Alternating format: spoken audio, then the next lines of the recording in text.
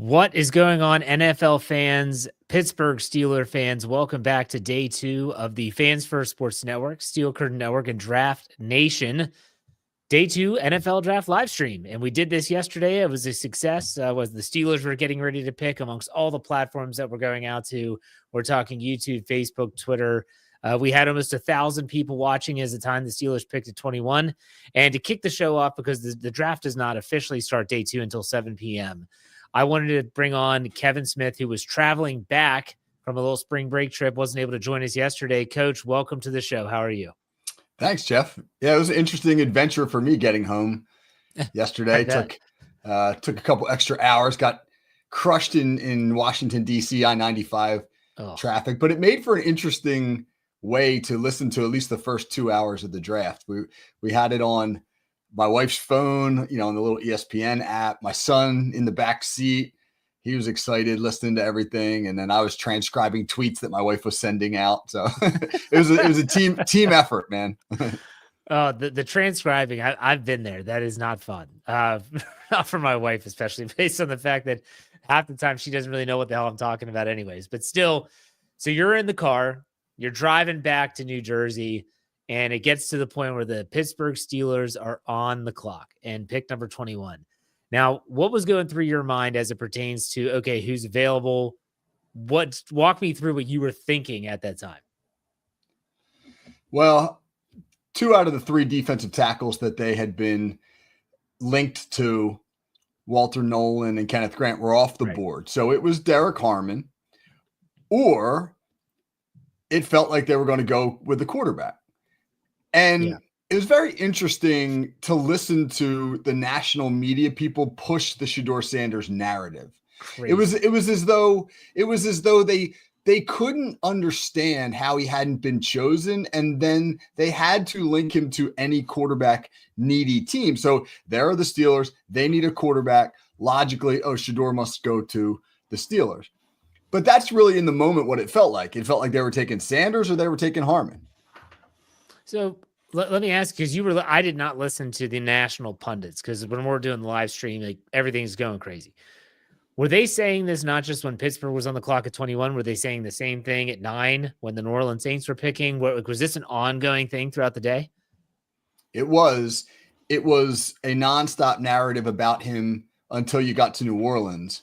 And then the consensus was once you got past New Orleans, that it would be Pittsburgh as the next logical landing point. So that when the Steelers went on the clock, it was weird. I don't ever remember a moment like this watching the NFL draft where the pressure was so intense for a player being selected 21. We're not talking about 1.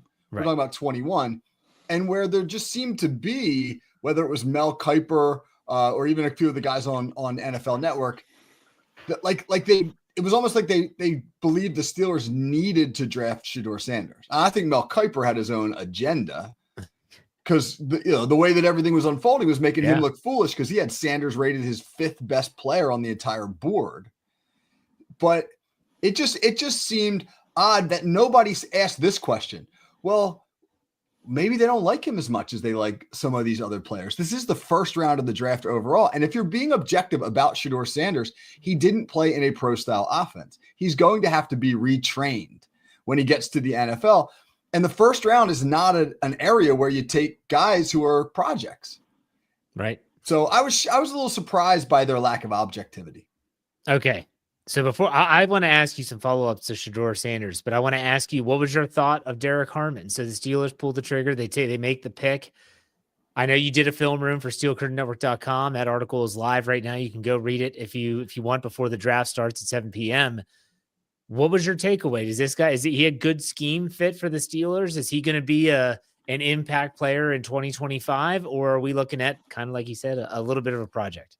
He's a phenomenal scheme fit for the Steelers, because at 6'5" and 312 pounds, he's big enough to be able to anchor in if they need him to be a guy who just takes on blocks.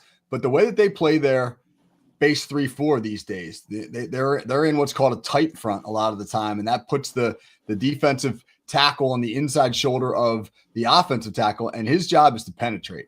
And Derek Harmon's a penetrator. I mean, his best skill is his get off. The way he gets off the ball and uses his hands means that he wins a lot of these one-on-ones, that he's hard to block. He does not stick to blocks. He gets off of blocks. And when I'm watching his film, that's the thing I'm most excited about, how quickly he gets into the backfield and how difficult it is for blockers to stay on him. All right, Dave Schofield, what's up? How's it going? Hey, I'm here. Sorry, I guess I can't say I'm here so I don't get fined. I'm probably fined because I was just a couple minutes late here. Great to see Coach KT. What's up, Dave? How are you? I mean, I listen to you so much. I don't ever feel like I get to converse with you nearly as much. So I'm really glad that you're on here right now. I'm super excited about this pick. Kind of crushed by the news of his mother passing away.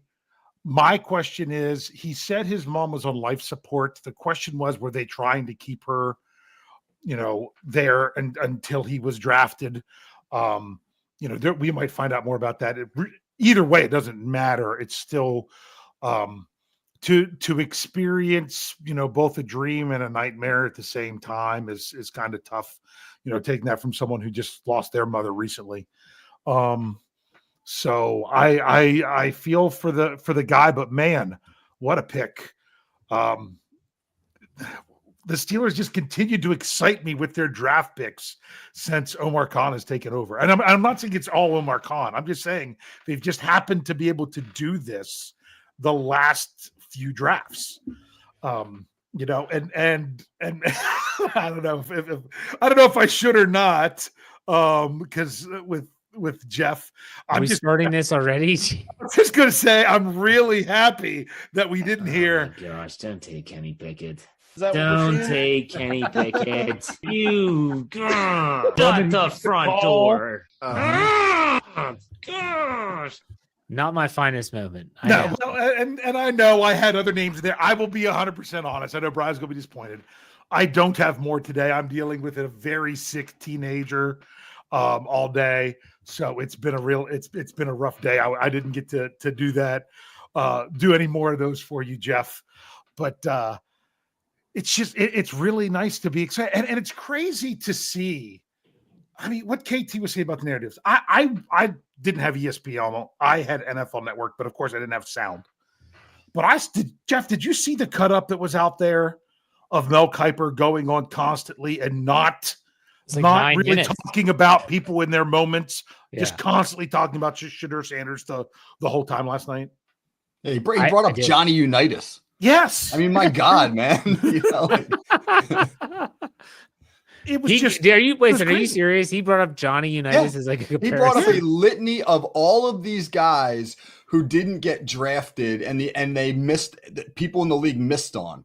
Johnny Unitas and obviously Tom Brady and about 10 other quarterbacks, Dan Marino, and he's going on and on and on. And Shadur Sanders is going to be on this list someday, and et cetera. And Dave's right. He's doing this as young men are having their NFL dream realized and are being called up to the stage, et cetera, et cetera. And I was shocked that ESPN allowed it to roll on and that nobody was like, hey, let's be respectful to what's happening on the stage here. And that's why I am on NFL Network, because honestly, ESPN has allowed it to not be the NFL draft and not about these players. It is the Mel Kiper show. And I think it's gone to what happened last night. Granted, I had it all compacted into about 14 minutes worth of stuff. And there was 14 minutes worth of stuff. But that's why I didn't see it. And I mean, I just think that's a shame. I mean, you like a guy so much, you get mad that other people aren't taking him. People, the national narrative so much had been quarterback for Steelers. But that was not the local narrative at all. I mean, there's a few, people that are associated with the Steelers media that aren't really Steelers media. If just because they happen to be on a radio station, if you know what I mean, that they're out there. I mean, there's still people saying like, oh, look at, the Steelers have drafted these defensive players that have been great and they still haven't won playoff games. But look, last year, Jayden Daniels was drafted and he went to the championship game. That just shows you how much quarterback matters. The Steelers didn't have a Jaden Daniels to pick last night. And Dave, if you believe that Aaron Rodgers is coming, and I'm in the camp that believes that the Steelers have a pretty good idea that he's going to be their quarterback next year. If you believe he's coming, why would you even take a quarterback anywhere in this draft? Your quarterback room is set. It's going to be Rodgers and Rudolph and Skylar Thompson. Why would you take even a Will Howard in the 3rd round if he's going to be QB3 when you know that next year you're going big game hunting for the quarterbacks in round 1? Why would you waste a premium pick when you already don't have a 2nd round pick? Like the national narrative is something that I think is for results. Shedeur Sanders is great for ratings because he brings in all that drama, and they want to push that narrative. And like Jeff said, man, or like you said, Dave, they don't do their work at the local level. Yeah, and it's just, and I understand they can't. I mean, honestly, I had no idea what other NFL teams needed outside of the Steelers, but I would never confess to because I'm not tuned into what's going on with them. Honestly, what they really should have done, rely on your local people. Why does ESPN have somebody that is there with every team? If you're not going to listen, I mean, I know that the ESPN reporter has a lot to be desired, especially from Coach Tomlin. But I'll tell you what, she asked a phenomenal question of Coach Tomlin on Tuesday, turning it around and saying, okay, Aaron Rodgers doesn't affect what you're doing in the draft, but does what you do in the draft possibly affect Aaron Rodgers or other things you do? That was a really good question. So I want to give props there. But if you're not going, I mean, why have somebody cover each team if you can't then use them as a resource for some of your national stories? You would think they would have that a little bit. I mean, I don't know. Jeff, you're much more tuned into ESPN. I'm not a Plus subscriber, so I can't even read their stuff anymore, and I just don't bother. It's not unless there's a game on, I don't even turn on that channel. That was disappointing for that, and kind of taken away from the Derek Harmon great pick that it was, because it really was. And I know some people are like, oh, it was so boring. I'm sorry. Some people don't want to be offensive linemen because it's boring. You never get to touch the ball. You're so underappreciated. But if you don't have a good offensive line, your team sucks. I mean, that's what was going on in Colorado. They had an awful offensive line. So sometimes it's what people want to talk about, the boring part of football is what actually makes it, that's what you can live and die by with your success. All the skill guys get all the glory, but if those other people are not, if you don't have anyone to do those other jobs, you're going to be in trouble. And rather than shine your light on the controversy that is partially fabricated, and shine your light on the prospect who's built himself a draft room and calls himself legendary, let's shine it on the guy who is taking care of his dying mother and is doing everything that he possibly can to care for her in order to keep her alive, and immediately leaves the draft so he can go say goodbye to her, man. I mean, that's a human story. Yeah. The other one is a media story, and unfortunately the latter often wins out over the former. Yeah, and I want to ask you guys something. I can't remember who shared it, but I saw it on social media today. Did you see the clip of when he was in college when someone asked him, well, hey, what would you do with your NIL money? Yep. Yeah, I saw that. And he said about buying his mom a car. Oh, well, what did you get her? No, she's in a wheelchair. I bought her a vehicle that was wheelchair accessible. Yeah. Why weren't we hearing that before the draft?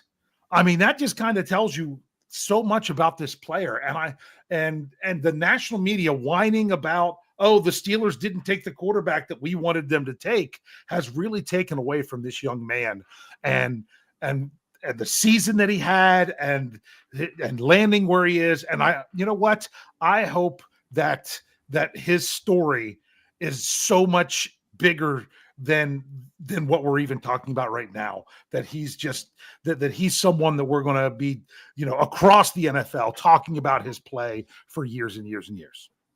Well, let's bring up something that did come to light today outside of the fact that Derek Harmon's mother did pass away and she had been on life support, and he said that yesterday, and that's why there was no press conference today or anything like that. Like normally they fly that number 1 pick into Pittsburgh and they're taking pictures of the Franco at the airport and all that stuff. That's going to be pushed back. But Derek Harmon, it was announced, Jerry Dulac said this, that one of the reasons why a lot of people talked about injury concerns, and we mentioned this yesterday, both on the roundtable and on the live stream, was that an MRI showed that he had a partially torn rotator cuff.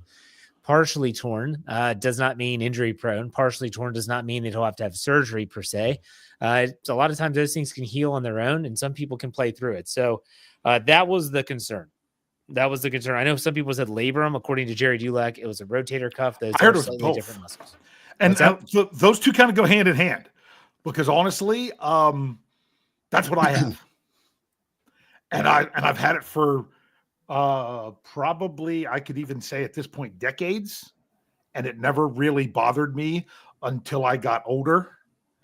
So, but I was told, that probably happened when you were competing in college.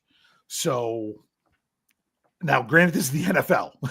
Yes, this is a whole different ball game. This isn't just some jabroni who was teaching and still trying to throw some shot put while he was coaching and things like that. That's a whole different story. But I mean, when you say partially, I don't know, Coach might even know about this, and Jeff being the health guy that he is. When you say partially torn, that could be the littlest, teeniest, tiniest thing, or it could be barely hanging on. There is a huge degree of terror with this, isn't it? Yes. Yeah. I mean, I fully tore my labrum in college, got surgery. It ended my season, but I got surgery and I was fine for the next year. And this was in 1990 when surgery was medieval compared to what it is today. I was like in like a body cast basically for a freaking, torn labrum. Today they scope you and you do some rehab and he'll be fine, man. I have that would not scare me at all. All right. So here we are 10 minutes until round 2 starts. First question I have for Coach is, do you foresee the Steelers in any way, shape, or form coming into round 2? I don't know if they need to, quite honestly. Again, so much is predicated on what's going on with Aaron Rodgers, and we don't know exactly. But if the Steelers feel confident that he is going to be their quarterback, then I don't know if they necessarily need to move into round 2, because what then becomes their biggest need? In my opinion, it's running back. But this is a deep draft for running backs, and I think you're going to be able to get some good ones in round 3. And if you wanted to move into round 2 to get one, I think the price for Travion Henderson, who's my favorite of them, is going to be significant. I think he's off the board in the first 10 picks of round 2. So you're probably talking about moving up then to get maybe a second tier round 2 kind of guy, beyond the Travion Henderson back. And is that really worth it? I just don't know if the value is there in moving up right now. Yeah, I know, Dave, we talked about this a little bit last night. Have you changed your thoughts on that at all? Well, not maybe tweaked a little bit. I don't think they have the firepower to do it. If they move into round 2, you're going to the only way they can do it now is to move out of round 3, and lose more in this draft and next year, possibly. I don't know that it's worth it. And I know I'm in the minority. I think the Steelers are going to draft a running back in this draft only because it's a really good running back class. I actually like what the Steelers have at running back right now.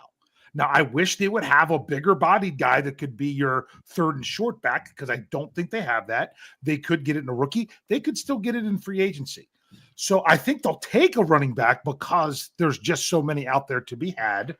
But I'll be honest with you, I don't see any huge pressing need now like they had this, before last night and even last year at this point, because I feel the biggest thing that they really needed to address was the defensive line, because they lost a starter. They didn't really address it in free agency. That was a big one.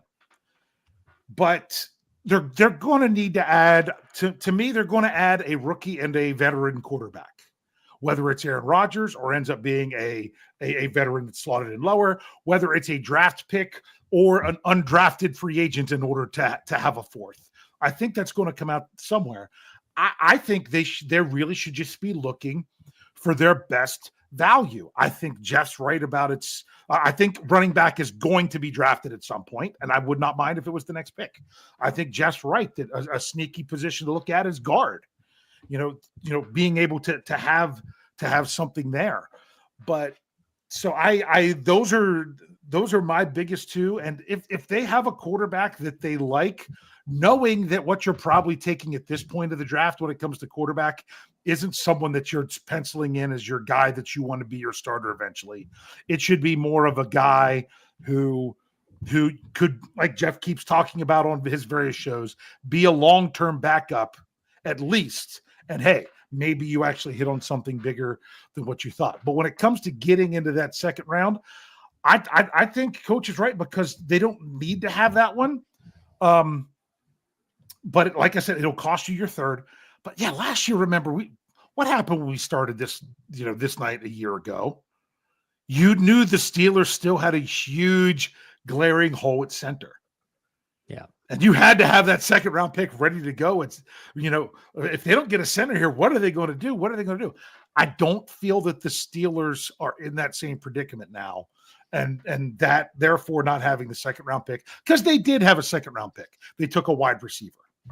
Yeah. The only way that I would have that feeling is if someone said, we will give you a second round pick for George Pickens, and the Steelers take it. I don't think that would happen. I don't think that the second round pick, that they would give that up for George Pickens, not with his contract situation, et cetera. But then you would find yourself looking at the same situation. Okay, we need a wide receiver now. And so that's the only way. But Coach, I want to ask you a general NFL question here. Give me your prediction. Who's the next quarterback taken? All right. Well, Cleveland's got two of the first 4 picks in the second round. They got to use one of them on a quarterback. They need a quarterback. They need a running back, and they've got some great options at the running back position. Yeah, I was with a bunch of the Browns coaches out at the combine, talked to those guys for a while. They didn't really say much about Shedeur Sanders. One of the Kevin Stefanski's points was, look, the evaluation process is just beginning. So it's really hard to be definitive about any of these guys. But one guy they did like a lot was Tyler Shough. I think he's the next one. So if I had to lay money on it, I would think, just based upon those conversations, that he might be their guy. Brandon Weeden 2.0. Here we go. Yeah. But see, I go back to Chris Winkie. That's who I think of when it comes to old quarterbacks. I want to know, are the Browns, believe it or not, because the Browns is the Browns, but are the Browns kind of doing what people were thinking the Steelers are doing? They need a quarterback, or are they content with what they have on their roster right now, saying, hey, this just isn't the class to do it. Now look at us. We've got 2 first-round picks next year. We could maybe do something. They could have the same kind of philosophy. And if they want another quarterback to fill out their depth chart, then they don't need to take it in the second or third round necessarily, if it's not going to be somebody that's out there. So to me, at this point, I'm looking across the board. I would say Saints need to have something, because my goodness, they could take a quarterback this year, would have no problem turning around and taking another one next year based on their situation. The Browns, I don't know if it's really that. It's because I don't think the quarterbacks are all that great in this class. And therefore, people say, well, you got to get a quarterback. Sometimes getting the wrong quarterback is worse than getting no quarterback. And I think that's what's going on at times here with teams. I said this before they drafted Kenny Pickett, not specifically about Kenny Pickett, but in that draft when I had people tell me all the time, oh, they got to take a quarterback no matter what. And that's the thing. The same people that were upset they didn't take Sanders, you've got to continually take the shots. You've got to continually take the shot. Why? Yes, you have to shoot in order to score. But that doesn't mean you have to throw the ball behind your head from half court because, hey, at least I'm taking a shot. Take a good shot. Work down the shot clock and get a shot that's in your favor. It really didn't make sense to take a first-round shot this year. And I don't even know. I mean, the Browns got 2 picks here, don't they? Like two of the next 4. 2 of the first 4, yeah. Yeah. I mean, so they could, but once again, why take a quarterback because it seems like it's what you're supposed to do if it's not somebody that you're really sold on? 2 things, Dave, real quick. One, about the Browns and what you were talking about. Are they executing a similar plan to what the Steelers may be? I think a lot of that would be tied to Kevin Stefanski's job security.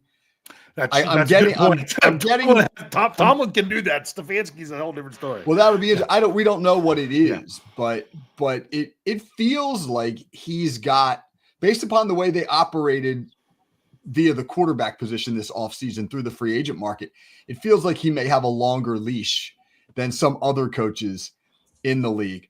And as for Shedeur Sanders, two things real quick. One, the first 10 picks are probably going to tell the story because Cleveland's got 2 picks there. New Orleans has a pick. Vegas, who I think is a really interesting dark horse option for him, has a pick. If he escapes that top 10, and some of those other quarterbacks are still on the board, we might be doing this Steelers and Sanders thing all over again in round 3. Schefter was saying that this morning. I saw a clip of him saying something like that. Exactly, Coach. And honestly, to me, out of everything, I get now why if someone would take a flyer on Sanders now, not in the first round, because you're like, well, maybe he does. Maybe he does have that lightning in a bottle and is really something special. But if he's not, it's not like you wasted a first-round pick.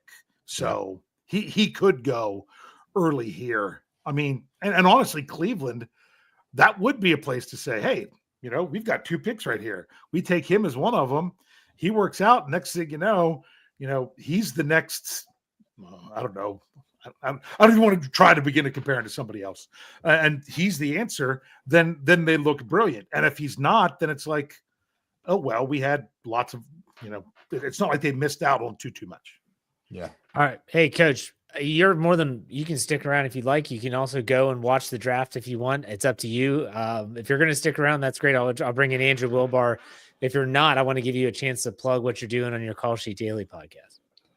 Yeah, man, we had a great week of shows. Today's show was about scheme fit. I think really the theme of the first round was about teams trying to find the guy who are the right fits for their scheme. I think that's a big reason why the Steelers passed on Shedeur Sanders is because, yes, there's a lot of other reasons, but you look at Pittsburgh's offense under Arthur Smith. They play under center a lot. They're in 12 personnel a lot. They're a big play action offense. They run the football. None of that is true for the system that he played in out at Colorado. It was all shotgun. It was 10, 11 personnel. It was up tempo. It did not have a lot of full field reads. It did not have a lot of play action. He's not a great scheme fit for the Steelers. So I think that really, when you're drafting at the top of the draft, one of the biggest things you got to be able to do is match guys up to what exactly you're going to ask them to do in your system. And the teams that do that the best are oftentimes the ones who draft the best. So that was our deep dive on the Call Sheet podcast today. If you haven't checked it out, it runs every Monday through Friday at 10 a.m. Wednesday is always Whiteboard Wednesday. That's the day where I'm talking to other coaches about X's and O's and scheme. We've had some great guests on. It's been a blast. All right. Coach, thanks for your time, man. Enjoy the draft, and maybe we'll talk to you tomorrow. Yeah. Thanks to everybody, man. Take care. Have a great night. Okay, Coach. Take it easy. All right. We welcome Andrew Wilbar in. What's up, Andrew? How are you? I'm doing well. Brought the mic back. Yeah. Ready for another day. I don't want to interrupt Andrew, but we did get something from Jordan Schultz one minute go ago. for it. There's a growing belief that Louisville quarterback Tyler Shuck has a legitimate chance to be the first quarterback selected tonight. Very interesting. It's what I did I'll in the take mock draft and the revised mock. That's Yeah. right. You did. You did. I'll take this time real quick before we get started with the actual draft and the fact you brought up Jordan Schultz. For those that are watching, maybe they didn't catch us on day one. Here we are, day two. So the 2025 drafts live stream that we always do for the second straight year. Look at the disclaimer at the bottom of the screen. We are not waiting for the TV to announce draft picks. Okay. So if you're out there thinking, oh my gosh, they're 5 minutes ahead, we're telling you now, we're going to be 5 minutes ahead. So in that regard, we're going to let you know as we find out who's being selected and we're going to move on. So if that's not your cup of tea and that's fine, then by all means, you don't have to, you don't have to pay attention or anything like that. But Andrew, as the dust is settled, what's your takeaway on the Derek Harmon pick before we get flying here? I like it. I think it's a solid selection. Obviously, I'm always a proponent of trading back, but I can't deny the value that the Steelers got with Derek Harmon in the first round. He's exactly what the Steelers like, that longer body type and that 5 technique role. He's a great penetrator. He really learned how to finish plays this past year at Oregon. He matured a lot this past season. When you saw him at Michigan State, very raw, it was a little bit late out of his stance. There's just a lot of technical issues in his game, but he got a lot of that fixed this year at Oregon. He was playing around a better team, which helped as well. But this guy's got heart. He's got character. Obviously, thoughts and prayers are with his family right now and what he's having to go through. Yes, absolutely a tough situation. So not to just kind of, this is a horrible transition, but still, I want to bring up the draft order real quick. So for those that don't know, round 2 starts as of now or shortly in a few minutes. Cleveland has the first pick in round 2. Then the Houston Texans have the second pick. The Tennessee Titans have the third. Then the Browns are back on the board with the fourth. Then you have the Raiders at 5, the Patriots at 6, the Bears at 7, the Saints at 8, the Bears again at 9, and then the 10th is the Jets to round out the top 10 in round 2. So this is going to be interesting, guys. I'm really curious what's going to happen. Let's talk Steelers just for a second before these picks start to happen. Andrew, I asked Dave this already with Coach Kevin Smith when he was on. Do you think there's any way the Steelers get into round 2? I think the Steelers might have a magic number with one of these quarterbacks, whether it's Milroe or Sanders. If he gets to a certain number, then they consider moving up. I think I was listening to some of what you all were talking about, and if he gets out of that top 10 picks tonight, after the Raiders have picked, which would make a lot of sense, after the Saints pick, if he falls past those spots, I think the only outlying teams that could potentially consider it would be maybe a Miami or Dallas with just the connection to the Sanders family, and then Miami with Tua's health. If you get to the middle of that first round, you pick 47, 48, and you have an opportunity to move up and you are sold that he could be a good fit for your team, I think there's a chance the Steelers would be willing to move up. I don't think it would be at a premium price, but if there's a team that's looking to move back, maybe they just want a greater number of picks and the Steelers aren't sold on some of the depth on day 3. I think there's a scenario in which they could trade up. We'll see what happens with George Pickens, but I could see a scenario where they do, but if they do, not putting Pickens away from this conversation. If it's just for trading up, I think they only trade up for a quarterback. Okay. Very interesting. I can see that. And honestly, I'm okay with that. If there's someone that, if they like Sanders enough that they think taking him in the second round, even to trade their third, and I don't know, what would it take? Their third and fifth, maybe, depending on how far they'd have to move up to do it. They're going into the second. It would probably be a third and fourth without giving away future capital.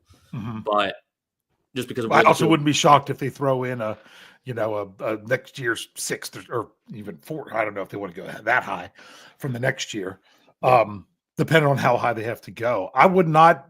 I'm not asking for them to do it. It's one of those things. It feels a lot better if you're like, oh, the Steelers drafted Shedeur Sanders, but he wasn't the first guy you took. It just doesn't have the sting to it. And then it's only because they like him. I'm not saying they should. It's a chance. It's a risk. And, there's going to be part of Steelers Nation that would love it and part of Steelers Nation that would hate it. But to me, like I said, they don't have to even draft a quarterback if they sign one and pick one up as an undrafted free agent to have the right number. But if they think that one's there that they would like to do it, I've got no problem with it. Jalen Milroe falls. He's the guy that I would be circling. I understand he's a big risk, but when you're in a division with Burrow and Jackson, you got to find a guy who's got similar upside. And if he hits, he's the one guy who in this draft class who could potentially reach that level. Yeah. And I've always been a proponent. I think, Jeff, that's because, no offense, Andrew, but sometimes it's because we listen to Jeremy. Will Howard just kind of seems like the kind of quarterback that could, how do I say it? It feels like a Landry Jones. Yes. That he could be the Landry Jones. He could be the guy that was your backup and could spot start and everything. And then who knows? Maybe he does turn into something more, but he would be a guy that if you took it would be what you were thinking. I like Will Howard. I think the Landry Jones comparison is really good. And I think the only situation in which drafting a quarterback this year on day 2 or even early day 3 is bad for the Steelers is if that quarterback plays in some capacity this year and plays well enough for the Steelers to consider and maybe potentially foregoing a quarterback next year, thinking that he could be the guy. And then he turns out to just be more of a pedestrian mid-level quarterback that can't get the Steelers over the hump.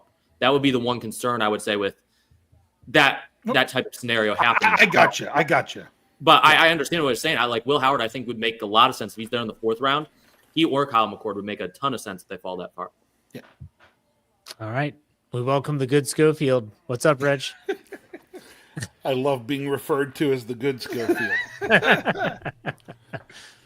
There is one. I'm glad that someone out there recognizes. Well, I've played a round of golf with you. That's enough for me. So There you go. Jeff's played 2 rounds of golf with me, and that was too much. It's a mental drain. No, I'm just. By the way, though, Dave, we'll give you credit like Andrew did. I liked the comparison of Landry Jones. I think with a little more upside, though, just because if But you look at it- Howard, you look at him, his measurables, his height, his weight, his speed, and all that, there's a little more to it. But I think you were really in the neighborhood there with that comparison. I'm talking about the role he could fulfill on the Steelers. Yes, Yeah. that's what I figured you were going with there. But I think he's a Landry Jones with a little more upside. Yeah. So, What was Landry Jones a 3rd round pick or is he later? That's a really good question that I wish I could remember. He was out of Probably Oklahoma. before. I know that. Yeah. Hold on, I'll let you know very I shortly. figured you would. Yeah, he was in the 4th round of the 2013 Fourth. draft, Okay. 115th overall.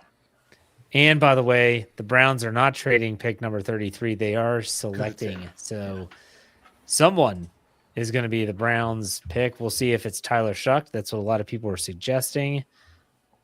Maybe we won't get the updates like we did last night, but we'll see. It might take. Sometimes it might take it a little bit of time. I don't know. Travion Henderson would make a lot of sense here as well. I mean, the Browns pretty much have a clean slate. If they're looking at, okay, we want to do a skill position player that we really like, and then we'll get a quarterback with the 4th, because really the Titans and Texans, they don't need a quarterback unless a team like the Saints Take were to trade up. UCLA linebacker Carson Schlesinger. It's a good pick. Who do you have saying that? That's Ian Rappaport. and it's come across on TV as well. Oh, that's why Jeff doesn't know it, because he's still blocked, aren't you? Oh, from Ian Rappaport? Yeah. I have to look on my list to see him. I don't know. That was a long time ago that he blocked me. I'm a changed man, Ian. Come on, man.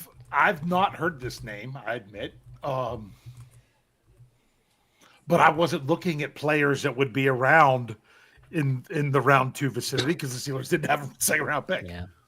All right, Andrew, what do we know about this guy? So Weston's a really good athlete. It's a tackle machine, got good size. He looks the part. He moves well in coverage. He can change direction well. He's got good instincts against the run. There's a couple instances on tape where he will overrun a little bit. He'll over pursue coming downhill, and sometimes he gets a bad angle. Opposing linemen can sometimes get him away from the ball and kind of create an easy hole for the runner. But typically maintains pretty good gap discipline.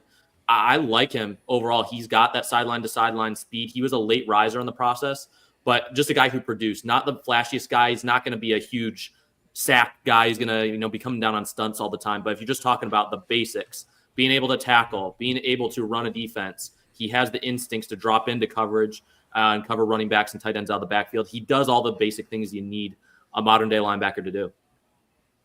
All right. So that means that the Houston Texans, who traded out of round 1 yesterday, are on the clock. This will be interesting to see what they do here. I don't know. Yeah. We'll see.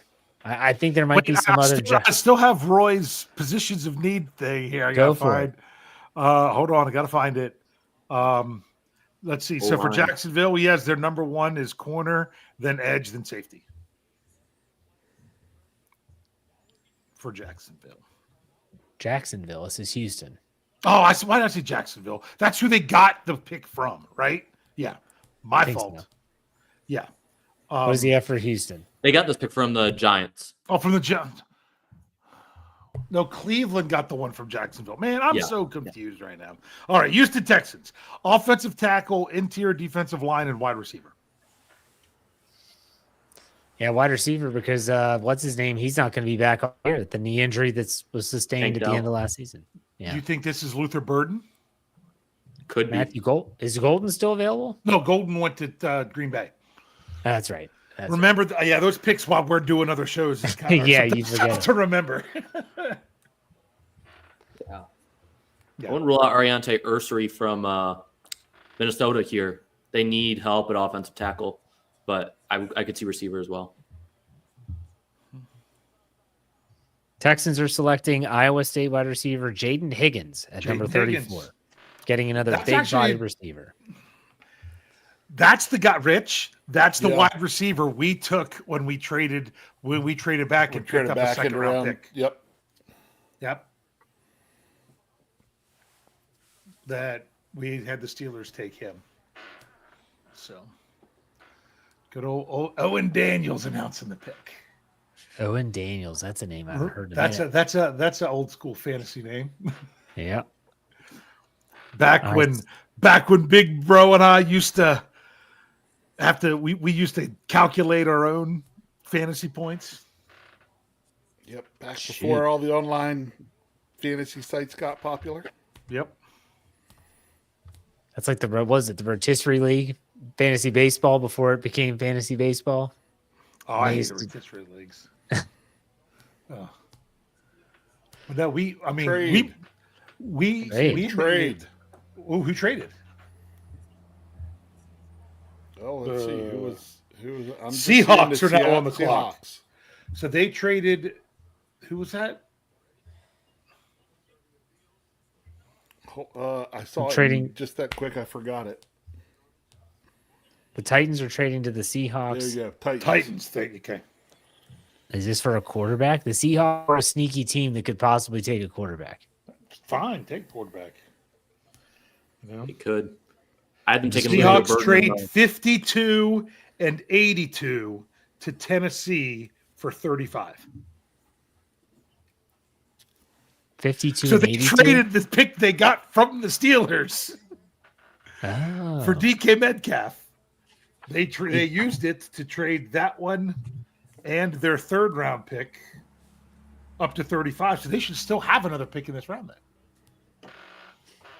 They do. They do. I see them looking down the line. Looks like they're going to be at the very 12 picks out. Yep. So the Steelers helped to make this pick, but is it going to be better than a DK Metcalf? Could this be Luther Burden, Andrew? That's who I mocked in the revised mock draft as well as I think the normal mock draft. I give Luther Burden to the Seahawks here, so we'll see. I mean, so they traded. So in other words, they traded Metcalf and their third, and then also wasn't. And then their sixth for a seventh and all that for Burden. Yeah. Okay. I'm starting to. I'm doing the great big circle thing that I like to do with these trades. I was going to say, you better write this down, Dave, because you're going to Yeah. eventually say the DK Metcalf trade turned into. Yes. and then Tim Lyons here in the live chat. I'll bring this up real quick. Said Seahawks have 2 seconds and 2 thirds, so they traded one of their seconds and one of their thirds to go up higher in the second. So, yeah. If you that's the kind of stuff you have when you have multiple picks in a round that we're hoping we can maybe get with the Steelers next year.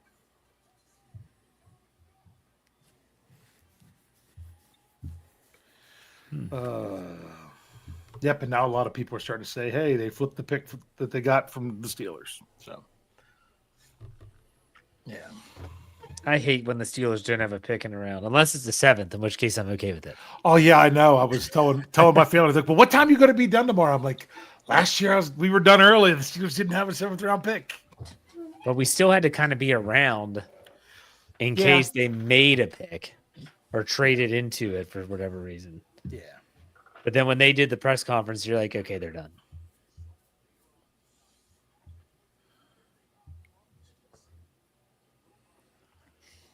All right. So we are not going way ahead like last night, but at this point, Yeah, the NFL. they took Nick Emenwari. I was just gonna say that would be a great pick for them. McDonald with defense. He has That's good value there. Yeah. Oh yeah. Someone mentioned that he could be a guy for the Seahawks because that would give him like his Kyle Hamilton that he had in Baltimore. He's faster than Kyle Hamilton too, which is scary. Well, good. Keep him in the NFC because he was honestly. He was a guy that if if all the defensive tackles were gone and the Steelers stayed pat, I'd have been fine with them taking last night. So, yeah, that makes sense. All right. So that means that let's see here, the Cleveland Browns are back on the clock. Boo. Yes. Boo indeed. Cleveland never rocked. Now, do you think it's shuck it and run? I don't know. If they don't, The Browns have selected Quinn Judkins, Ohio State running back. They took Judkins over Henderson. Yeah. Andrew? Yeah. What do you think of that? The Browns are more of a power running scheme, aren't they? More of a straight ahead. At least they like to think they are. I don't know that they really are. They're off. They used to be when their offensive line was better. Like from that perspective, I mean, if they're looking for more of an early down type runner, Judkins makes more sense. I think Henderson's capable of being an every down back, but Henderson's better more in space, whereas Judkins is just so good in between the tackles. He's got good power. I think he's more reminiscent of a Nick Chubb. Maybe they see him as that Nick Chubb type player, the guy can just hit the hole one cut with a whole lot of speed, a whole lot of power through that hole. Judkins was available for us in round 3 of our mock, big bro. Yep. And we picked Scattaboo over top of him. So, all right, so that means that the Raiders are on the clock. We'll see what they do. Potential. So, what do you think? Well, I mean, with the Browns, with 2 picks, they're so close to each other. What do you think with what they did there? I mean, so they went linebacker and running back, correct? Yeah. Yeah, I knew that you knew this second pick. They were going to have to take an offensive player here because after going defensive player with those first 2 picks, they had to get an offensive player.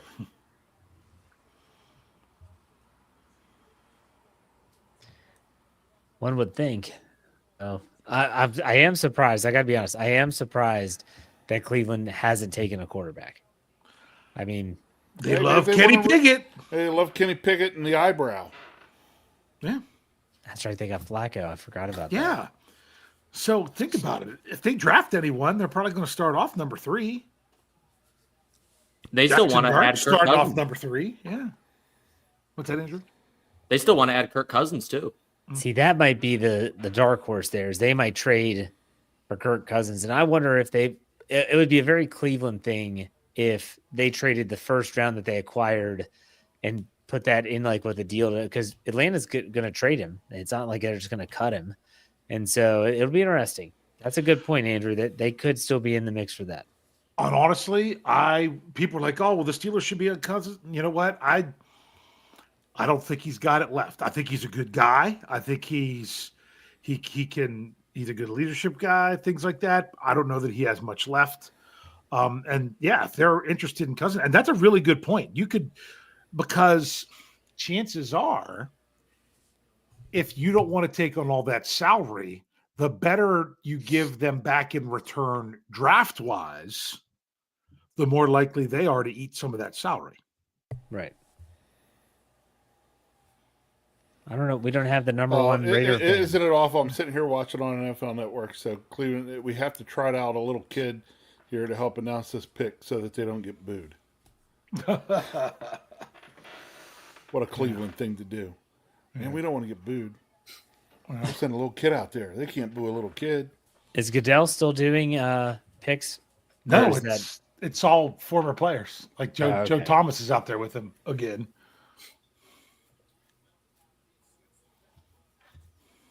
If we only had the one Raiders fan on the podcast to talk about their upcoming pick. Yeah, where's he at? He's leaving us high and dry. Slacker. Yep. Hey, he's not here. We can badmouth him all we want, right? We can badmouth bad. But yeah. Mm-hmm. Where's Betts too? That's the question. He's MIA. Mm. He told me he was dealing with 4-year-old drama. Okay. It's like, wow. No, it's not that he holds a grudge for that long. I assume he's talking about his 4-year-old.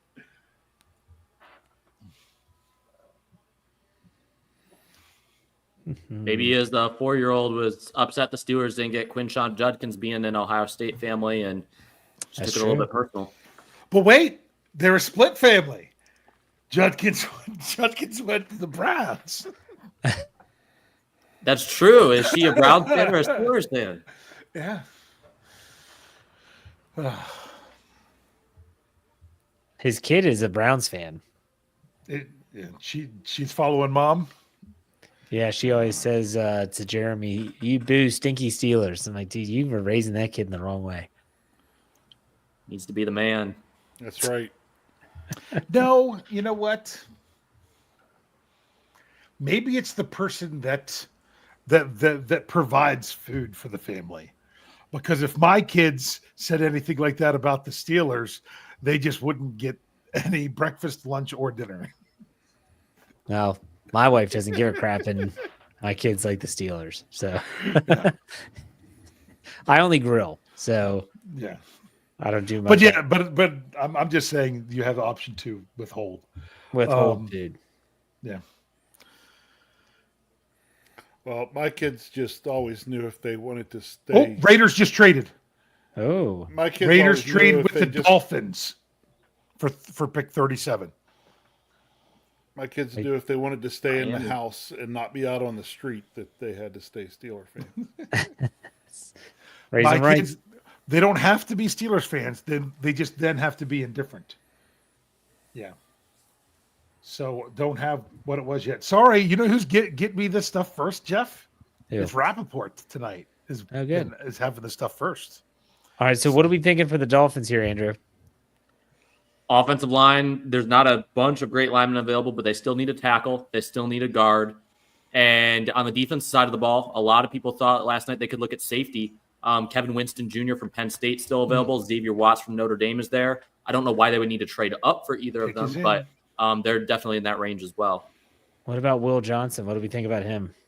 He's definitely the best player available. I mean, they could afford to add another corner. They're not desperate there. They have some pieces, but The Dolphins are taking Arizona tackle guard Jonah Savine. There you go. That's who they're taking. It's a good pick. Oh, Andrew, I'm sorry. Your mentor Mel would strangle you here. You say that Will Johnson's the best out available because, I'm pretty sure that he has. It's got to be Sanders. Yeah, I mean, I have to. We talked about with that a lot before you came on with Coach KT. I mean, I have to sympathize with him a little bit, considering 5th overall is the exact spot I had Malik Willis on my board a couple years ago. So I feel his pain right now. Yeah, well, I'm telling you, it's the whole quarterback thing. And I will say, people that said, so Jeff, I have a question for you while we're waiting for okay, here we go. Hold on. Miami traded their second and their 5th to the Raiders for their 2nd, 3rd, and 4th. So it was the Dolphins got 37 and 123 for and then it went away. I missed it. Tim Lyons asked a good question. He said, where is everyone watching the draft? I'm not. I'm just following Twitter. I know Dave and Rich, you guys are NFL Network guys, NFL right? Network. Yep. Same with you, Andrew, or are you not watching either? I'm ESPN. ESPN, okay. Are they showing Shitter Sander highlights right now? They're not actually. Oh. What was your question for me, Dave? The Steelers talking to Shadur Sanders, bringing him in for a 30 visit. Smoke screen or due diligence to make sure, with that being an option at 21. Could the answer be both? Well, that's up to you. You can give a Dave answer. I don't think it's a Dave answer to say that. I Because think that Jeff said it. Kidding with that. They're killing 2 birds with 1 stone. They're Yeah. putting it out there that they could be interested. But at the same time, if he does fall, you have to at least do your homework on the guy. Yeah. And so that's why when you look at, they brought in Shuck, they brought in Dart, they bring in Shador, and they talked to Milroe extensively down in Alabama.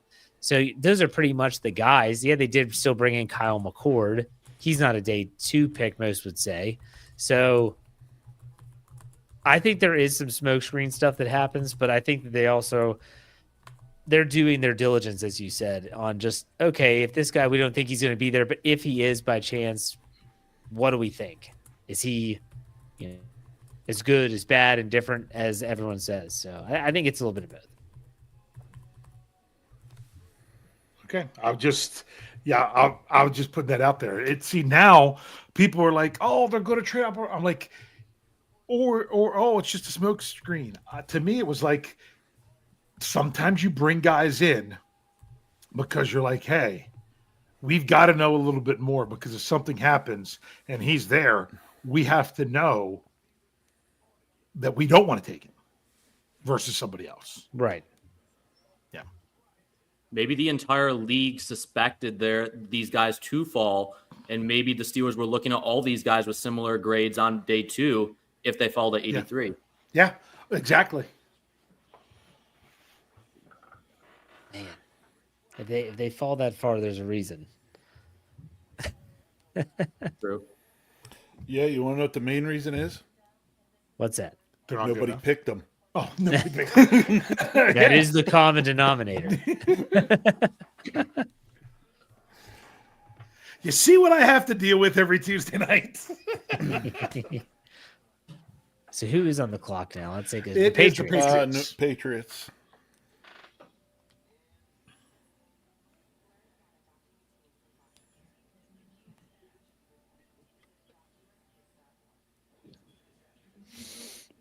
They'd be a great landing spot for Luther Burden. I was going to ask you what you thought there, Andrew. They need receiver help bad. I mean, they've got Jalen Polk, Demario Douglas. I mean, they don't have much to offer at receiver at all. They need to help out Drake May. Did they add Stephon Diggs? I think they so. did. I think so. so. They Wait, did. I've got Roy's. I've got Roy's spreadsheet here. Let's see. I got to find it They did. I completely forgot about the fact they signed Diggs, but they still need another receiver. So, yeah. So it was. I was going to say I wouldn't want to be rolling with those other guys Andrew mentioned as my number 2 and 3 guys. Mm-hmm. If I had to bet, though, I would say Donovan Ezeraku, local guy, Boston College. They need an edge rusher. He's that longer-armed guy that Mike Vrabel seems to like. It wouldn't shock me there. Maybe the Steelers are picking up the phone and saying, hey, you guys want a proven commodity? We can get you George Pickens. I'm just really bored right now waiting until round 3, so we're just trying to... But once again, both these guys, I don't think we're on here when I was saying it to Coach KT. I'm like, the Steelers don't have a huge glaring need right now. Like I said, adding a running back makes sense based on what they have and the way the draft is. I mean, the amount of running backs out there in this draft. That's why I don't think it's a huge pressing urgency need. You got to get it right now, but I think they will. If you trade George Pickens, then you've just added yourself another urgent need. Oh yeah, I know. Yeah. So it's all about just keeping me occupied. To get a second round pick that could be George Pickens or Juju Smith-Schuster, or could be James Washington. All right, we bring in the 4-year-old whisperer, Jeremy Betts. What's up? And the whispering was a little difficult this time, but we make it through. I'm doing good. Catch me up on some of the action. I know the Browns had a couple picks and there's been a couple trades, but there has been a couple trades. Yeah. The Houston Texans. Well, obviously, the Browns took UCLA linebacker Carson Trayvon Henderson to the Patriots. Who? Trayvon Henderson to the Patriots. Albert Breer. Wow. Yep. So we should ask the Ohio State fan. What do you think of Judkins going ahead of Henderson? Run over Lowe's to grab some. Uh-oh. Stuff. It might be good if you want to.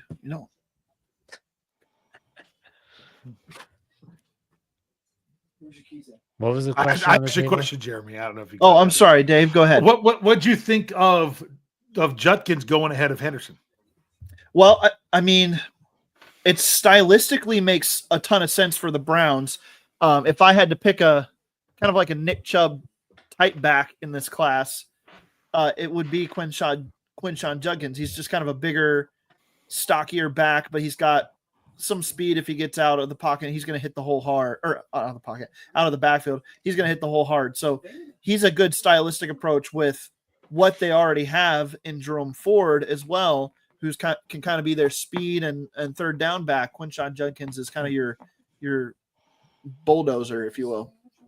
I was going to say, because I didn't pay attention to either of them when they were actually playing. So yeah, that's why I asked you. That's a stylistic pick for me. Based on those teams, I think that's how it's going to play out for all these running backs. But I had Trayvon Henderson as the better player because he's more explosive to me. But Judkins will get you more 6-yard runs, and Trayvon Henderson will get you more 60-yard runs. So, what are you going for there? Yeah. Well, let me ask this to the panel here. Would any of you all make a flyer, the Steelers that is, on bringing in Nick Chubb in 2025? Absolutely. I would prefer to make it a draft pick at that spot, but I wouldn't hate it if you leave running back alone. Then yeah, you'd be the guy I'd go after. Isn't J.K. Dobbins still available too? Yep, he is. Neither of those guys, in the famous words of Rod Roddy, if the price is right. If the price is right, there you go. Well, I mean, honestly, at this point, any of those guys, it would be for a cheaper price. At this point in free agency, wouldn't you have to imagine? What's that, Dave? At this point of free agency, and plus you would want to wait till after Monday, which I keep saying I'm going to look it up, and I keep forgetting to do it. I'm just assuming that's when the compensatory formula gets locked in. I mean, compensatory free agents get locked in. If you sign someone after that, it doesn't count, because they're not a compensatory free agent. So for some reason, I thought that was May 17th. But I thought it was the Monday after the draft the last 2 years. I think you're right, but I thought I saw somewhere May 17th, and that threw me off for all of these dates that we've got going on here. But Andrew, what do you think about Travion Henderson to the Patriots? I know that they need playmakers, they need explosiveness because they've got some singles hitters at wide receiver, and in the backfield, but they need some home run hitters on both sides.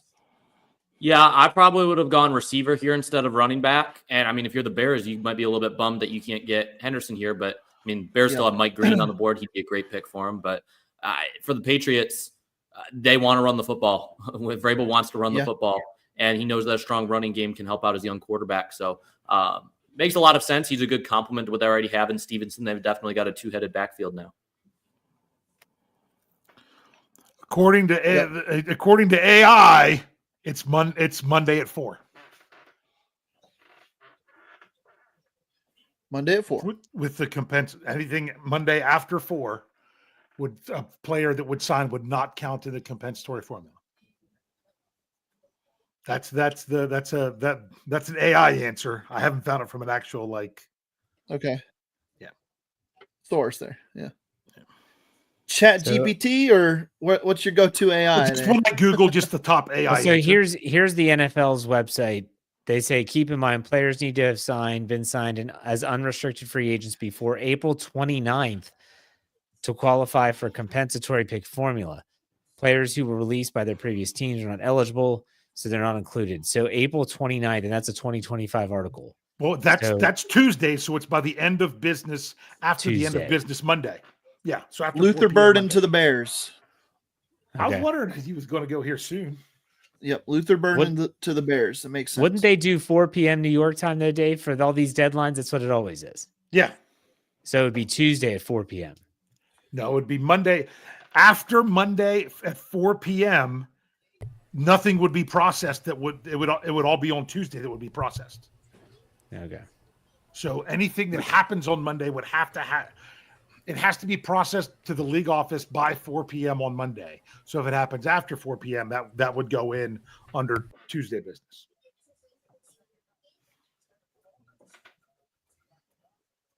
Saints are on the clock. This to me is Shedeur Sanders.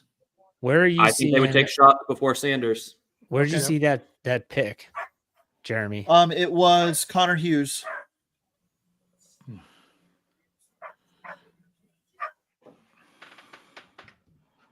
Just wait until someone else has it out there. Yeah. The Draft Network has it. I haven't seen it yet. The Draft Network has it now. But it makes sense. Costello has it. Although, they could have gone running back there, right? Dale Lally says it now too. Yes. And Ari Mirov says it. So okay. Yep.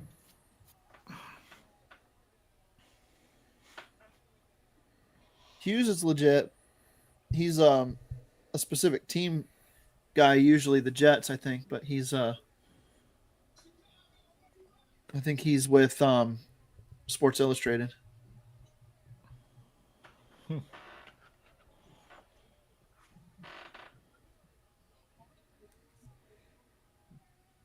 Daddy, can you take my Band-Aid off? Uh-oh. We got 4-year-old problems again. You need me to take your Band-Aid off? No, I want to take it. You want to take it off? Please? Okay. Don't cry about it. There, it's officially announced, Jeff, on the television. Okay. With Luther Burden. So the Saints are on the clock. They're not too far behind. Well, they're not too far behind on the TV right now. They're not, because even when Dave said I'd already had it for 30 seconds on the TV. So okay, this is interesting. The Bryce Young trade is officially complete. The Bears have selected wide receiver Luther Burden.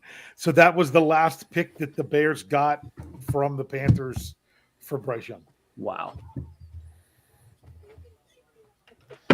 Yeah. Burden's impressive.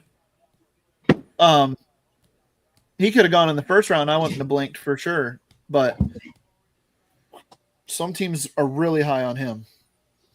Obviously, I think the Bears are one of them.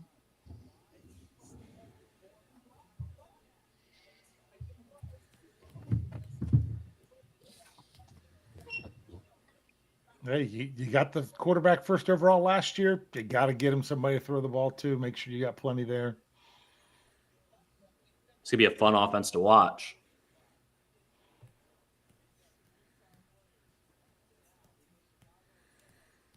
Burden is so much fun to watch. He's so explosive after the catch. He is, yeah. With the ball in his hands, he reminds me of Antonio Brown. That's funny. They were just showing a highlight of him, Andrew, and I thought the same. I was thinking the same thing. Just the way he caught the ball and then was moving, just his movement after the catch just looked a lot like AB. He's shifty. He's deceptive. He's so hard to track. He's thicker built too.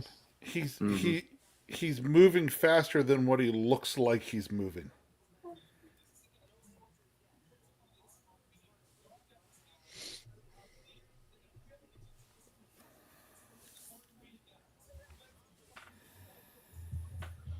All right, is this it? Is this where Shedeur finally gets off the? I don't think the Saints are high on Shedeur Sanders. I don't think they are either. I agree with Andrew. I think Shuck is the pick if they take a quarterback at all. Shuck's a better fit, in my opinion, for them anyway. I like Shadeur's fit there too, but personality-wise, I feel like he and Kellen Moore would clash a lot. Kellen Moore's got a personality of his own.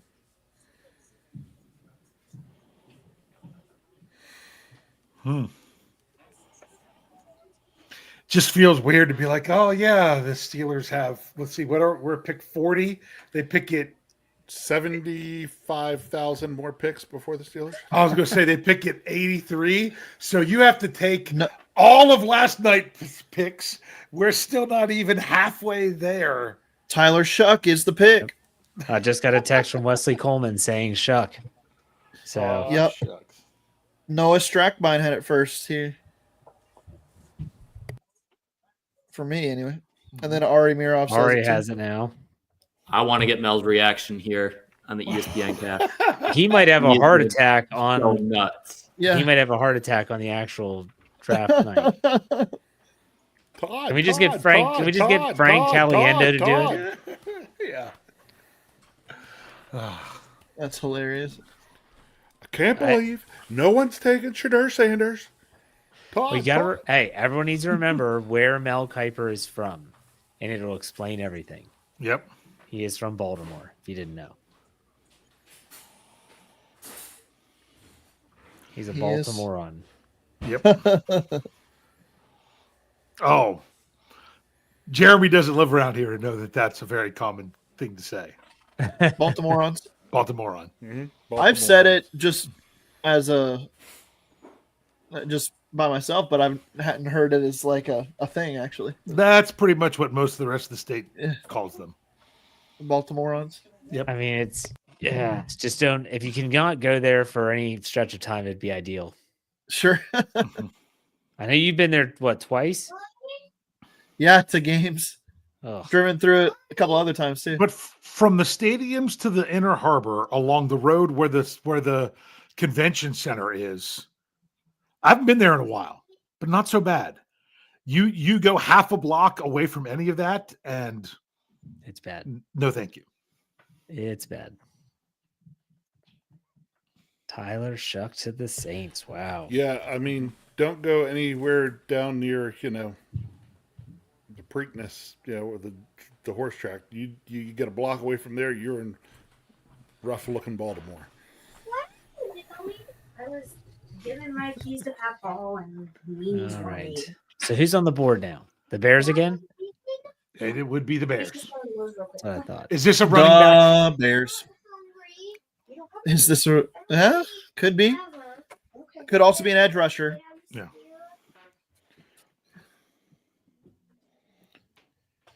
My gosh, this round's going to take for years off my life. Yeah, but like I say, they're not. If you just look at from 8:00 last night, we're still not halfway to when the Steelers pick again. Mommy, Hey.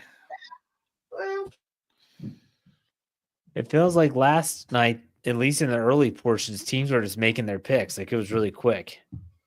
And It did, yeah. And Andrew said, "Boy, this is really going fast." And then right after Jeremy said, "Oh, they haven't taken any defensive tackles." Hey, I'd like to say still that the Steelers got their defensive tackle even after I said You made us sweat it more. You made us sweat it out. That there was just They did. one for a while, but it was the right one. yes. I was just that confident, you know. I still think it would have been really interesting to see. I mean, I think I would hope that the Steelers would have taken Grant if Harmon was gone. What would have been interesting to see is who they would have taken if both of them were there. Yeah, but we'll never know. It's the Jets that are. I think they might have taken Harmon anyway. The Jets are on the clock. That's what I'm saying. Trade. No, this is Buffalo. And the clock. Bills Buffalo. have traded up now. Ooh. What is this, Andrew? What are the Bills trading Could up they for? double dip at corner and take a Will Johnson? Or I need to look at the big board and see Mike Green makes a lot of sense for them. Mike Green would make sense. JT Tuimoloau, that'd be a better stylistic fit. I think personally he'd be a better stylistic fit. You've got Trey Amos. Okay, here we go. Here's the trade. The Bills gave up 56, 62, and 109. Whoa. For 41, 72, and 240. So nobody netted or lost any picks. Interesting. They just swapping them around, huh? Yep. Man.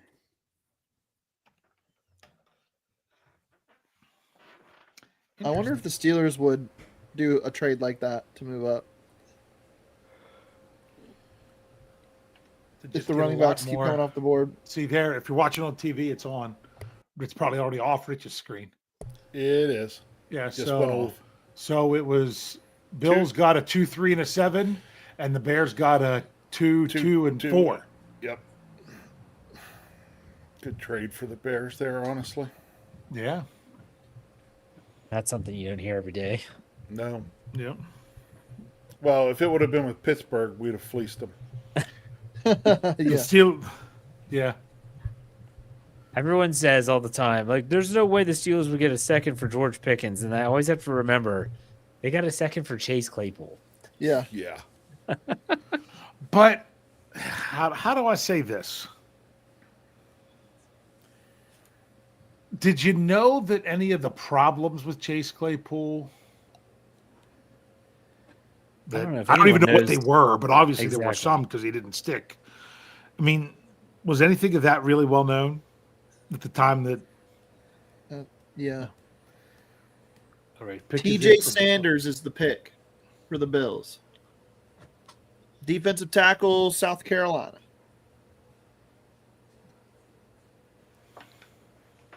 He's a bully in the middle, and they did need defensive tackle help, so he makes sense there.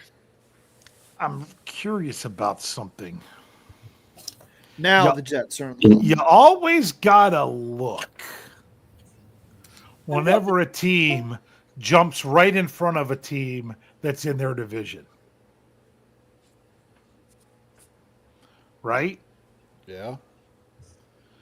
I mean, how bad did the Jets need a defensive lineman? Yeah. I think the Bills thought that maybe they needed to go there in order to get them ahead of the Jets. I don't know. Very, very well could be. At least a division rival in the process. Yeah. Hey, Andrew, is it the off the field stuff for Mike Green? Why he's falling? You think? Oh, he's listening to Mel. Yeah. He's not hearing me. Yeah. He's listening to Kuiper. Todd, Andrew. Yes. Were you listening to Kuiper? Yes. Yeah. I was listening to Mel. I know. That's why I had it muted. I turned the sound up. Okay. I asked why. Is it the off-field stuff that's keeping Mike Green on the board at this point? You think? Yes. Okay. Off-field concerns for him. Yeah, I believe he has 2 different allegations against him. I think 2 different issues. So that has to be it because he's one of the best pure pass rushers in this draft. Let me ask you this then: if that's one of those players that's just going to keep tumbling down the board, does he make it to the Steelers in the third round? And would you take a guy like that in the third round if you're Pittsburgh that you didn't think would be there? I would. You can't have enough pass rushers. He's that good. Mike Green with Alex Highsmith and TJ Watt. That's ridiculous. I wouldn't say that he's to the level where the Steelers should just all of a sudden be like, okay, yeah, we can cut ties with TJ Watt. I'm not going to say that because that would be the rumor that would be started if the Steelers took a guy like that. But Mike Green's a special player based on talent. But is he even going to be with you? Yeah. Is he going to be there? I will say it wasn't to the Bills, but I did have TJ Sanders going 41 in the revised mock. Okay. Look at you.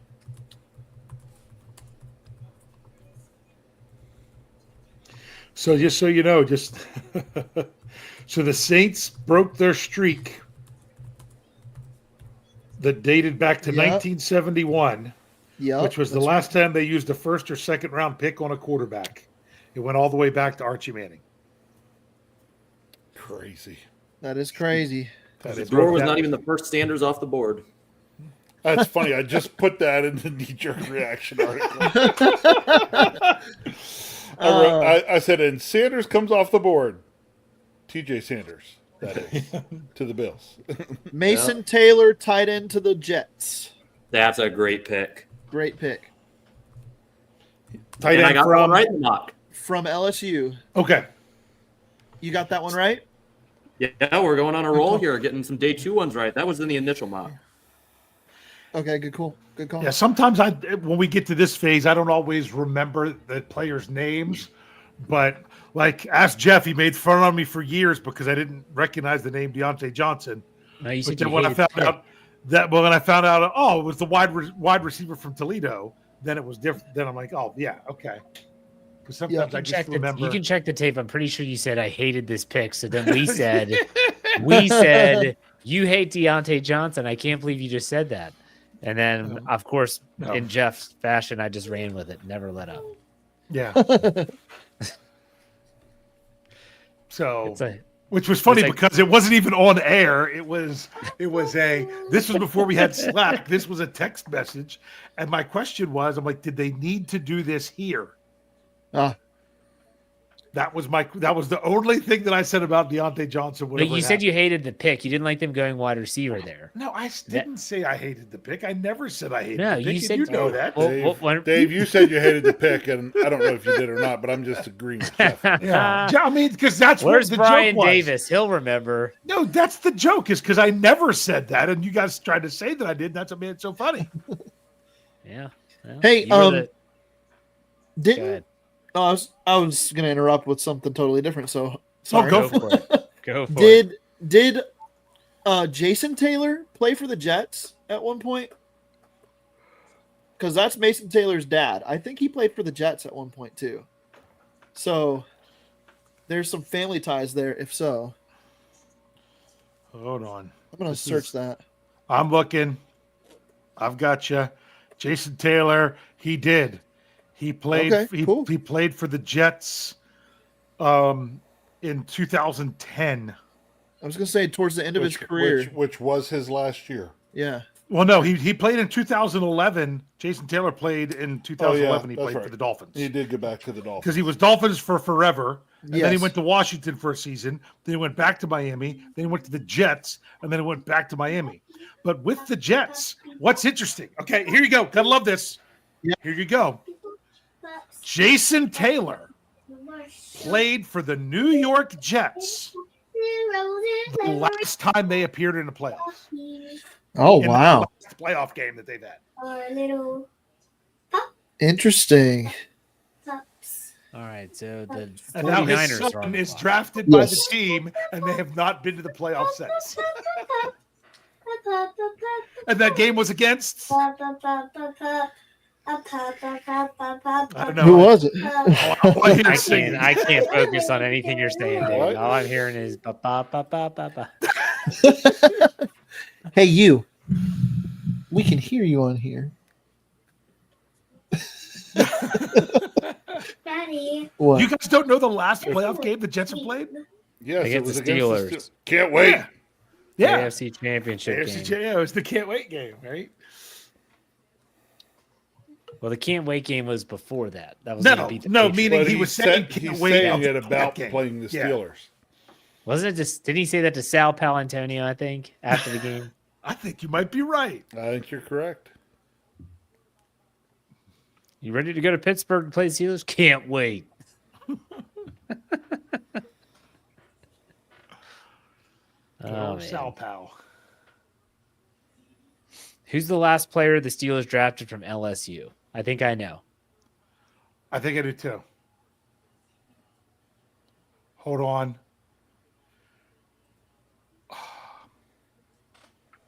Hold on. I'm trying to think of his name. He was an offensive lineman, Yes. and his Close. I know who it is. hold on, because I wrote this. You got to give me a second.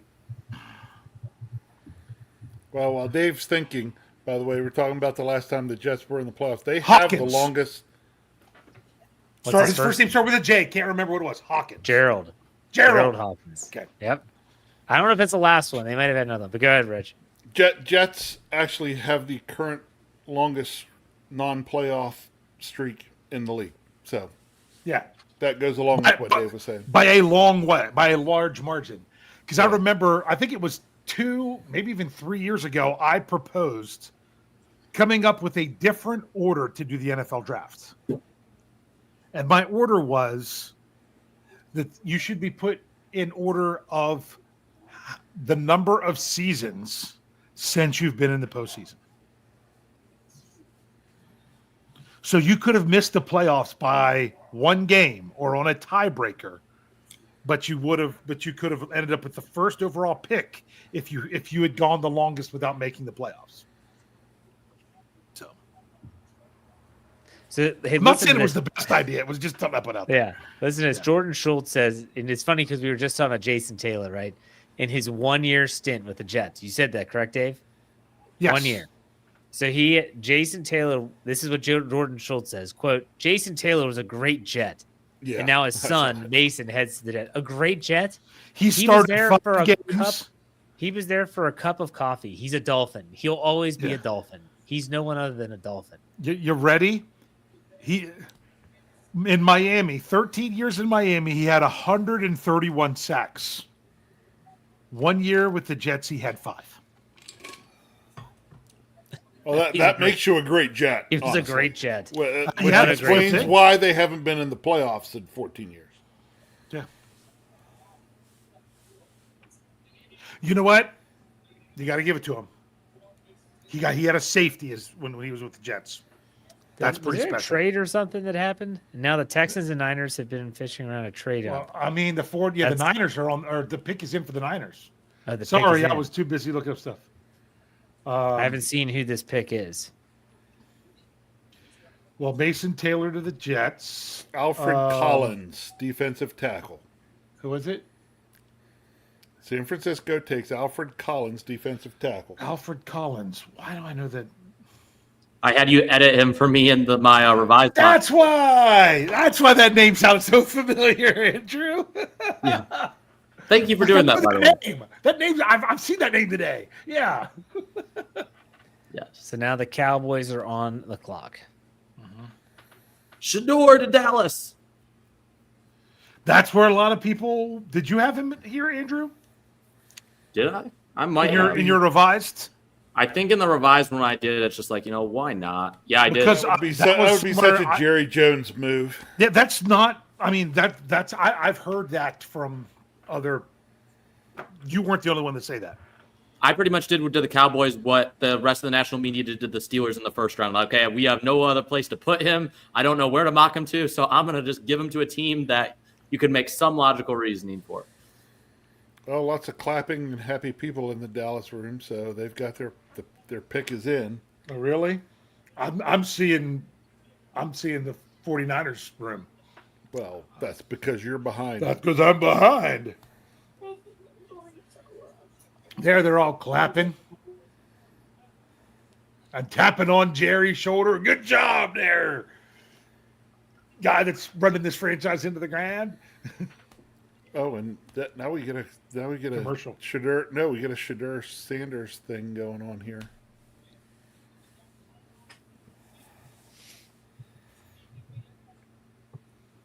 I think Dallas is another one of those teams that did a lot of homework on the Ohio State running backs. I wonder if they would consider maybe a Caleb Johnson here from Iowa, or maybe an RJ Harvey, someone like that. Who's Eziraku? Donovan Ezraku. That's what someone in the live chat just said, who the Cowboys got. But I don't have anything official. Eric Askew in the live chat said that's who they took. If I remember right, he is Skyfire 322. He's helped out with the BTSC back in the day, the BTSC big board and SCN big board last year, I think. Maybe he would have to confirm that. See if he can confirm that. He says, "Yep, hi all." Yep. Let's see. Still, I'm looking for somewhere to confirm that. I was gonna say I haven't found anything yet. I was gonna say, Eric, tell us where you heard that. He said he got it from Ari Miroff. I don't have him on my list, so someone else would have to. Jeff's not here, so. And Jeremy's muted, so if he has it, he hasn't said it. Oh, I've been talking this whole time on mute. My bad. Oh, really? You thought we were ignoring you? I was like, what is happening here? I just saw you scrolling. Is that confirmed that that's who the pick was for the Cowboys? Yeah. Jordan Schultz. I just got it. Yep. Yeah, So- Jordan Schultz. Yep. I just turned on notifications for Connor Hughes because he is, wherever they're submitting picks, he is right there. He's the first one on all these today. The Cowboys are determined. Yeah. The Cowboys are determined not to get skill players. Yeah. on offense. That's because, wait a second, wasn't this the pick the Steelers were supposed to be choosing because the Cowboys were trading for George Pickens? It's already gone. I didn't even think about saying it beforehand.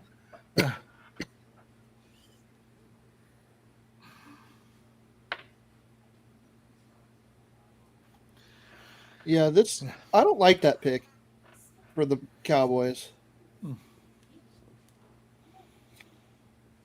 He's a good schematic fit. I just felt like they had bigger needs. I can't believe that we are 12 picks into the second round. Yep. And Will Johnson is still out there.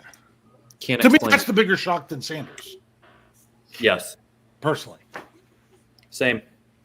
Because, Rich, when we talked about him on the Mock Draft Monday recap show on Tuesday, he was the one guy that I'm like, no, that's a guy that I'm pretty sure the Steelers won't get because he won't be there. Yeah. We kind of dismissed him because I'm like, I only did that article then is because it was the one place that had him dropping that low.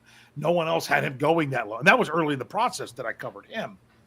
So I just never thought he was going to be around for 21, let alone, I mean, look, we're double what the Steelers did. TJ Tuimoloau to the Colts. JT. And please say JT, sorry. Please say position in school. That helps too. Edge rusher from Ohio State. Oh, okay. Oh, my computer Jeremy, I battery. I didn't get a chance to ask you last night, you and Andrew. Were you guys surprised that the defensive tackle from Ohio State went in the first round? I was pretty surprised that he went in the first. I thought he was going to be a day 2 pick, but there had been some buzz that he was garnering first round attention late in the cycle, so it wasn't as surprising by that point. But I think originally that was one of those ones I was not expecting. I can't even remember where he went. He went to the Lions. Oh, The that's Lions, right. That's right. That's right. Because they were heavy in on the Ohio State boys on the defensive front because there was some JT Tuimoloau talk for them too. I'm going to tell you something. The Lions, they are a team that they don't care what anybody else says and projects where people are going to be. They seem like they are more independent from everyone else, Yes. and it's paid off for them. That Yeah. it has. And you know what? Like Up to this point, Laporta and Campbell. could've- And, oh, yeah. Up to this point, they could afford to be unorthodox because that coaching staff was just so good. And who knows if that's going to be the case anymore. You lose both coordinators in 1 year. We saw what that did to the Eagles a couple years ago. Yeah. They were a mess by mid-season. So we'll see if that happens to the Lions. But I trust Dan Campbell to kind of pull things together. I mean, my goodness, they got roasted for taking Gibbs. Yep. They did. Jack Campbell was off to a slow start. Jack Campbell as well. Yeah, that's what I say. Yeah, Campbell, Laporta, all those guys that they're like, wow, they took these guys away. You know, when they could have had this other person and they took them. You know, they took it they wanted. Okay, what are the? Did we already get the Traded up 16 spots for Jamison Williams? Yeah. The Colts and we had getting an edge rusher here. They paired Tuimoloau with Latu Latu from last year. So that's a fun pairing. Yeah.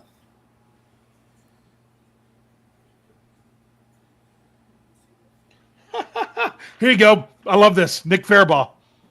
Tyler Shuck is 1 month younger than Patrick Queen. That's crazy. Wow. It's insane. Queen's going on year 6. Entering year 6. Shuck was Justin Herbert's backup for 2 years. Yeah. Oh, man. Aren't Tyler Shuck and Brock Purdy like best buds? Wouldn't surprise me. I'm pretty sure they are. I will say this right now. If the Steelers, with the next pick, even the next pick, I'm not saying they are, but if from here on out, if they were to trade up to take Jalen Milroe, I would not have a problem with it. Yeah. Okay, the What if they Rams trade get up to their take tight Sanders? end. Oh, go ahead. The Elijah Rams Arroyo? get their tight end, Ferguson, Over Arroyo? over Arroyo. Where to go? That's a shock. Yeah. That's Tyler Ferguson, or what's his first name? I can't remember. Terrence Ferguson, that's right. That, I would say, would be the single most biggest surprise so far for night 2. Them passing on Elijah Arroyo. He's athletic, though, but So is Elijah Arroyo. Elijah Arroyo is way is more too. athletic.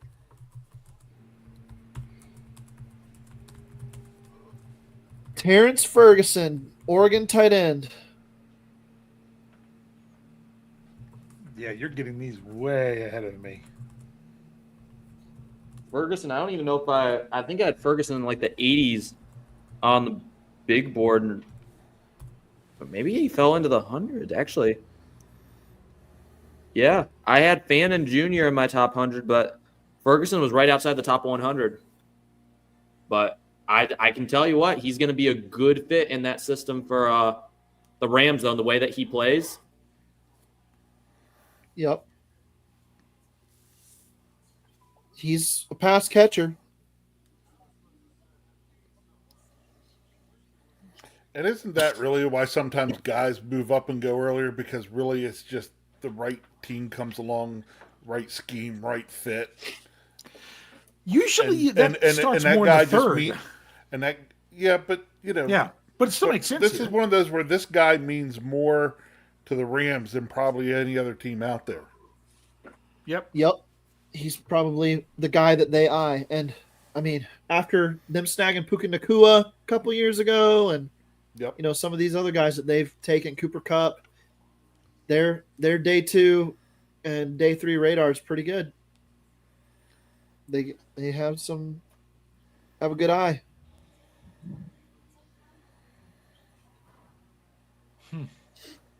If you want the picks first, go follow Connor Hughes if you haven't found him yet. I don't even know who that is. Who's he through? He's with Sports Illustrated, I believe. But he is like their Jets reporter. Jets and Giants, gotcha. Yep. I'm just gonna add him to a list for now. I'll take him off that list later after the draft is completely done.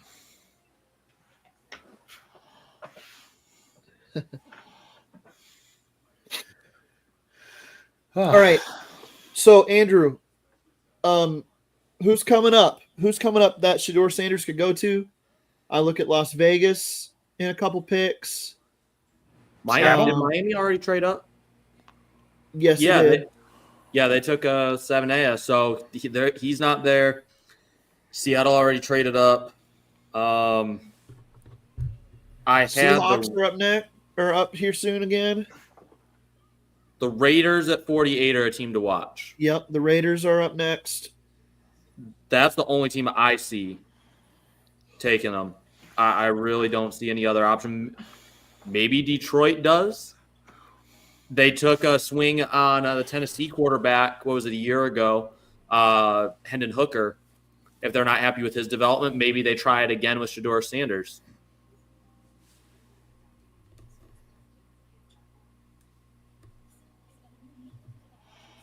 But yeah, I think barring a huge trade up by some team in the third round, unless the Raiders take him at 48, I think there's a really good chance Shedeur and or Milroe fall out of round 2.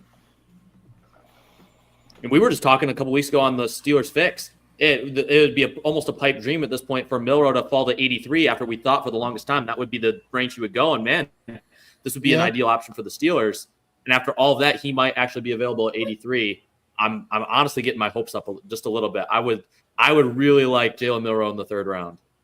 What if Shedeur Sanders is there in the third round? Jalen Milroe. Oh man, I mean, you start to wonder about these possibilities. Now, I did like a just for fun mock draft, a 3-rounder, and it did feel like that you would have some quarterbacks available in the third round that they're going to go off the board more slowly. They're not going to be rushed into taking quarterbacks. These teams, that's just not how they operate anymore. Cardinals take Will Johnson. So he's finally off the board at pick 47. That's a good pick. Yep, Connor Hughes just had that 42 seconds ago. There it is. That makes sense. I mean, my goodness. Who did the Cardinals take in round 1? Did they take Walter Nolan? They took Walter Nolan. See, you have these are 2 key picks in terms of the secondary and the way that Jonathan Gannon wants to run the defense. These are great schematic fits for him. Very reminiscent of the type of guys Philly went after. Yeah. Well, he was there. You think of their defensive lineman. Walter Nolan would have been an ideal fit for Philly. And you think of Will Johnson, that longer body type that the Eagles always go after, whether it be in free agency with Darius Slay when they had Darius Slay, and even now, the different options that they've had. The one Georgia corner from a couple years ago, 4th round, they've been trying to develop him. This is very reminiscent of an Eagles-type draft. See, to me, if you told me a team got both Walter Nolan and Will Johnson, I would have assumed that they made a pick in the first round and then also traded into the top 25 for their second pick. And they got those 2 guys without giving up anything.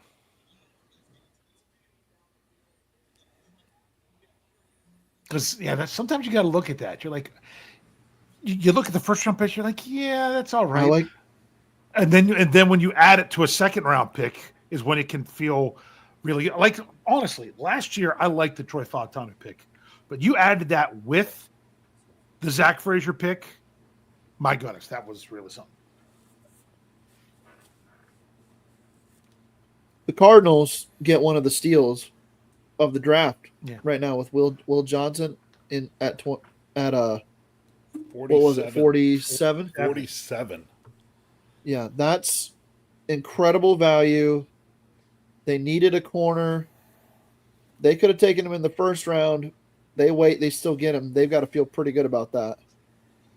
Biggest Jonathan Gannon, especially because of his the way he likes to play defense.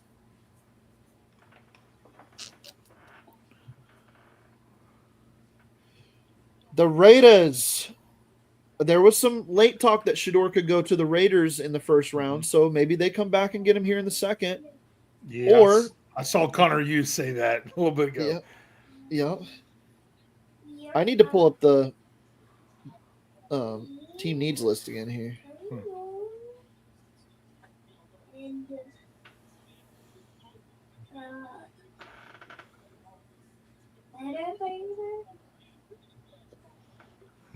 Reese.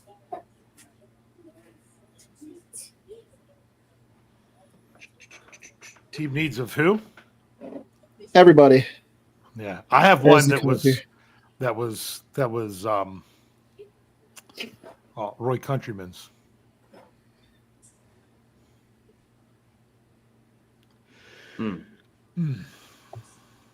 The Raiders don't go quarterback. Jeremy, what are you thinking for the Raiders? So they went with Genty in the first round. Oh, they're not picking. The Raiders are trading number 48 to the Texans, per source. Jordan Schultz has that. Well, I don't think the Texans are taking Sanders. No. Would they come up for another offensive lineman here? Yep, the Texans are on the clock. There's not that many offensive linemen remaining. Maybe Jared Wilson? Could be Jared Wilson. I would say he'd be the best pick. I'm telling you, Nick Caserio does not sit still in the draft. He could trade every single pick up and down. He would find a way to do it if he could. He's my kind of GM, honestly. I know. He's never a dull moment. But you know the picks that you have. You are not keeping any of them. Right?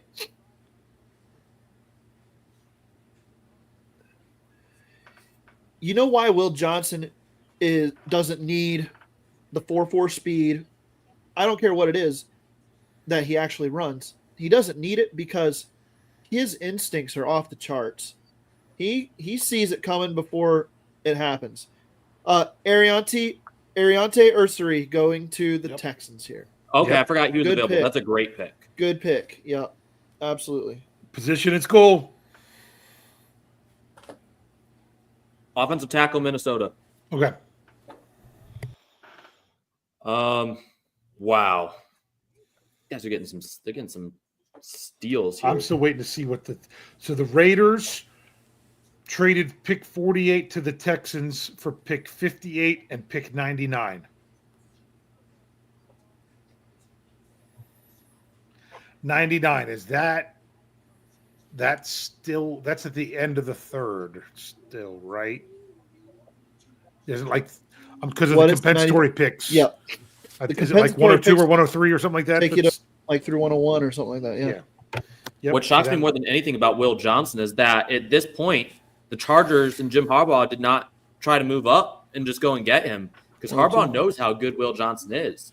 If you watch his tape, like I'll still die on the hill that I believe this guy has 4.4 speed when he's healthy. Show me on tape where this guy's speed is missing. It's hard to find it. And if you go back to 2023, I mean, his tape in 2023, I would say was as good as any tape Sauce Gardner had coming out of college at Cincinnati. It was that good. So I don't know. I would still say his tape is just as good as Sauce Gardner's, and if he was healthy, he would have run a 4.4 time. The Cardinals robbed the entire NFL there. Well, did it so much that they robbed the entire NFL, or just the rest of the NFL was asleep and allowed it to happen? Yeah. Yeah. You know, I mean, Connor Hughes was saying of all the teams left in the second round, the only team that might need a quarterback is the Raiders. Yep. So right now it's the Bungles that are on, right? Yes. Mm-hmm. Well, Yes, they are up. What's interesting is that with the Raiders, the quarterback that they may have done more work on was Quinn Ewers from Texas. Yeah. That's why I said the meal. I know Steel Dog 88 just put that Rappaport was saying Johnson fell because of a durability issue. But it wasn't like he suffered a bunch of injuries in college. Like this one injury was the primary injury he had in college. He didn't really miss much other time other than that. But that was knee, right? What's that? That was a knee injury, right? Because that's what they say he was falling yesterday. Yeah. Was a knee issue. But must have seen it as a long-term problem. It's just gonna go with you.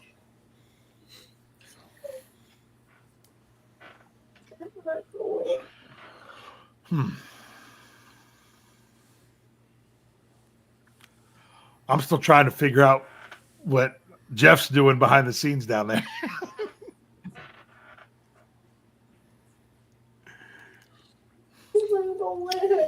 So, Andrew, do you think Seattle could make a play for Shedeur Sanders?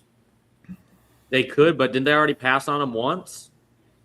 Yeah, I mean, Twice. They had Amenwari there, which I understand that, but they could. It would be very much be one of those picks. Maybe he's the top player on their board, but they never had conviction about him to take him earlier. yeah. I really don't know.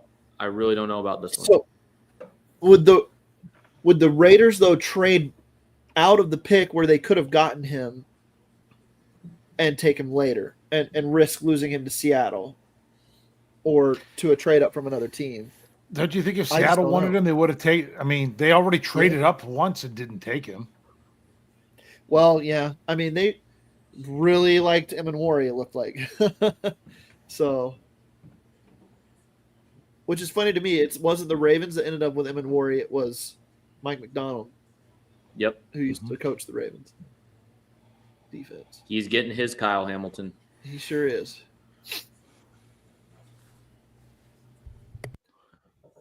They Cincinnati's haven't even pick, I announced still the haven't seen Houston yet. pick, and I'm waiting to find a report on the Bungles. The Bungles probably go offensive line, right? Secondary. Mm-hmm. There's still a lot of good corners there. they'll Savon bundle Revel, it. Trey Amos. Yep. They need corner. Pair him with DJ Turner. DJ Turner, the Bengals have no idea what they're doing with that defense. They benched DJ Turner last year, and you could argue he was the best corner that they had. Yep. I thought it was the hyphenated dude. That Oh, was the their old best Alabama corner. I'm trying to remember. I know who you're talking about. Who is it again now? For the Bengals last year, their corner that's Hyphenated. the hyphenated last name. Oh, Taylor Britt. Yeah, Yes. Cam Taylor Brett, Nebraska. Yeah. I don't remember where any of these guys go to college, Andrew. Just- That's the only way I can remember to try to set apart the different years of the draft, or else it all just meshes together. Yep. All right, here you go, guys. We've got a super chat. $1.99 at the tip jar. Thank you very much from Brandon Diaz. Says, watch it be Sanders versus Milrow at 83. What are the chances of that, guys?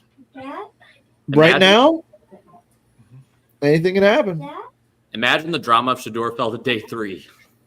Oh, my goodness. That wouldn't make sense to me personally. He's not a day 3 ranked quarterback. I still think the reason he's falling is not necessarily so much because of him. It's that the team that drafts him doesn't want to have to deal with the Sanders family and all the drama that would come with it. I don't think it's just him as a player. Here we go. 44 seconds ago from good old Jerry Dulac says, when asked tonight what positions the Steelers could address in the 3rd round, team owner Art Rooney II indicated on Fox Sports Pittsburgh. Running back, maybe quarterback.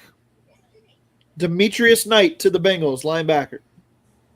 It's a little higher than I expected. Yes, me too. Hey, just leave it to the Bungles to bungle it. Yep. He's a leader, though. Yeah. I will say this. The Bengals do not draft well. They just don't draft well.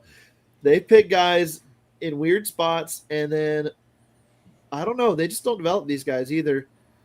Burrow's the best thing that ever happened to them, and Jamar Chase, obviously. See, but when those they are took top Chase, 5 I thought picks. that was not the good pick for them there. Yeah, they could have gone O-line there. Yeah, Sewell, I right? thought Penny Sewell was the better choice there, but you can't argue it now. I think the whole AFC North is trying to play catch up with the Ravens based on the drafts that we've seen so far. They see their running game as a significant threat. You think of the Bengals, Shamar Stewart, solid run defender, can set the edge. And now with their second pick, Demetrius Knight, tackle machine in the middle. The Steelers with Derek Harmon. The Browns with Mason Graham getting their running back to run the football and then getting Carson Schlesinger, another tackle machine in the middle. They're trying to plug up these run defenses. Yeah. I mean, it makes Demetrius It makes Knight sense. is the cousin of D'Angelo Hall. Wait,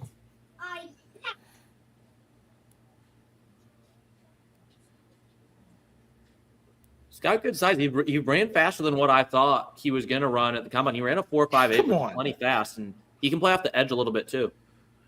Yep. You say that he's the cousin. You didn't even read the whole thing. That's not the most impressive thing. That's the only part that I cared He's about. the cousin of R&B legends Gladys Knight and Aretha Franklin.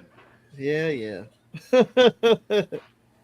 Whew. Hey, they were cool on The Masked Singer. Hey, look, there it's on the TV. Cam Taylor Britt.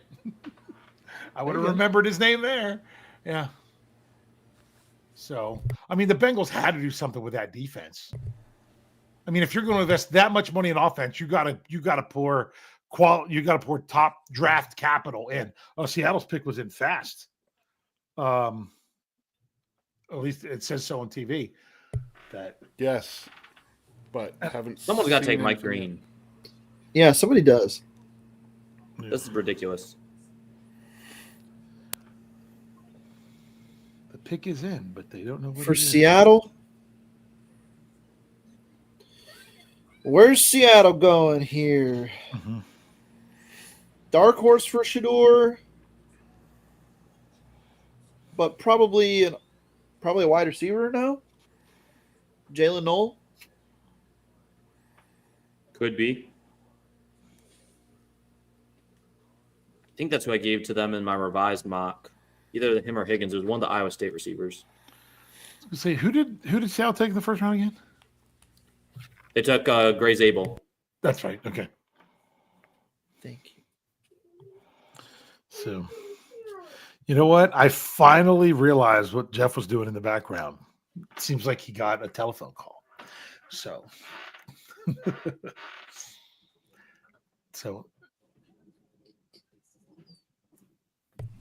where did I see Tyler Lockett signed yet? Like today or yesterday? Was that Tennessee or something? Tennessee, yep. Yeah. Hey, what are these NFL rivalries jerseys that these teams are coming out with? What's going on here? You guys seeing that? I don't know. Did you get what was it? The what? The NFL rivalries jerseys? I'm just seeing the video of where Judkins wasn't in the room when his phone rang, so his mom answered the phone. Panthers are Browns call. trading up with the Denver Broncos after Seattle. Okay. Shador versus Bryce. They said people are reporting the trade, but they're not saying what the Seattle pick is.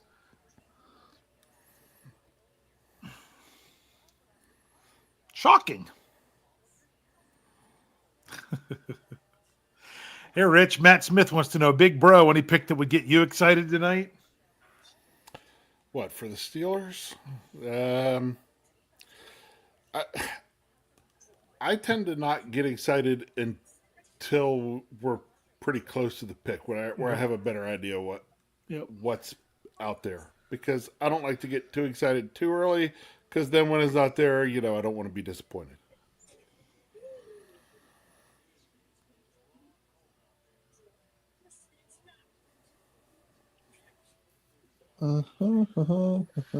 Okay.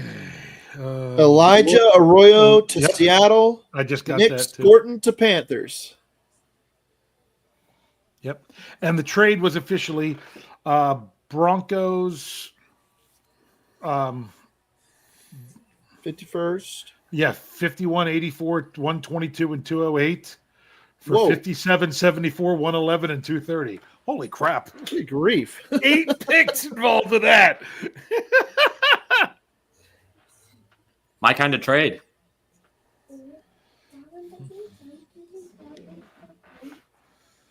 But the thing is, a net of 0 for either of them. So that's what I think is interesting.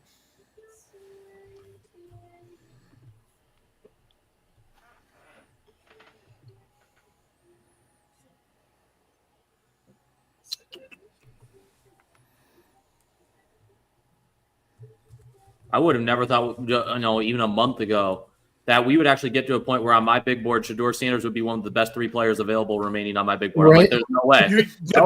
There's no way he would be there because you'd be taken way ahead of what you had him. Yep.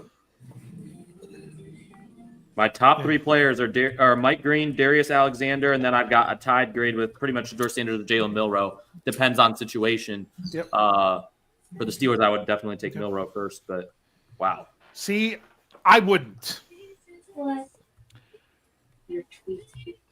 Really? Yeah, I wouldn't. I think Turn on all my notifications. Sander, if either one of those Take two from her and go. has go the to the potential of an enormous ceiling, it would be Sanders. Really? Oh, out of those two? Yeah. Wow. Okay. Milroe was not good this year. At times, but go and watch the Georgia game. That was an incredible game. Yeah, He- but you have to look at one incredible game and a bunch of sucky ones. I was gonna say anybody Right. can have one well, I- incredible game. yeah. I could be a good quarterback for one game. Yeah.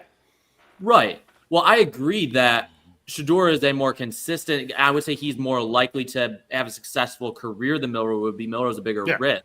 But if we're just talking about pure upside and a guy who I think has a chance to be elite, I just don't see Sanders ever getting to that point. Whereas with Milroe, I think if you put him in a situation where he is running the football a lot his rookie season, I think you get at least something similar to what the Colts got with Anthony Richardson his rookie season before he got injured. Not Richardson last year, but what he was before the injury when people were like, oh, man, this guy's going to light the world on fire.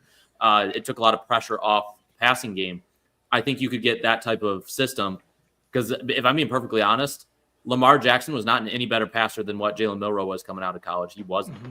So that's what gives me hope to think that in the right system, very system-based, but I do think that Milroe has the chance to be an elite dynamic quarterback, whereas Sanders, I feel like best case scenario, he's maybe a Dak Prescott level guy.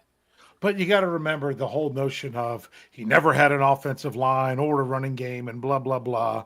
That's what Mel Kiper's been screaming forever. So... Well, Shador was sacked a lot, but when you go back and watch his tape, a lot of his held sacks, on to the ball a lot. As several of his sacks came on just holding on to the ball too long. There were a good number of instances. 2 years ago, his offensive line was absolutely terrible. This past season, I felt like it improved a little bit, and a lot of the sacks Shador took were more just not getting rid of the ball in time. I don't have a statistic pulled up. I thought I saw something. I don't know if it was next gen or there was some statistic out there based on the amount of time he had per throw inside the pocket in terms of release time. I don't have that in front of me. But if I remember right, it was significantly more than what you would expect for a guy who doesn't have a great offensive line. And maybe you all can give me an example of this. Maybe the live chat can help. But I can't think of one because I'm not the big draft person that you guys are, except for Rich. I blow him out of the water. Yeah, name me a quarterback who had a great next to last year in college, so much so he would have been a first-round pick, then had a poor year to finish college, and ended up being a great NFL quarterback.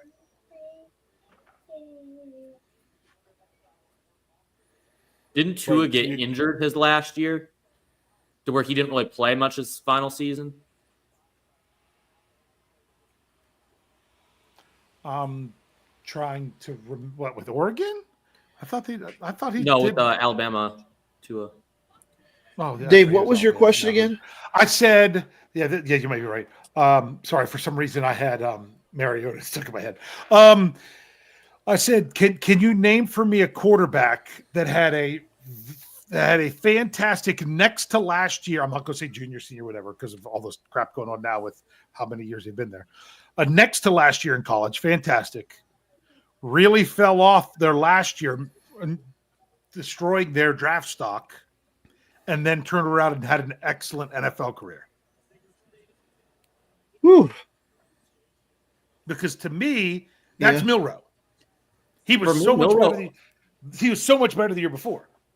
People may disagree with me. I like Jalen Milroe way more this year than what I did last year in terms of his ability to process. Mm-hmm. It was quicker. His decision making still has to improve. But 2 years ago, Jalen Milroe, he just reverted to when nothing works. I'm just going to run. This year, Milroe, you had Milroe stay in the pocket longer. He navigated. He got through his progression much better. So Tennessee's pick is in, and it's Olu Oladejo. Did we even talk about Carolina's pick? That's what I'm saying right now. Is Olu Oladejo is that how you say it, Andrew? Is the pick Olufemi Oladejo. And yes, Dave, we had mentioned the pick for the Panthers because it came out pretty much the same time the Seattle pick came out. We mentioned them both together. That's what I'm stuck. Yeah, that's right.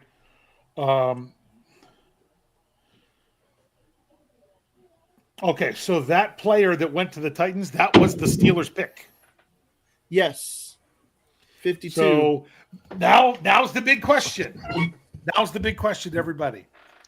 If the Steelers would not have traded for DK Metcalf, or if they did it and gave up something different and would have been selecting right there at 52, knowing everybody that's out there, who would you have taken for the Steelers at 52 if they would have held on to their own pick? Whew. I'm still taking Caleb Johnson, running back from Iowa here. Okay. That's what I would pick right now. And then I would turn and look at the guys in the war room and say, Mike Green is still on the board. Should we do this? Or should we go with probably who our next highest ranked running back is, which I think is Caleb Johnson. But I think they would go Johnson. I just thought it was a good question to ask at this point. Yeah. Oh, I'm back. Guess who's back? Yeah, sorry. I had to field a phone call. Did you guys get this super chat by Brandon Diaz by chance? Did. Dave? Yes, Yep. we did. Okay. I was talking about you while you were off screen. I'm like, what is Jeff doing? And I'm like, oh wait, it looks like he had a phone call. Yes. Wasn't from the source, was it? No, not football related. Oh, bummer. It's just my brother. That's all. So, Oh, that's not important. So it's Tampa. Oh, so the better of the Hartmans. yes, that's right. You can ask my parents. They'll tell you that too. The older brother. They call him the golden boy for a reason. So, all right. Where are we? Yeah. Tampa Bay, 53. Gosh, this draft is taking forever. I was just thinking about how fast it was going, Jeff. So you We're almost into Andrew, the third.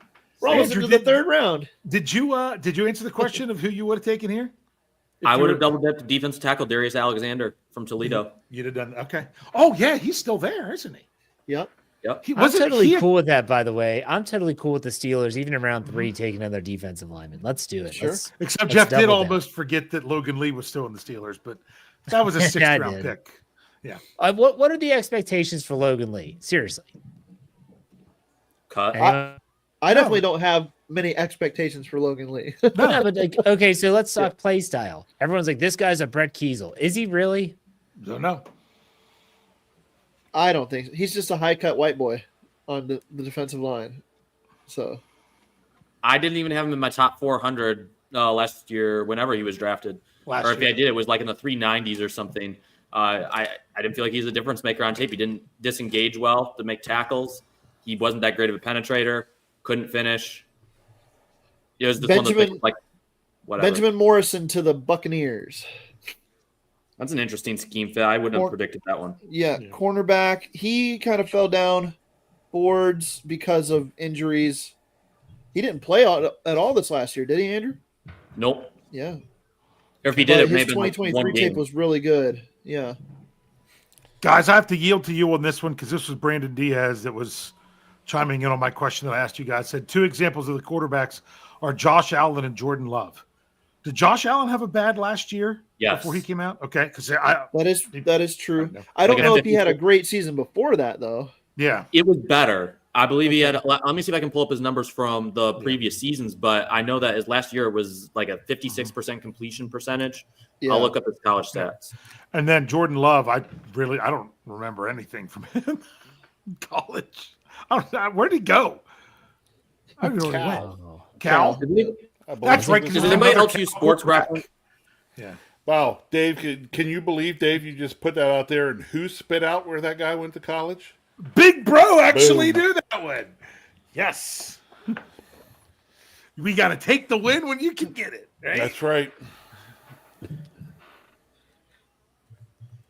Yeah, Utah State. Utah State? What do they say in Utah State? I don't know. That's where Jordan Love played, right? Utah State. Was it? I could have swore he was Cal. Aaron Rodgers was Cal. Yeah. Maybe. Yeah, and I was thinking it was back-to-back guys. Yeah, years and years I have apart. no but idea. I'm I'm probably off because you know how much I follow college football. Yeah, it was Utah State. Okay, I'm not going to say too much, but that's interesting that both of those examples, which I'm sure if you guys say they're great examples, like I said, I didn't know the answer to that question. So from Josh guys Allen, from small schools, not from the number one powerhouse in college football over the last decade. So Josh Allen's completion percentage was not higher, but he played more games in 2016, had almost twice the amount of passing yards, had better yards per attempt, 8.6 yards per attempt compared to 6.7. Had more interceptions, but 28 touchdowns to 16 touchdowns from 2016 to 2017. And he had a better passer rating of 144.9. Or wait a minute. That's not passer rating. Oh, and sorry, Rich, I guess that means you have to take the L when you can get it. Oh, you know. I don't know why you'd listen to me anyway. Yeah, but here's the thing. They just had the player that just went to Tampa. That was another player that was mocked to the Steelers early when I did my mock draft Monday series. Morrison, okay. And he was one that we talked about, Rich. We're like, I don't think he's going to be a first round pick. So, yeah. Couple names I'm still looking at this point. There's two Treys from Ole Miss that are good players, Trey Amos and Trey Harris, cornerback and wide receiver. Jalen Knoll is one of my favorite receivers in the entire draft, and he's still available. Kevin Winston Jr., the safety out of Penn State, is very intriguing. Big defensive back there. My boy Caleb Johnson. Jalen Royals, my other favorite wide receiver in this draft class, is still out here. Azariah Thomas, cornerback out of Notre Dame or Florida State, is still out here too. And he was the guy the Steelers had in for a visit. So there's a lot of these guys still available here. For Milroe, his bad games they all came in like just kind of bunches. Like the Oklahoma game was awful, 11 26, 164 yards, 3 picks. But that Georgia game was a thing of absolute beauty. 27 of 33, 374 yards, 2 touchdowns. He had 117 yards on the ground. I mean, that was at the time when Georgia was the second-ranked team in the country. I mean, they were a good defense, and he picked them apart. He was calm inside the pocket. The South Carolina game, he was very good too. I know he had 2 picks, but neither one of them was his fault. The other one was not.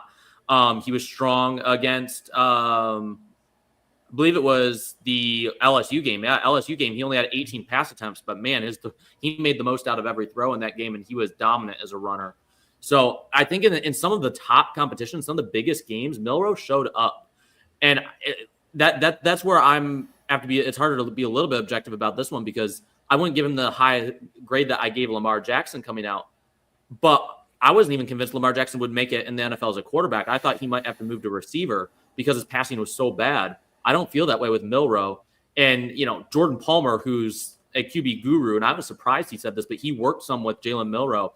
And he's like, this guy's got what it takes to be a really good quarterback. He's got the know-how. He has the mental physique to be able to handle the NFL game. And he said Jalen Milroe and Kyle McCord, these guys are going to be starters in the league for a long time. So that gave me a lot more time as well. Anthony Belton is the pick for the Packers, according to the Draft Network. That's a bad – yeah, he's on the TV. They just announced it. That's a bad pick. That's a reach. And the Packers just drafted a tackle last year in the first round of Jordan Morgan. They love their offensive tackles, these Packers. You know what they do? I was listening to the Athletic Football Show, and I didn't know this about the Packers, but they almost exclusively draft college tackles, and then they put them anywhere that they want to on the offensive line. They want the athleticism of a college tackle, and then they put them anywhere that they've got an available spot. So they will put him at guard. If they think he can play center, they'll move him to center. But they almost strictly take college tackles as their offensive linemen. It's an interesting philosophy. Chargers pick is in. Oh, real quick, did anyone get Tim Lyons' super chat here? No. Okay, he gave $2. Says Oh. Morrison. He's talking about Benjamin 5 Morrison, the games. cornerback taken by the Bucks. Played 5 games for my Irish. I only watched his 2023 tape, so I did not see any of him this year. Because there was some injury concerns, is what I saw here. They're like, oh, if he checks out good with injury, he could be a steal. Absolutely, he's a good zone corner. Trey Harris to the Chargers. Once good again, The NFL had that one first. I was going to say, once again, position in school. Wide receiver, Ole Miss. Oh, sorry. Okay, Wide okay. receiver in school. I get the names mixed up, but usually I can remember if I compare it with a position in school. Gotcha.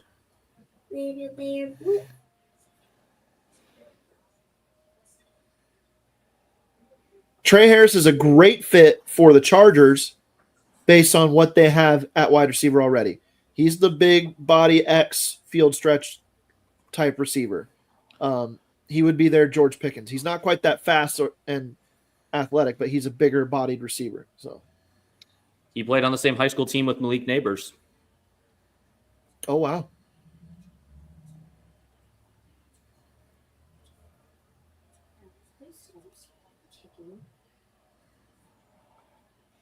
He's not going to be. He is great outside the numbers. His body control along the sideline is amongst the best of any receiver in this class.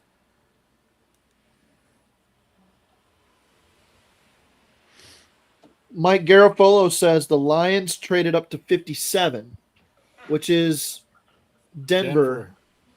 So Denver has traded back twice consecutively now. Mike 'Cause the Green's still Broncos- there, Detroit. The Broncos sent an earlier one to the Panthers, and now they're sending. Oh, does this mean that Najee Harris is one going to back. have to put an N on his jersey? Yes. To specify which Harris you're talking about. Oh, yeah. How many Harrises do the Chargers need, Brian Baptist? That's funny. That goes hilarious. Yeah. Rappaport Have said you the Lions ever met go him? over the Ravens and Raiders. Have I met him in person? Have you met any of the insiders in person? Anybody? No, I've never even met Chris Carter in person. I've known that guy for years. Yeah. Hey, we've had many a talk, long talks on the phone, not just about the Steelers, and I've never once met him. Next year draft, I'm sure I will. I'll track him down. That'd be fun.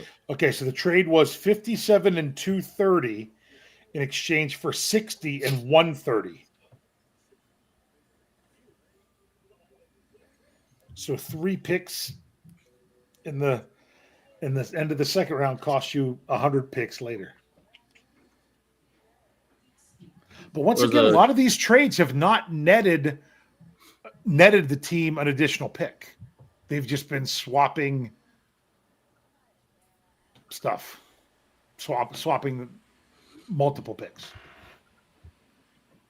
I'm putting that out there in case people are thinking, well, do the Steelers don't have any firepower? They don't to trade up. I mean, they could, and they could even keep their same number of picks. It would just significantly have to move where they were drafting.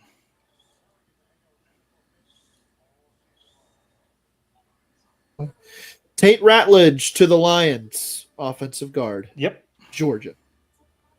I had that and I changed it. I had them taking Ratledge and I changed it to Jared Wilson.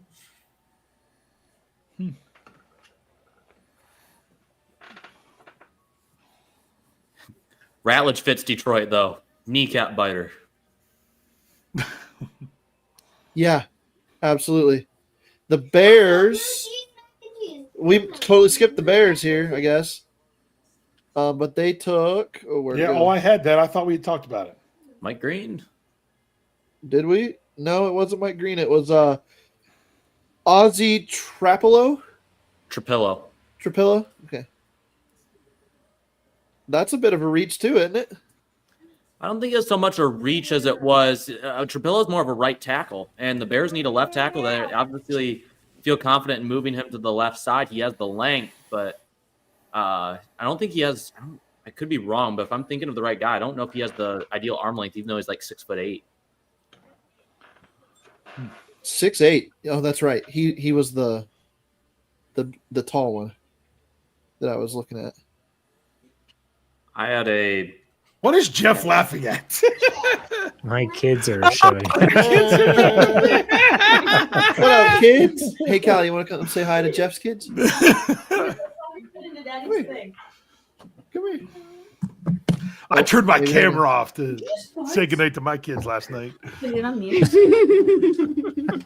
There's so many of them. Stop it. Yeah, I was going to say. I'll grab the wallet. Oh, jeez. I was going to say. That's The enough. kids are taking over. Say hi, Callie. Anyway. Yeah, like to 5. That's the amount. Can I go watch this? Well, is it Daddy? What episode, Daddy? Miss Timid over here. Well, it's not even 9 o'clock. And what are we looking like? Like 10:15, 10:30, probably with the Steelers pick. Oh, yeah. What it's looking like is I'm tired. for going so fast. being up way too late last night. Jeff, how late were you up last night? Who was making this pick for the Bears coming out with the championship belt? 12:30. Seth Rollins coming out to make this pick. Okay. What did you say, Jeff? Like 12:30ish. Oh. Not too bad. You got the bet at 12:30? Wow. Yeah, Why are you tired? Oh, wait a minute. When I guess normally since go to bed. I guess since we had all the kids on, Jeff's Yeah. hashtag pick Kyle. Hashtag He's pick actually not Kyle far from right now me. is closer to Jeff and Dave and Bad than he is to me. So, He's playing down here, isn't he? yeah, they've got games at Montgomery College tomorrow and Hagerstown on Sunday. So they're staying in Hagerstown the next 2 nights down near the mall. Oh, at least those are nice hotels. Yes.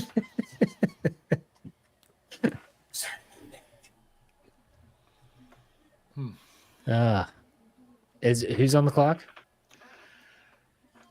I don't Chicago? know. The Bears are up for there. real, I've, or I've never actually seen the Bears pick show up on my timeline.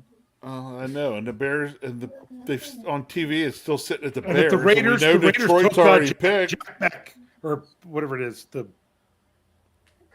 Jack, is it Beck? B-E-C-H? Yeah, That's who the Beck, Raiders yeah. took. but Come on, Andrew, tell us something about him. what's funny is we're getting reports now 2 picks ahead Yeah. of where they are. Almost 3 picks ahead of where they are on TV. Are we Isn't that talking the Jack wide- Bash here? Yeah, is that the wide receiver Yes, TCU? Wide receiver from TCU. His brother was the one who died in that Yep. terrorist attack in Some New people Orleans. bet him to the Steelers in round 3. I would have loved him if he would have fallen to the Steelers in round 3. He's a great compliment would have been a great compliment to DK Metcalf. But he can align anywhere. He can play in the slot. He can play out wide. He's versatile. Solid route runner. I would say above average. He's got incredible hands, some of the best hands. He's got good body control. Maybe not the most explosive receiver in the draft, but definitely has enough after the catch twitch to be able to make defenders miss. I really like Jack Bash. He's a clean prospect. It took me a while to warm up to him, but during the Senior Bowl week, he proved he had a little bit more athleticism to deal with some of these other really good athletes on the perimeter than what I ever gave him credit for. He really won me over during the process, and I think that's a great pick. And which team took him? The Raiders. So Bad can be happy. Shoot, we haven't even seen Brian yet, have we? No, yeah, he's like, oh, I might be a little bit late. Yeah, Brian, you're like almost 2.5 hours. Who else was supposed to come on? Let me look at the schedule here. They're finally going to announce, because Seth Rollins took about 7 minutes to announce the Bears pick. I feel like So Tom technically, Brady. it's the Ravens that are on the clock, by what we're going with. I feel like Tom Brady was the one who made that pick. It's a white receiver, middle of day 2. This just feels like a Julian Edelman, Danny Amendola, Eric Decker type guy. Oh, Jeff, we had an answer as to where's bad. Should have known. Gentlemen's Club. Yeah.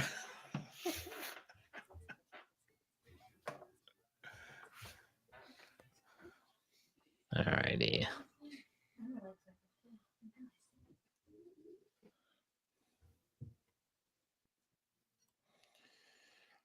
See, I don't know. I always don't like whenever it's an AFC North team is picking because I'm like, oh, don't make.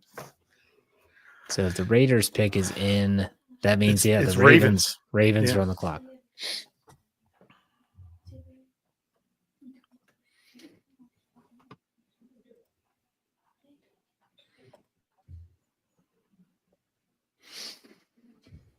Andrew's gone. He's back.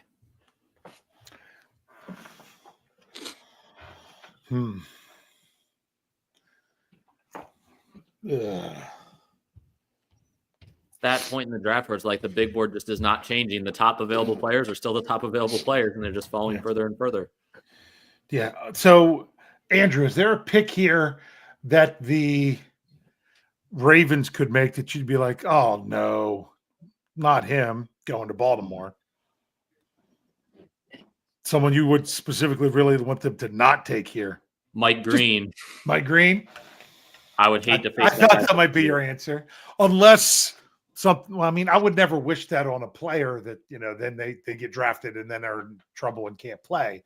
But I'll also say this, if he did things that should get him in trouble, then there should be consequences for it. I don't know the story with what's going on with Mike Green. I have no knowledge. I don't even know what school he went to. So when I say that, I'm just edge rusher from Marshall, led the FBS in sacks this past season. He's a great pure pass rusher. He's got heavy hands, converts speed to power very well. Mm-hmm. Darius Alexander, I would not like to see him either to Baltimore, but I would rather him than Mike Green. But either of those guys, home run picks for Baltimore, I would think that's the direction they go because they need help up front. The only other way would be offensive line, but these tackles have dried up really, really quick. Man, we aren't even done the second round, and we're already I'm getting reports from people, and then someone's reporting somebody else, but it's really from 2 picks ago because they're all coming in at different times. Usually that's a day 3 thing. Yeah. I will tease if the Ravens are selecting Marshall pass rusher Mike Green. Oh. That sucks. That was Jordan Schultz 11 seconds ago. Yeah, that sucks. The Ravens always go BPA.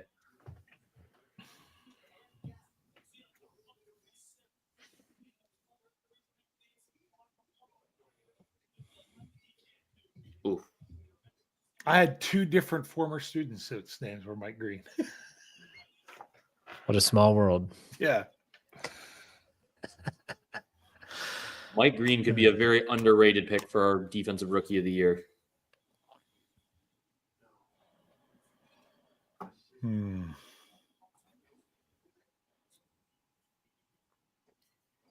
All right, so then that puts the Broncos on the clock. Did they trade back twice?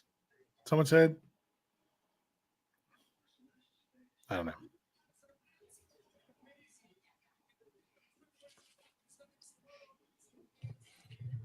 I think it's an amazing story it's an amazing story here for Jack Bash. I'm wondering if they're going to show anything here on air.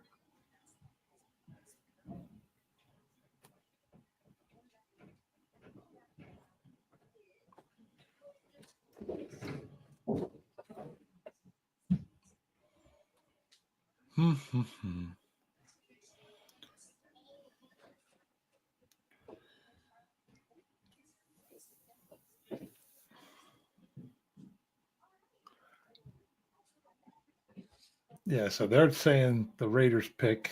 We already know the Ravens pick. Got Denver on the clock now. It's the time of night that I'm just... Yeah. Has there been anything reported on any other teams reaching out for George Pickens? Not that it's come across my Steelers coverage. So That Mike Green pick is a killer. So why did he fall? 2 off the field issues. Let me see if I can pull something up specifically. I don't want to. someone in the live chat, I don't want to bring it up, said that he would be best friends with Justin Tucker. Oh, him and Deshaun Watson then. I don't know if that's what it was. 2 sexual assault allegations. Oh, geez. That is the only reason that he fell to this point in the draft. Based on talent, you could argue he's a top 10 pick. Huh. Baltimore is getting a steal. If there's not a bigger problem that has him unable to play. True. Not like there's never been another Baltimore Raven player to not get suspended very long. Yeah.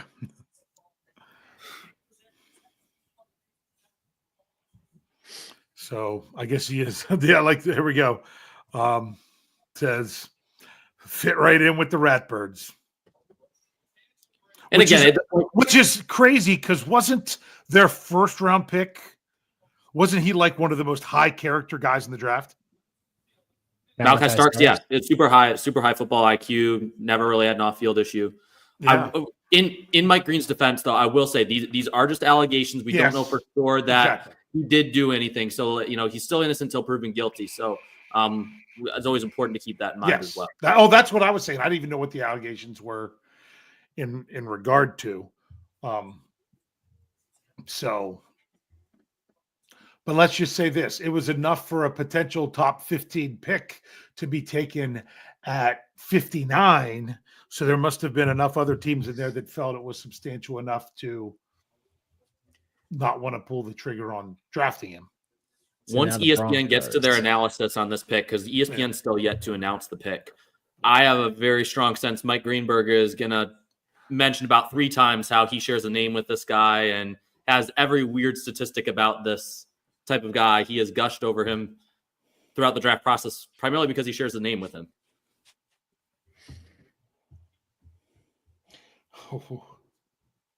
They are showing Jack Bash a little piece on him and about him losing his brother.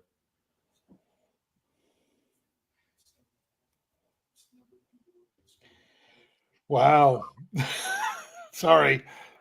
Nick Faribaugh posted a picture that was a Wang Harbs quote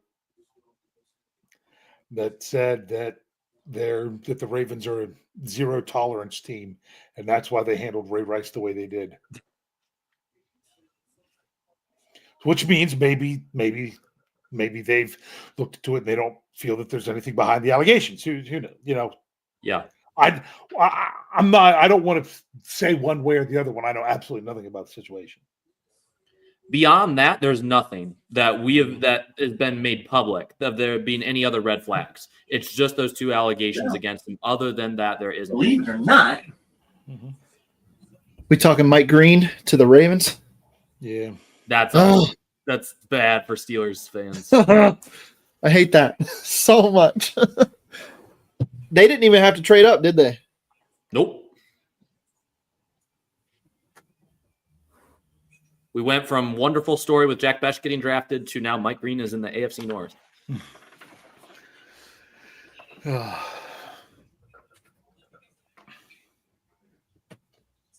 What are you thinking for Denver at 60 here, Jeremy? Okay, so Denver, I'm trying to go back and see what their picks have been so far.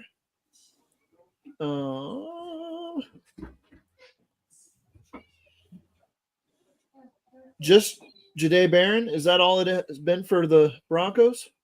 It has. This has to be an offensive weapon then. This is a running back or a wide receiver. So I'm looking at some home run type hitters at running back potentially. You've got Caleb Johnson still there, but I wouldn't rule out Dylan Caleb Sampson Johnson. makes some sense. DJ Giddens makes some sense. I don't think they'd go Cam Scatabo. I think Scatabo is going to be a Chief. He's their next attempt at the LSU running back. Hilaire. Clyde Edwards-Helaire. Yeah. The Broncos could go Jalen Knoll. They could go Someone in the live chat said Kyle R.J. Williams. Harvey. R.J. love Harvey. that. Yep. This would be a tad early. The Broncos get a running back. It's UCF's RJ Harvey at number 60. So Oh, the Gates in the man. live chat had it. Yep. RJ Harvey is a good football player. He is. Didn't the Steelers bring him good in? the open field. For a 30. Yes, they I feel did. like they brought in every running back that's an option in the draft. He was one of the late 30 picks or 30 visits. Man, I can't believe that, honestly. This is early for me for RJ Harvey, even as much as I like him. I liked him more as a late third rounder, early fourth type steal. I had him at 69 on the board. So to me, this is a fair area for him to go. Chris Sims was actually comparing him to Le'Veon Bell, the way that he runs with that patient running style, which he does have, and he's similar size to Bell. A lot of the same issues coming out, and I mean, it took Bell a little while to get pass protection down. Yeah, and but natural receiver out of the backfield. I like RJ Harvey a lot. He's going to be a good fantasy pick. If you think about that offense, he's going to be a great pick in fantasy and later rounds of dynasty drafts. Yep, he is. I think people are just concerned with like a guy like Dylan Sampson. Most people have rated higher, but he's just a pure runner at this point. Like he's still raw as a receiver. He can't pass block at all. I think that's the reason he's falling, not because of his rushing ability. Because based on just as a runner, you're talking a James Cook level type player from day one.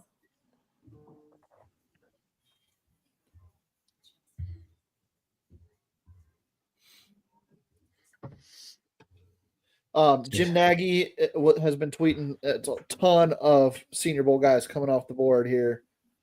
Mm-hmm. So Washington is on the board, yes? Yes. Or on the clock? Yeah. They are on the clock. Yep.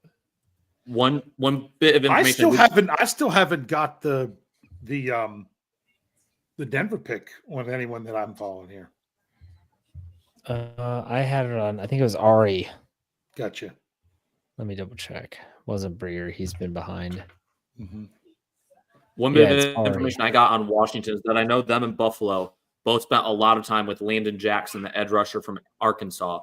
So I would keep an eye on him here, as well as once Buffalo comes up on the clock. Both of them need pass rushers. He's that 4-3 type guy that'd be a fit in that defense. Buffalo isn't up for a while.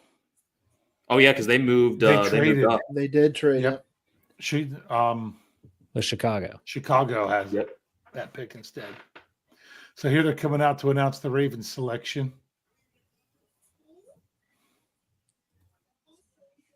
I don't remember center Jason Brown of the Ravens. Anybody else? Nope. Jason Brown From like 2000, drafted in 2005 in the 4th round? That's who's announcing the pick. That's the best they've got. That's what I'm going to say. I mean, yeah. Just send Mike Green out to make that selection. Yeah, I finally have the Broncos pick someone putting it out there. So I'm sure Andrew's going to get off and see what Mel has to say here about Mike Green. Or Mike Greenberg. Yeah. Mike Greenberg would be the one that I would. The Commanders are taking Ole Miss cornerback Trey Amos at 61. Yeah. That's Good a pick. decent Good pick. there. They need corner help. I thought Amos could sneak into the first round. I had him mocked to Buffalo. I just want to ask you guys something. The only two people that were in the green room last night that weren't drafted, was it Will Johnson and Milroe? Yes. Will Johnson was not there tonight, right? They didn't come back. They did the Joey Porter Jr. thing, right? I I don't remember That could seeing be him come true. out. I thought I saw him getting a hat and everything, Oh. but that may have been with his family. Now I that can't think remember. About it, I it just was wasn't a paying glancing- attention there. Sorry, glancing I shot. just saw that on NFL Network. Just showed that clip of him at the Senior Bowl running over a tackle in practice. I remember seeing that during the Senior Bowl week, and I wasn't even paying attention to the Senior Bowl. So, yeah. Ugh.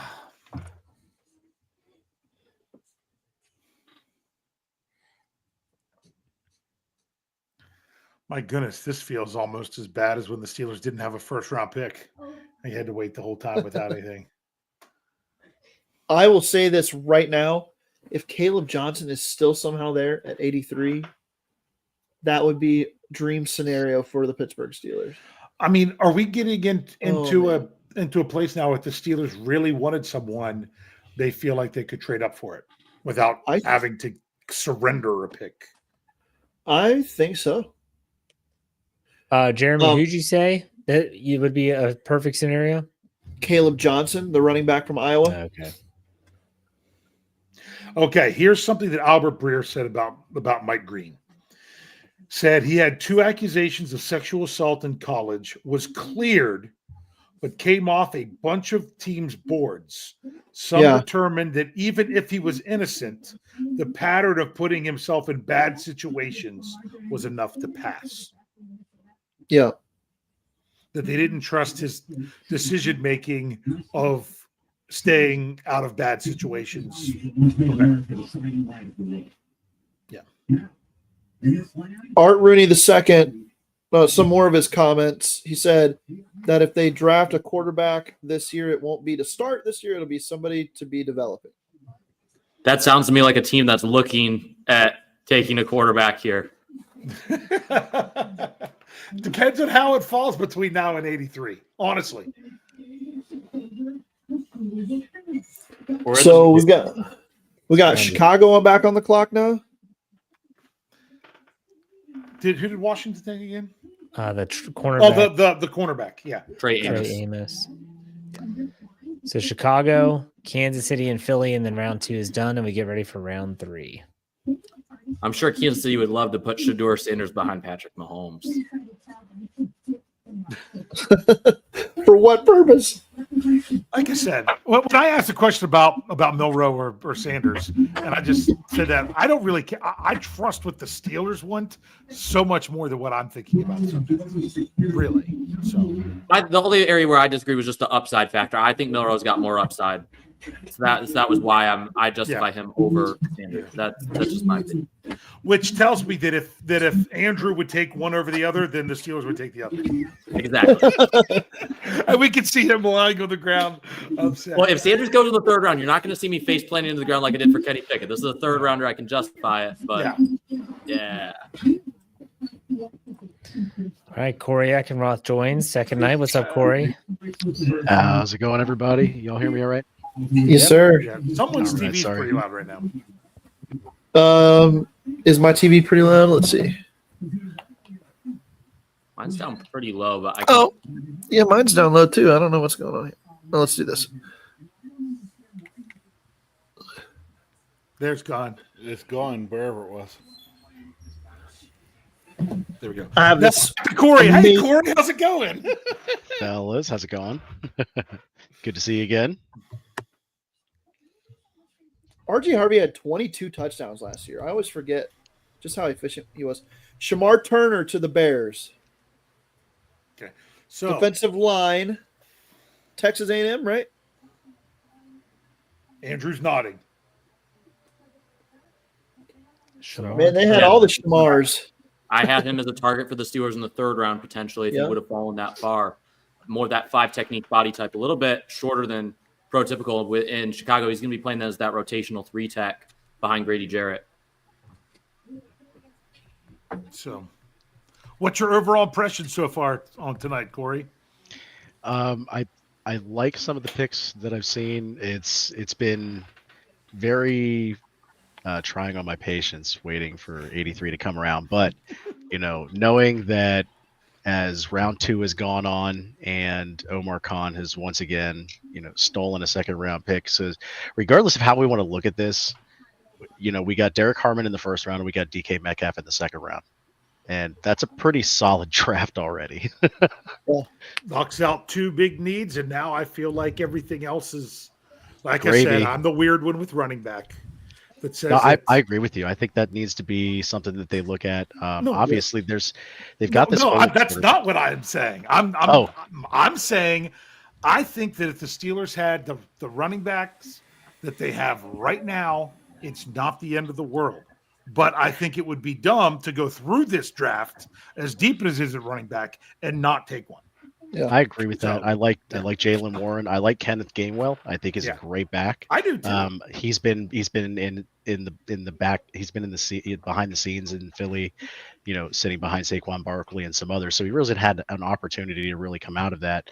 But I agree with you. They're going to have to do something to find that short down back. Do they look at Connor Hayward as that back? No, to me they would add a free agent if they don't draft someone, but I think they're going to. I just don't think they're going to force it. I agree with you. It's not the glaring need like center was last year. Sure. And the Steelers were thankfully patient enough to be able to wait for Frazier to fall into their lap like he did. I'm hoping something similar happens here at 83, although it's going to be interesting to see what position they actually pick there. AR2 says running back or quarterback. I'm okay with either one. Which means it won't be either. I mean, if there was like a really good guard that was there, you'd be like, oh, yeah, I would be fine with something like that even. But I don't know that player exists at this moment that I'd be looking at. Sure. And with the running back position, everyone has their own flavor that they're looking for. So it's hard to tell what running backs that are available at 83 might still be available at 123 when the Steelers are on the clock again, because it's all about style at the position. I mean, we just saw RJ Harvey go off the board before other guys that most people were expecting to go above, like a Dylan Sampson, someone like that. Who's to say DJ Giddens doesn't fall to the 5th round just because of a stylistic approach? So if you had to find a best fit running back from what's left in the draft right now, who would you take? Giddens. Caleb Johnson. Get out of here with that. Giddens.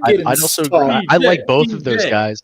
I think they're the best fit of what's left. But I was just interested in seeing what everybody's take was. Yeah. Now, for the record, in my initial mock draft, I had the Steelers trading the 69th pick to the Patriots in that George Pickens trade, because that was when there were rumors starting to heat up. George Pickens unfollowing the Steelers. So I'm like, why not? Let's throw it in there. But he's done that like 3 times. Yes, he has. Yeah. But what I was making was I had the Steelers taking Caleb Johnson, and maybe the biggest takeaway from the commenters on the mock draft was no way Caleb Johnson falls to pick 69. Yeah. He still might not, but we're getting close there. I think Chicago could take him, but it's interesting. Good so who Lord, are we on Ashton right now? Genty. Like, could you imagine if the Bears had actually gotten Ashton Genty and then went after somebody like Caleb Johnson? Because there was a lot of talk that Ashton Genty was going to go to the Bears before he ended up with the Raiders. Man, having a backfield with both of those would be nice. They've already gone tight end, wide receiver. Do you think? I mean, true. Oh wait, and they got a tackle, right? Yeah, Ozzie Tropillo. They have needs on defense, but if they wanted to address it at edge rusher, they should have with Mike Green. Yeah. But Mike Green's got Mike Green's got all those red flags, though. I mean, major waving red flags. But then 2 allegations. I'm not trying to minimize it, but I think of some of these players that have come through in the past that have had some less than savory backgrounds, but teams have taken a chance on them. It never ends up working out well. So listen, sometimes it does, but it's a lot of risk involved for a lot of money and a lot of draft capital.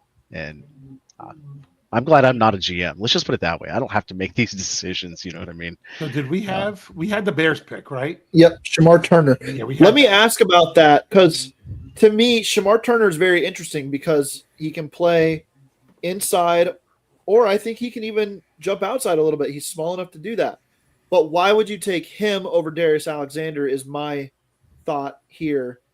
Turner's maybe a little stockier, but the length with Alexander is incredible. I honestly don't know. I don't have a good answer for that. Yeah. As to why Turner would go this high. He has more special teams value. He's played some really good special teams. I don't think you're drafting that for that at this point in the draft, but I would say there's slightly more versatility. But then again, with Alexander, I feel he can play 3-tech, he can play 5-tech, he can fit either 3-4 or 4-3. That's one pick where I just am like, he's not a bad prospect. There's a lot of upside physically, but everything that you say is good about Shamar Turner. You have to say the same about Darius Alexander. Yeah.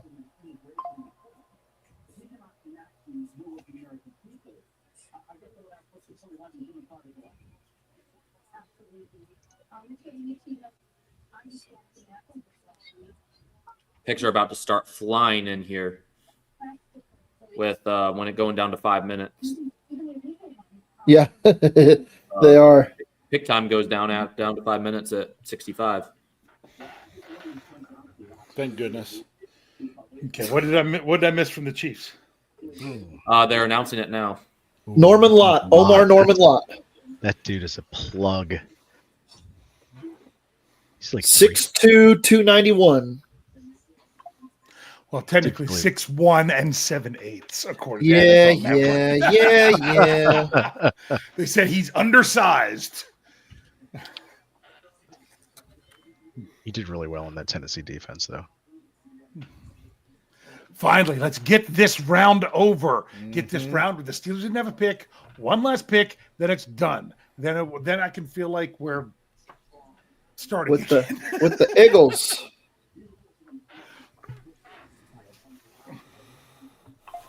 So is it a surprise that the Steelers didn't move back into the second round? Anybody? No. I Nope. didn't Yeah, think they would. I wasn't expecting to see it. No. And like I said, if it was going to be a trade up. It wasn't going to be a gain a second round pick and still be able to have your third. That just was going to be in the cards. Right. At this rate, the Pittsburgh Steelers could still wait and to get their quarterback in this draft until round 4 with the number of players on the board here that I would still like. But I'll just go out on the record. I absolutely love Shedeur Sanders as a third-round pick for the Pittsburgh Steelers. If that were to be what the happened. value for the pick is absolutely massive at that point. The value is fantastic. Don't get Andrew started. He's going to tell you about how it's Milroe would Milroe. be right next, right behind them there. Milroe. I don't know. Okay, so coming up in the third round, the Giants come up first. They've already got their quarterback. Cleveland, Las Vegas, they're the third and fourth picks. New Orleans is still there at the 7th pick here. Yep. And then the Jets could take a quarterback. I kept making the argument that the San Francisco 49ers should take Shedeur Sanders. Ooh, Kyle Shanahan. And not pay Brock Purdy and just trust the system. I mean, it worked listen. for Timmy G. It worked for Brock Purdy. I bet you it can work for Shedeur Sanders too. Behind a terrible Colorado line, Shedeur Sanders is the NCAA career completion percentage leader. I mean, that's a stone cold fact, 72%. So Andrew Makuba is the selection for the Eagles, safety out of Clemson. So to have him in a Kyle Shanahan offense, you know, give him some obvious read plays. That's a dangerous combo. Here's where I could see Caleb Johnson as a potential selection here in one of these next two picks, but the Giants and the Chiefs could add running backs. Yep. Now, I don't think it's a schematic fit for the Chiefs, Caleb Johnson. And I think that's why he's fallen down the board, because he's more of a wide zone runner. And I don't the Giants took Darius Alexander, according to Connor Hughes. So he's off the board. Great pick for the Giants. Darius Alexander, Abdul Carter. Boy, they really beefed that D. Oh my goodness. They already have Dexter Lawrence and Right. Kayvon Thibodeau and Brian Burns. Brian Burns. Jeremy, I think that they're right up there with the Steelers. We were talking about defensive Yeah. fronts last night. They're closing in. They are. They absolutely are. Okay, here's the question. How many picks ago was it where we actually heard Big Brosco say something? He's enamored with the commercials. That's right. No, wait a second. Earlier, someone wanted you to sing or dance. Yeah, I thought about breaking into song, but yeah. I was going to go with, some Cotton Eye Joe. You could do the Pittsburgh polka. I love the Pittsburgh polka. It's just not right when they play it in stadium now because they just chop it up so bad. Oh, right. You've right. got to go with the original and just let it roll. Yep.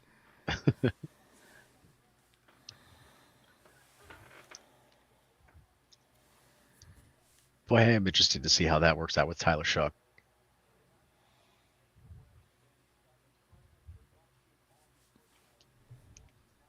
A little bit of a reach for Makuba here, Andrew, for the Eagles. A little bit. He's got to add weight if he's going to stay at safety. He's got a corner frame, Yeah. but he plays like a free safety. So it's going to be interesting to see if the Eagles try to morph him into a corner or if they try to keep him at free safety and he adds weight. He's got to add weight if he wants to become a better open field tackler. Just stronger guys, especially tackling tight ends in the middle of the field. They give him fits. He just gets out. He just out physical. But he's good coming downhill, addressing the run. He diagnoses well. It's just being able to wrap up and tackle. And I said he was from Clemson, but I was wrong. Initially Clemson. Okay, he did play for Clemson. Okay, but Yes. Played for the Texas Longhorns last year. Xavier Watts and Kevin Winston Jr. would have been the guys I would have taken in the second round. I would agree. Not Makuba. Hey, so let's do this real quick before we start this third round. I know the Steelers weren't involved in it, but what's everybody's take? What's their most favorite pick per team in the second round so far? Or in the second round. Second round's over now. Favorite pick in the second round? Yep. Best fit for each team. For one team. It's got to be good Mike pick. Green to the Ravens. Just in Mike Green to the value. Ravens. Oh, the value and the fit. Yeah. What Yeah. they look for in edge rushers. I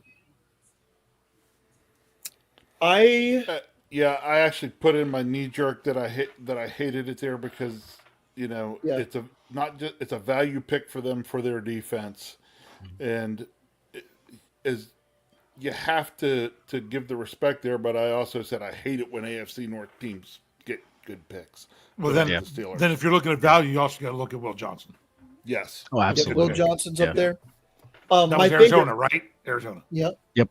My favorite player to team fit might be Travion Henderson to the Patriots. That's a slam dunk pick, in my opinion, too. Team to player, another one, Tate Ratledge. Yep. And the one you got correct, Andrew, Mason Taylor to the Jets. That's a great Love fit it. there, too. Tate Ratledge to the Lions is a good fit. So what do you think of Emin Worry to the Seahawks? He's Kyle Hamilton from McDonald. For McDonald, yep. That's what I was thinking too, yeah. The Texans took the most Nico Collins receiver in the draft in Jaden Higgins with their second pick.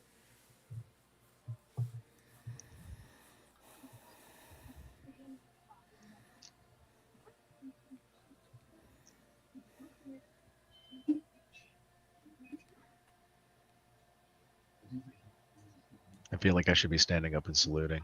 I know. Same. All right, Andrew, best available. Go. Best available. Oh, you got me off. I gotta take down my mock draft and pick up the big board. So, Okay. got the big board That's up. okay. Okay, I've got it now.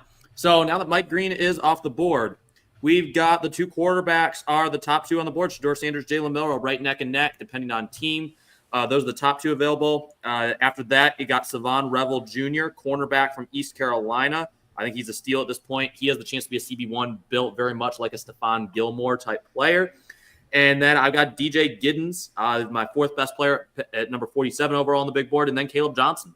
So we've got those running backs and we've got those quarterbacks. Those are kind of heading way on the remainder of the big board. We've got following them Kevin Winston, the safety from Penn State, Ty Robinson from Nebraska. Has Jared Wilson been selected? No. Jared Wilson's still there, and Dylan Sampson, another running back, Xavier Watts. So we've got safeties, running backs, and quarterbacks kind of heading the way going into the top of the third round. Like Andrew, do you just like try to sound like Mel Kiper there? Because like it's even the inflection. Are you doing the impersonation, right? The inflection, that just everything was like very. We'll know if he goes with the Coke bottles and the hair flip. I don't have enough hair to do that. All right. The bald spot is growing every day. Here's my question. Now, keep in mind, the Steelers already have Derek Harmon, so you can do it post round one evaluation. What players went in round two that you thought would potentially be Steelers targets in round three? That one, you thought the Steelers would take them, and two, now they're gone. Okay. So these are round two players that didn't fall to 3. Yeah, these were or that you thought, oh wow, I thought the Steelers would that potentially have them at 83 and take them, but they're actually gone now before the round's even just getting started. I'd have to say the first one that jumps out to me is Alfred Collins, who the defensive tackle from Texas. He's a nose tackle. He's kind of like if you wanted a discount on Kenneth Grant, he would be the player that you would go after. So I thought, maybe if the Steelers had gone a different direction in round one, that he would be a target of theirs in the third round. But other than that, Jack Besh could have been a third round pick. Yep. I agree with that one. Would you have said RJ Harvey, or would you even had him maybe with the Steelers in round 4? I would have said round 4 for RJ Harvey personally. Okay. Although, I take that back. Ashton Gillotte with the Chiefs. He was. Had we not said that yet, Ashton Gillotte? No, I had him pegged to the Patriots because of Gillette Stadium. But I was going to say, so is that? Do you pronounce that Gillotte like the like the dessert gelato? Yes, it's Gillotte. He is very much a Kansas City type defensive lineman. It reminds me a little bit of the guy from Purdue a couple years ago they drafted. Name's slipping me right now. We're definitely in trade-up range now for the Pittsburgh Steelers. I think if they wanted to come up and get one of the quarterbacks or Caleb Johnson, why would you trade up for one of the quarterbacks? I guarantee one is going to be available probably at 83. Cleveland's on the clock right here. You've got the Browns, you've got the Raiders, you've got the Jets. At this point, half the teams in the league, though, I would say would not be completely off the board. Even if a team was not looking at Shedeur Sanders, if they truly had a first-round grade on him, I don't think there'd be much to preclude them from taking him here. In a worst-case scenario, you develop him and then you trade him to get higher draft capital. With the way that the Steelers have used their draft capital in this draft, with getting Harmon in 1 and having gotten DK Metcalf with their second-round pick, I think they're completely satisfied with just this draft, just letting it roll out. They're not going to move up for anybody. They have no pressing needs that badly that they need any player that badly. They need the draft capital for next year. They're already eyeing it up, and they're going to save every penny they can for that right now. I'm getting reports about our AR2 on SNR talking about Aaron Rodgers. Said we're still kind of getting the same signals that we've been getting recently. He does want to come here, so I think we may get word soon. Ooh. Usually they don't say anything, and that's at least saying something. That is something. Yep. What do you think, Jeff? I think he's gonna. I've always thought he's gonna be the quarterback this year. Yeah. But I mean, what do you think about AR2 saying something? That's a whole lot of nothing. Smart man. It's a whole lot of nothing. Steel Dog 88 put in the comment section. Rapport said Milrow and Ewers could go before Shador Sanders, and I find that interesting because the Raiders and the Saints. I know the Saints already took Shuck, but those two teams specifically have done a lot of homework on Ewers. So I am curious to see if the Raiders would consider pulling the trigger here on a guy like Ewers, who was, of course, this past year played through injury, and a lot of people thought that affected the way he was able to play. Well, I know for a fact, talking with our source multiple times this offseason, he has said on more than one occasion, the Steelers really like this Ewers kid as like a late round pick. I know there's a scout out there who's pretty controversial, Daniel Kelly, first round mock on Twitter. He has Ewers as his QB2 in this draft. So I just he's don't a think he has the former arm NFL strength. scout.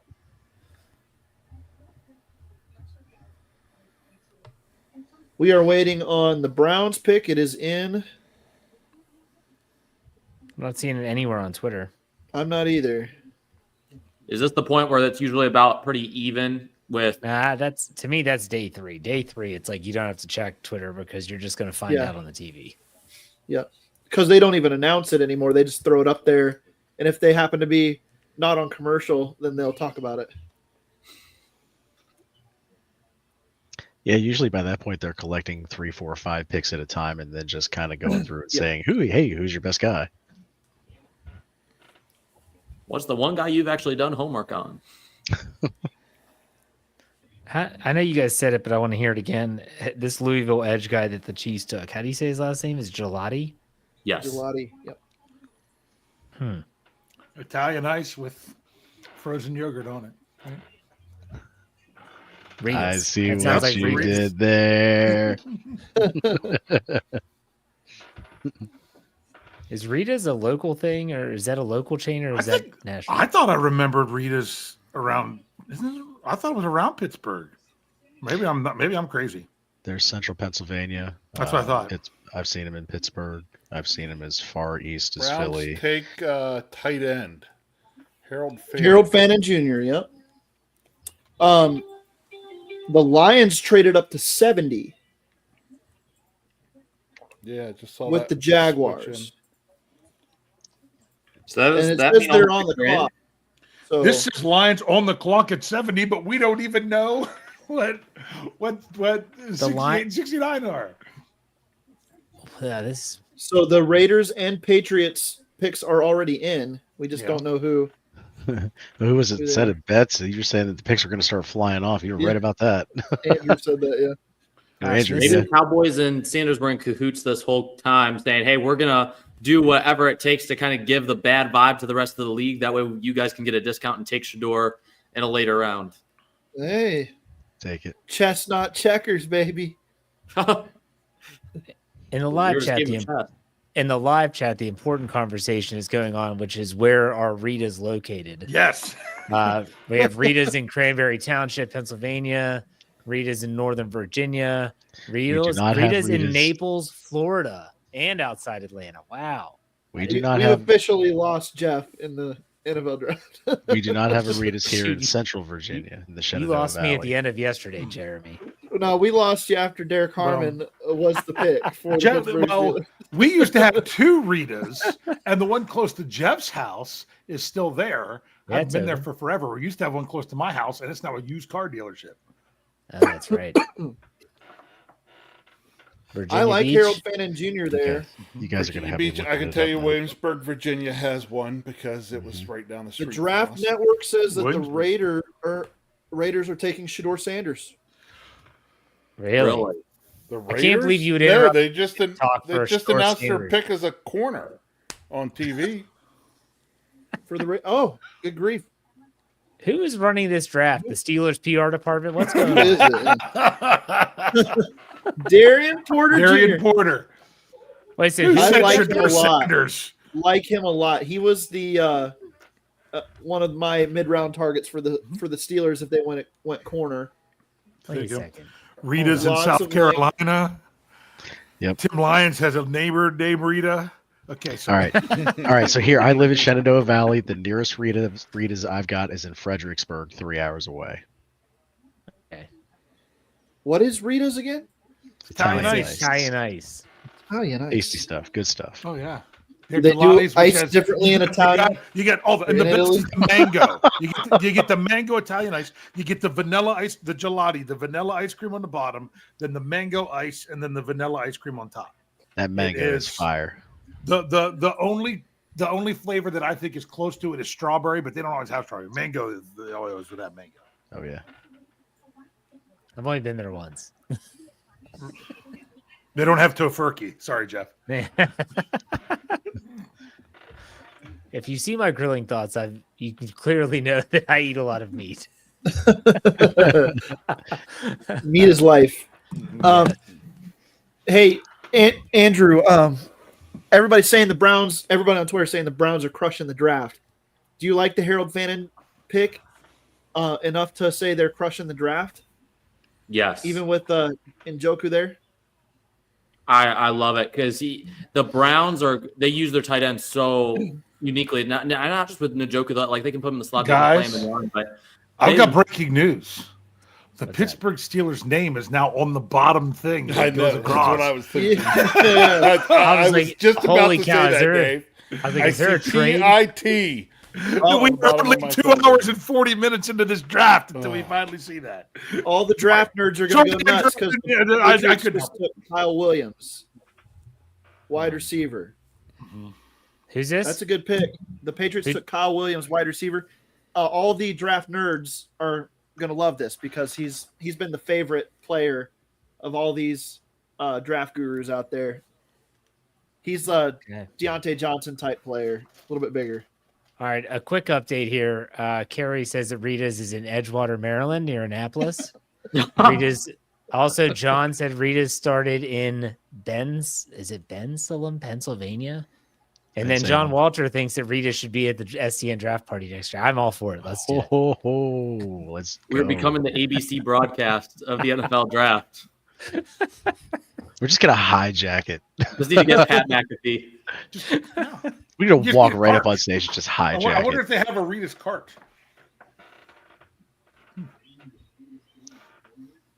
And then we'll throw Jeff in front of everybody and say, "This is our sacrifice." So the Lions are on the clock with 70, right? Yes. I love this draft for the Patriots. I think that they're killing it. They've got Will Campbell, Travion Henderson, Kyle Williams. This is really good stuff for the Patriots. Backing up my thought that they're going to be a playoff team this year. You know, the thing is about this, and I'm not bringing this back to Rita's not yet, is it's an all offense draft. I feel like the Steelers have done this in the past. I've publicly bemoaned it, that I just feel like you can't have all these, we're going all offense now and then all defense now and then all, it's just never balanced. Never balanced. Yeah. And the Patriots do need defense too. So they've got to get on that side of the ball at some point, for sure. Lenker Dave says that they have a Rita's 5 minutes from their house, and you absolutely nailed the order. So congratulations, Dave. John says there's Rita's on Kent Island and can be mobile for parties. Nice. There you go. Kent Island. Nice place.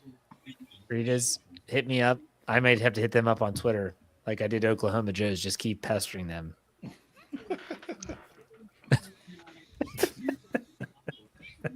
Nice. Well, it works. Lions select. Do we know this yet? Isaac Tesla? Isaac Tesla? Yeah. No. You see? Yeah.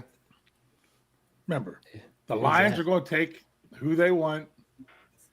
What are you doing, Detroit? Use Alec Pierce 2.0. I'm telling you right now. Yeah. Man, Detroit drafts differently. They just do. Who said that earlier? Who was talking about that earlier? They just Dave. They just do whatever they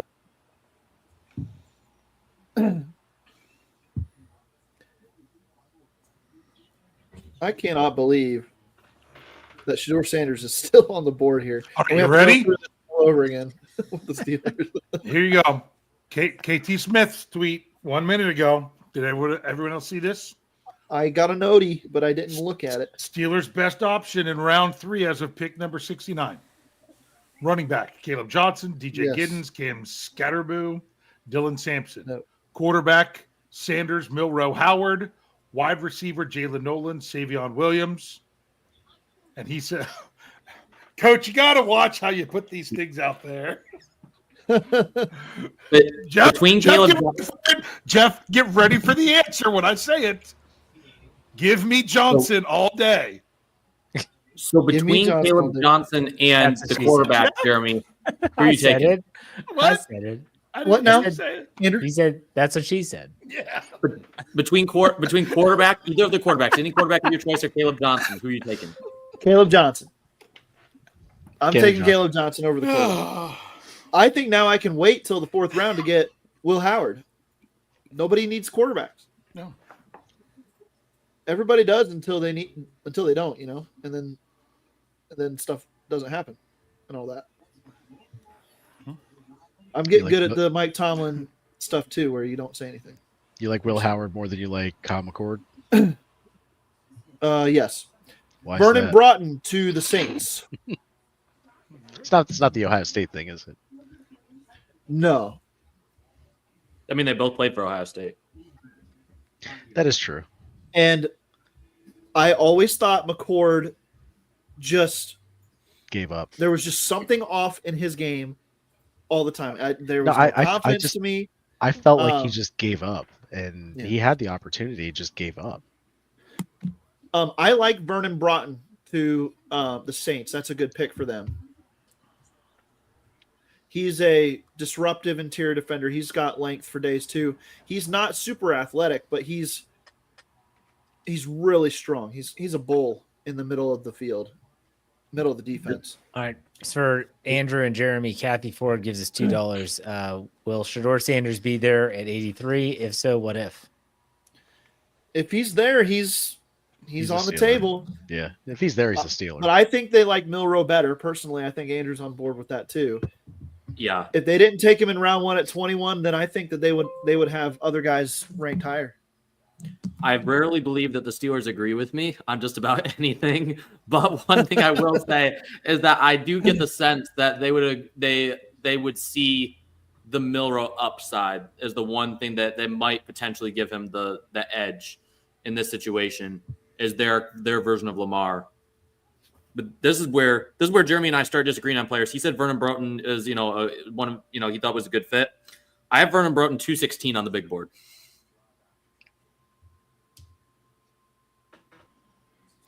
That's significantly different. Steel Dog 88 gives us $5. Says, is this the beginning of where almost every NFL team has a quarterback starter that they begin the fall and drafts in the future? I'm trying to figure out exactly what question. Yeah, I'm kind of missing this. You little saying bit. this is where the quarterbacks will continue to fall because people have theirs? I think Or that's is he what they're sa- saying. Or is he saying that this is the point where I think teams it's the that point. have quarterbacks would actually possibly take one at this point because of depth or whatever? I'm not sure which question it was. Yeah, clarify that, Steel Dog, and we'll get it up. You don't have to give another super chat. Just clarify in your next. Yeah. Because I don't believe that not every team necessarily has a starter in place, or at least a long-term starter in place. There's still a good number of teams that are still out there that aren't. The Jets. Azariah Thomas, yep. Yeah, Azariah Thomas, cornerback out of Florida State. He's a good pick. I like him a lot. I think he's very good, like press cover corner. There was some chatter about him going in the first round late to teams as well at one point. It was the 40 time for him, 4.58. I will say Yeah. pronunciation for this one is Azariah. Azariah. Cool. I'm missing some Grammar picks here. Nazi. So I think what My Steel mom Dog was was trying a to grammar say, teacher. I think what Steel Dog was trying to say is that is this the year that this starts really a trend where the quarterbacks in drafts in the future are going to start to actually get valued correctly or start to fall, because not only in this draft, but with Pickett, like we saw a couple of years ago, the quarterbacks have actually not been valued to where you had 3 or 4 going in the first couple of picks. Jeremy's I've been saying that for a while on the picks, and the fact that that trend may have already started for the past couple of years. Mhm. Yep. No, I When- definitely agree Stop with that. valuing quarterbacks more than what they are just because they're quarterbacks, right? Yep. You mean teams are Exactly. actually just Yeah. approprially valuing them Here- instead of that's what I and mean. here's what I do it. Yeah. here's what I think it is that teams are tired, or not teams. Steel Excuse me. Dog said yes. That's what he meant. GMs and head coaches are tired of getting fired for reaching for quarterbacks in the first round. Preach. So Yep. if you That's take exactly what it is. if you take Tyler Shuck, or say it's heck, say it were the Browns and they took Shedeur Sanders in the third round as opposed to in the first round, Kevin Stefanski's not going to get fired if Shedeur Sanders doesn't work out. So Miami too. So a team with a coach on the hot seat, the Jets, or excuse me, the Giants. They might get those guys might get fired for trading up for Dart, but they had contingencies in place still too. So I don't know. We'll see how it plays out. Daddy? Yes, kiddo. I feel like I'm missing some picks here. Okay, here we go. So the Jets just made their pick. So the Broncos are on the clock, correct? At 74. Yes. I mean, the Jets pick hasn't hit TV. They just hit the Buffalo pick on Okay. TV. But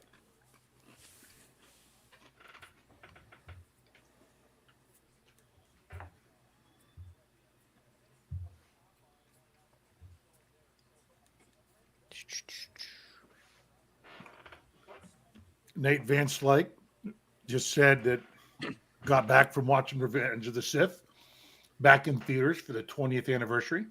Bet you that was nice. I because of the draft, I have to wait till Sunday to go watch it. Ugh. I went and saw it today. It was awesome. Mm-hmm. Best thing ever. That's the first ever midnight movie I went to see. Are you being serious, Jeff? Oh my No. gosh, No, Jeremy. he's not. Jeremy! You serious, Clark? I was like, yeah. you went and saw it in theater for the first time tonight? I've been Next you'll somewhere be around watching this Andor. computer. I mean, you will be. Yeah. Next you'll be watching Andor. That's a good show. I will. Landon- Hey, Spaceballs coming back in theaters. I'll go see that. Hey, wait, Bets. What are you chewing on over there? Oh, a McCrispy chicken sandwich. Nice. The Landon Super Jackson fun. rumor did turn out to be correct. Buffalo took him there with that pick. Mm-hmm. At pick 73, we had the Jet. Wait, we're past 73 with the Jets, right? We're waiting on Broncos. Denver? The Broncos. Denver 74. yeah. Jets took They're on the Azariah clock. Thomas. Who did they take? Jets took Azariah Thomas. It just posted. Okay, that's right. Now is when all the picks start to run together.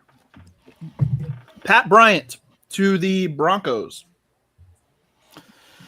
Who's Position that? in school. I mispronounced Azaria Thomas's name as well, and then he corrected himself. No. Who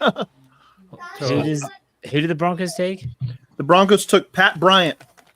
I had him going in the 5th to the Steelers in my Position mock. in school. Position in school, please. No one knows who this guy is. Wide receiver, receiver, Illinois. Okay. Mm. That Pat Bryant. Okay.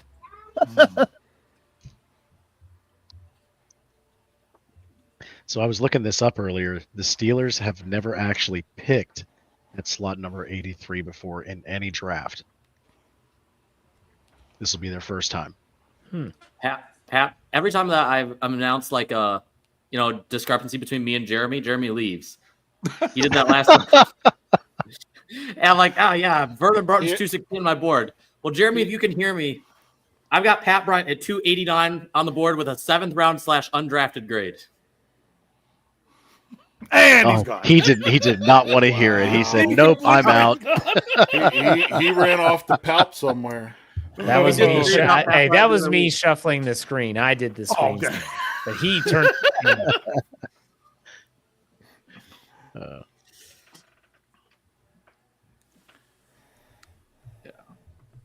Broughton and Bryant were two players that Jeremy and I disagreed on day 3, and they ended up going on day 2. And as soon as you Did you finish, hear that, go Jeremy? back. Yeah, I heard you. That we disagreed. Yeah, Vernon Broughton 216 on the big board. Pat Bryant Yeah. 289. Yeah. Tiger said had to go vomit after eating a McChicken. Hey, it's not a chicken. It's a crispy. There's a difference. That's tomorrow, not tonight. It happens tomorrow. You puke tomorrow. Day 3. Jeff, you can't afford for me to puke tomorrow. I gotta carry your live stream since you'll be in and out so much. Yeah, probably. Roy's Was going to be. actually Roy, having hey, fits. we'll tease it. Roy Countryman's going to join us. He'll be Let's here go. just before Nice. before day 3 starts, and he's going to stick around for a few hours. And he's a wealth of knowledge as well. So that'll be great coverage for all you fans out there. If you're looking for frozen ice commentary, I will be around a little bit tomorrow. So I could also talk about Dairy Queen and my favorite order there. I mean, we can go anywhere you want. Well, okay, Jeff, let's do it. Are we talking blizzards or are we? Do your draft of the best frozen desserts. How are you drafting those things? Well, Yeah? give me some options and then I'll narrow it down. Okay. I don't know. Blizzard. I want to know what's Dairy Queen order. That's what I want to know. Well, Yeah, my let's go mind there. was blown in my 30s when I found out because my parents never told me this that you can get more than one topping put into a blizzard, and you could also get chocolate ice cream. I had no idea. They're like, Jeff, you didn't know that? I'm like, no, my parents said I could get If one you're topping. going basic, Reese's, not Reese's cups, not Reese's pieces, not get that garbage out of here. Reese's cups and chocolate ice cream. That's the best basic one you can get. So give me a Reese cup and Oreo with chocolate ice cream. Oh, that's my jam. But right when there. you're talking specialty, it's hard to go. It's hard to not do their brownie brownie batter blizzard. There we go. Finally got it out there. my dad. That's my favorite, Dave. My dad to this day orders off the menu and gets a Georgia mud fudge blizzard to this day. They don't even have on the menu anymore, and they still make it. Yeah. It's got the nuts in it. It's pretty good. John says DQ peanut butter parfait, which I can't hear. I usually get the Everybody chocolate. likes parfaits. That's what I'm saying. The Shrek line. Yeah. You know what else It has those? is- Parfaits. Everybody likes I love parfait. Does parfait just mean it has yogurt in it? Is that all that means? the What does that layers. mean? That's just the layers, Layers. man. It's the Oh, layers. wait. Onions have layers, but everybody loves a parfait. Parfait's got layers. Tell you have a 4-year-old. She's ever Yes. seen Shrek? Yeah, she has all the time. Okay. All the time. Do we have the 49ers pick? I keep forgetting to look. I'm not seeing never anything take since it the in? Jets. So there's the Bills. The Broncos picked where'd he go? Jets. Yeah. Pat Bryant. He was the one that went. That's right. Oh, that was Pat Pat Bryant. Bryant. That. I was too busy looking at the big board to see where he was at. Steel Dogs got it right. In the morning, I'm making waffles. That's right. So you like the Reese cup blizzard, Jeff? You Yeah. said chocolate ice cream Oh yeah. and add the Oreo to it.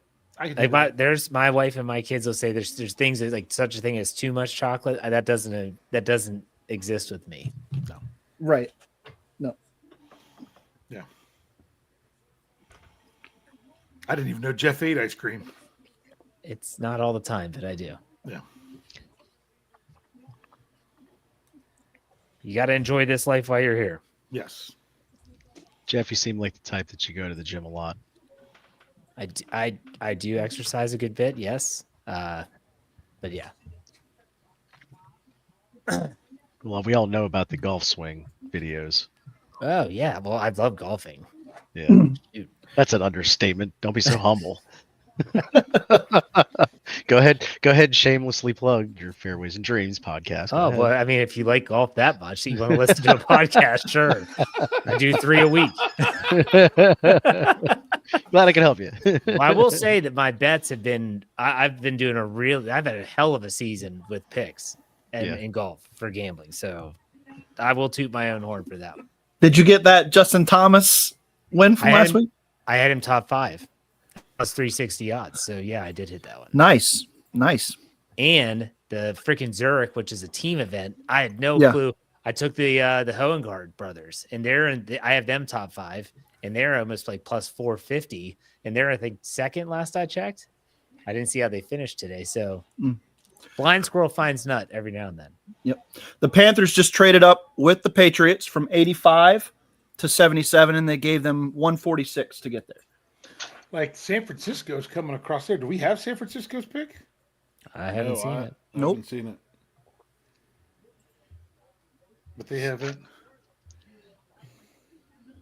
They're getting all secretive They on take some of these names. Nick Martin, linebacker out of Oklahoma State. Okay. See, there's somebody who's that gives on that you one? position in school. Thank you. That's because he has no clue who any of these guys are.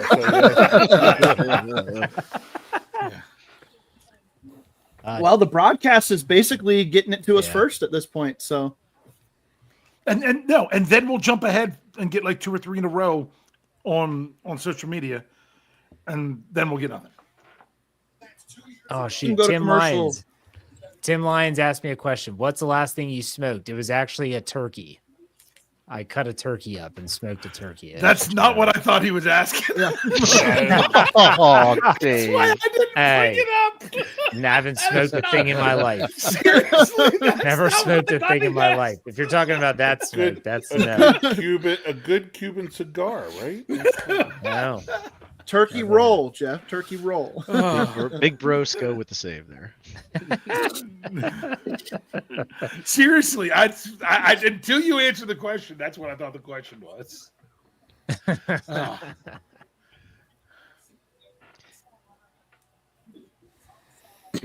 Not the smoked food, not the devil's lettuce. That's But look, that wasn't the only one. Kathy thought that's what you were being asked.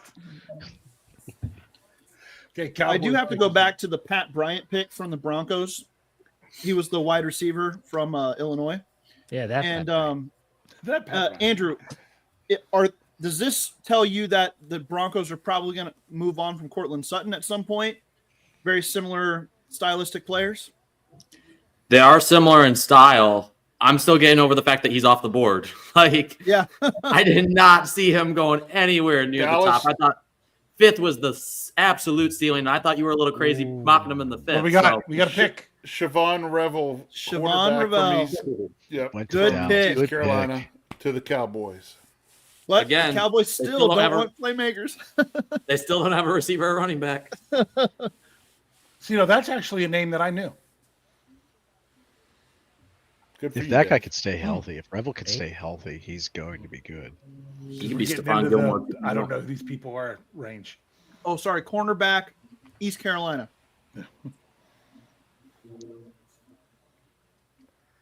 The Steelers are so close yet so far away. Starting to get more people in the live chat. Yeah, they're gearing up for it. Bring it on. Bring it on. 6 picks away. I agree, Nate Vince. Like,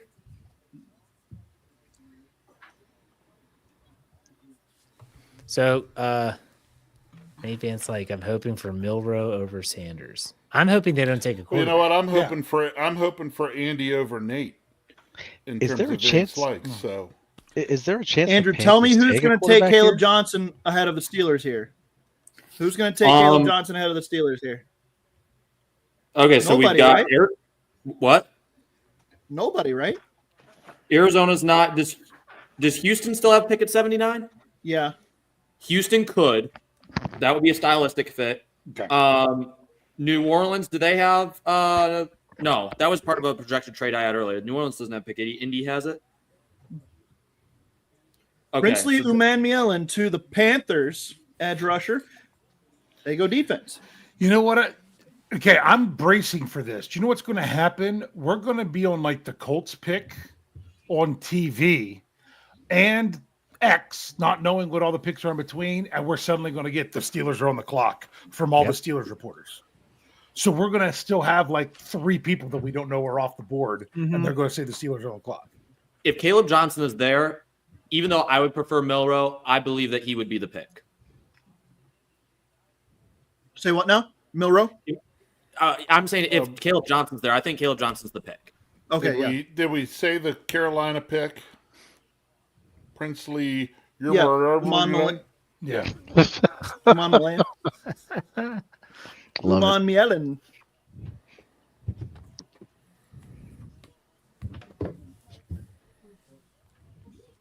Does anyone know if Jalen Milroe is still in the green room or did he leave? That's why I asked if Will Johnson was there when he was picked. That would have told me if anyone stayed. They haven't showed anyone in the green room. Someone had said that Milroe disappeared earlier today. I mean, remember when Joey Porter Jr. wasn't picked in day one, he went home. Guys, if I'm the Steelers, I'm not picking my quarterback here. If Shedeur Sanders and Jalen Milroe are still on the board, that means you're going to get a guy that you like as a mid-round pick in the 4th, in my opinion. So I'm not taking. You're saying with the number of quarterbacks that could, like, if Shedeur is still there, you're saying because so many are still there, still I'm wait. waiting. Yeah. I can 100% get on board with that. It would be hilarious to see Shedeur fall to day 3. It would be hilarious. Oh my gosh! I mean, I'm sorry. I'm afraid that Mel Kiper would die of a stroke. I really am. Mel Kiper's 5th overall player falls to day 3 of the draft. That would have so many headlines. That would be the time that he should know that he should retire. No, Corey, no, that's blasphemy.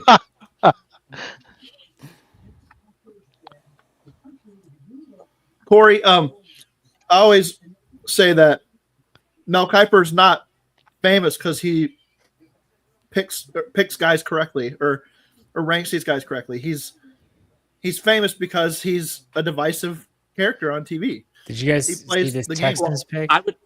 He plays a great heel. What you see? Jalen Knoll. The Texans, Jalen Knoll. They took the teammates from college. Jaden Higgins, wide receiver from Iowa State, and then they come back in the 3rd and take Cardinals pick? the teammate. No. Jalen Knoll. So we didn't get the Cardinals pick, but we got the Houston pick. Yeah, I'm noticing a lot of the guys on Twitter are jumping all around. Guys are just announcing picks here and there instead of every single one, and it's kind of annoying.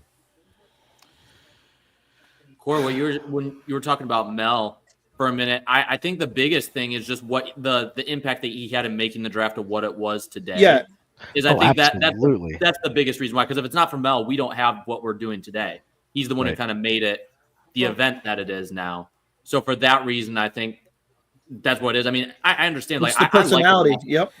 I like his personality. I like, the way that he just breaks everything down. I think he's very underappreciated in that role. But I understand that he's not going to be everyone's flavor. But I think the biggest thing is just what he did to make the draft what it is and make it. I mean, even the people that don't like Mel Kiper are still always like, who does Mel Kiper have my team taking? Like, he's still that type of personality where people still, even though they may not like him, they still want to know what he has to say. I'll say this much. I grew up with Mel Kiper, watching him, and the guy's a legend. And I appreciate everything that he's done for the NFL to bring the draft to what it is. And you're right, Andrew. Like, it's not what it is without him. And to see what he's done every year, like he has, and it's been nice to see him continue it. It'll be nice. It'll be interesting to see how long he continues on. I know that with Dickie V in the college games, they brought him back this year. He's been battling some health issues and things like that. I wish him the best, but I'm hoping that Mel's humble enough to find his exit and go find his beach and have some drinks. The one thing I will say that bothers me about ESPN's draft coverage leading up to the draft is they are trying to morph Field Yates into Mel 2.0, and I absolutely hate it. Yeah. They're talking on half their podcasts are just talking about his new hairdo and how he's not cutting it and he's slicking it back like Mel, and they're calling him Mel Kiper Jr. It's like they're doing all of this stuff to try to morph him into Mel. It's like, let the man be his own personality. He's not even a draft guy. He's a fantasy guy. They turned into a draft because he has a personality. I like Matt Miller. Announces the Cardinals take Jordan Birch. Steeler legend Pat Peterson announcing the pick there. Jordan Birch. He was on earlier announcing pick. I will say this, guys. How long was the draft on last night? About 3.5 hours? Yeah. So we're about 6.5 hours into this thing. We have one Steelers pick. Yeah, but we've got a lot of other picks, Dave. We've got a lot of other picks. 7.5 hours of the live stream coverage between the two nights, and we have one Steelers pick. It's like, the number of drives we have to watch before the Steelers score a touchdown. Yeah. 7 drives. That was a really good one. That's a good one. Since I do want a quarterback, I would, if they're both quarterbacks are there, I would love to see the Steelers trade back here. Yeah. If a team wants to move up for someone. That's definitely an option. So we already had Houston's pick. Jeff told us Yep, that Houston one, right? That got was the the other other wide receiver. receiver from Iowa State. I'll say this now. I think Noel's going to be better than Jaden Higgins when it's all said and done. More impactful, at least, for the Texans.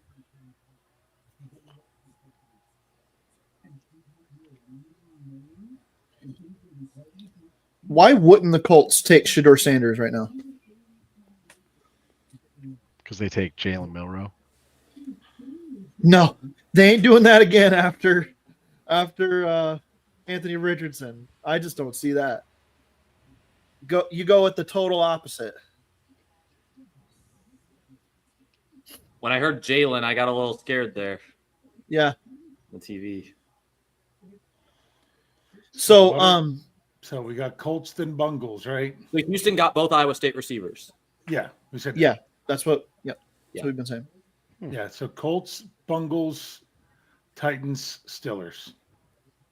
I had to check telling to you, see if I was I'm- muted again, Andrew, because I've been saying that for a while now. I am waiting for any second for there to be announcement from the Steelers beat writers that the Steelers are on the clock and that we just don't know the ones in between. The Colts pick is in. Okay. Shedeur to the Colts, maybe. I think that if there's a place he's going to go before Pittsburgh here, that's it.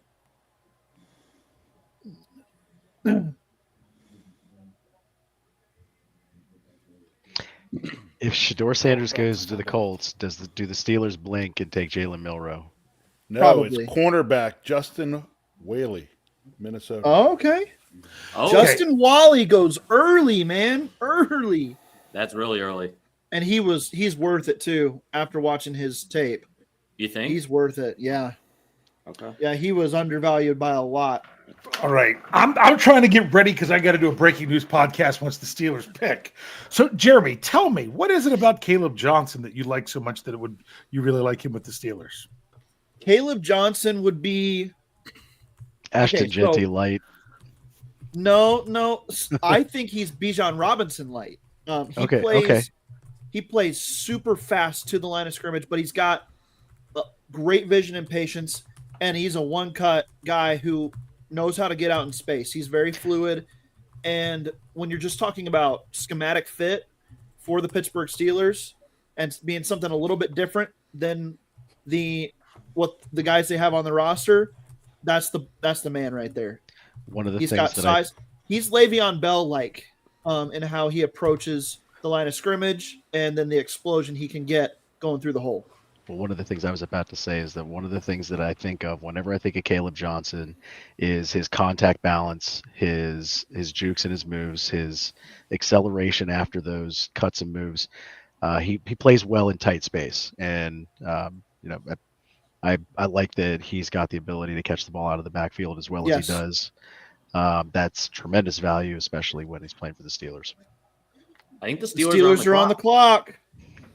There it is, And Dave. You we're- called it. on the I clock. told you that was going to Just happen. announcing you the called it. Bengals pick. All right, I'm scrolling now. said Bengals take Steelers on guard clock? Dylan Fairchild, Georgia. Oh, and nobody. Cool. No. What? Now Fairchild's pretty good actually. He would have fit in well. Oh, okay. Sorry, I read something. It's not the Christopher Carter says breaking Steelers select Iowa running back Caleb Johnson. Let's go. Let's go. Chris Carter's got us. Hey, can Yeah, someone, said that too. someone put it in I am the, more excited Co- about this Coach- than I was about Derek Coach Harmon, gets his people. Johnson all day long. I got you. Jeff, I got you. I'm putting it in preview just because that's where I'm up. Is it Caleb Johnson with a K? Yes. Yes. Is it So- Caleb Johnson with a K? So Jeremy's excited about this one. This is fantastic. Oh my goodness.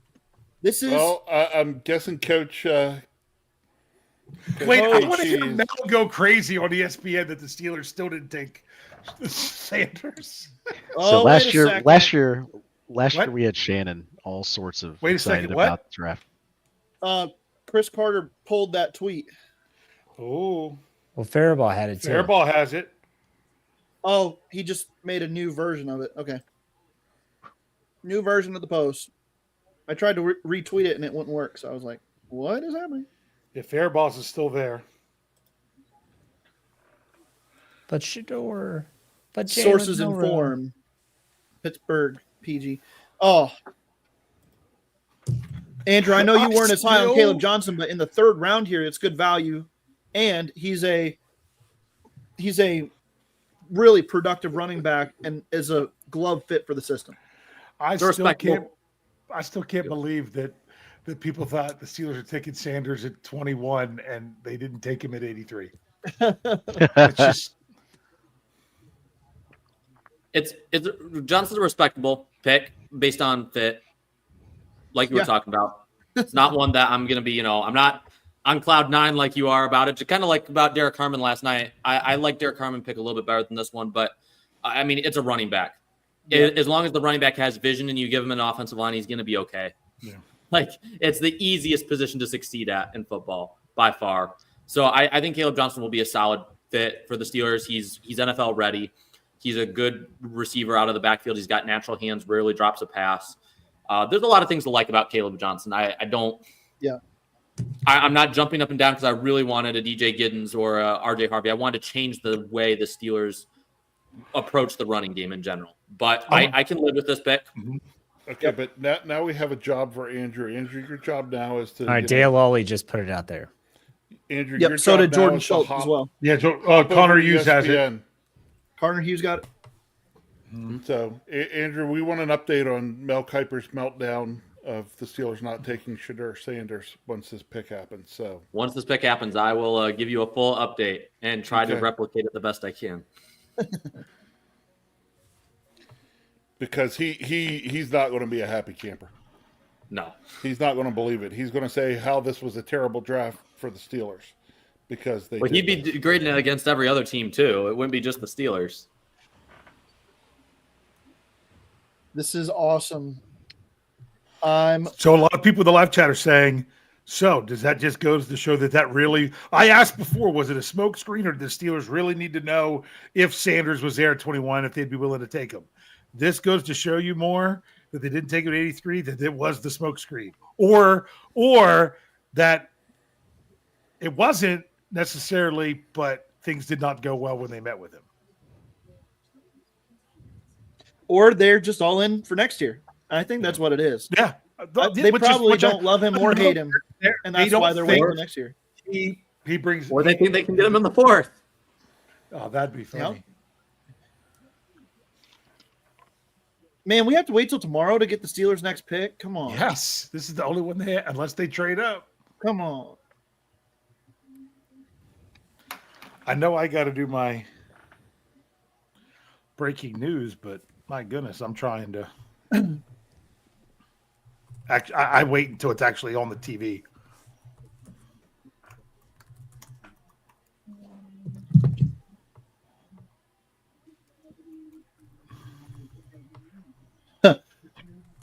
Rich Eisen just said the Steelers pick is in, and if it's not Shador Sanders, we're really going to have a conversation. This is going to be interesting. Kevin Winston Jr. to the Titans. That's a great pick. Ooh, good for pick. Tennessee. Great pick. That's your guy, Corey. Yeah, it is. Yeah, I've really wanted the Steelers to get him. 6'2", 215. He's a heat-seeking missile. That guy blocked a whole bunch of kicks on special teams. Really good special teams demon. Nope, zero ball skills though. I mean, yeah, you can work on that though. You can work on that though. No, good player Highlight though. packages I watched of him, it was all tips, no picks. It is. It is. Yeah, I mean, you call him Ike Taylor Jr. You know. Yep.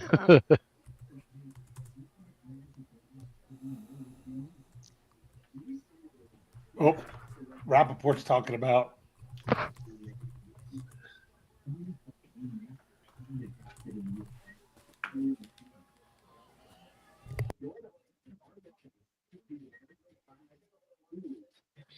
I can't believe Jalen Milrow is still on the board. I can't believe Shador Sanders is still on the board. But I'm sure happy that the Pittsburgh Steelers have the 2 picks that they have. Lynn Swan. Here comes. Let's go, Lynn. Had to wait a while, but he's here.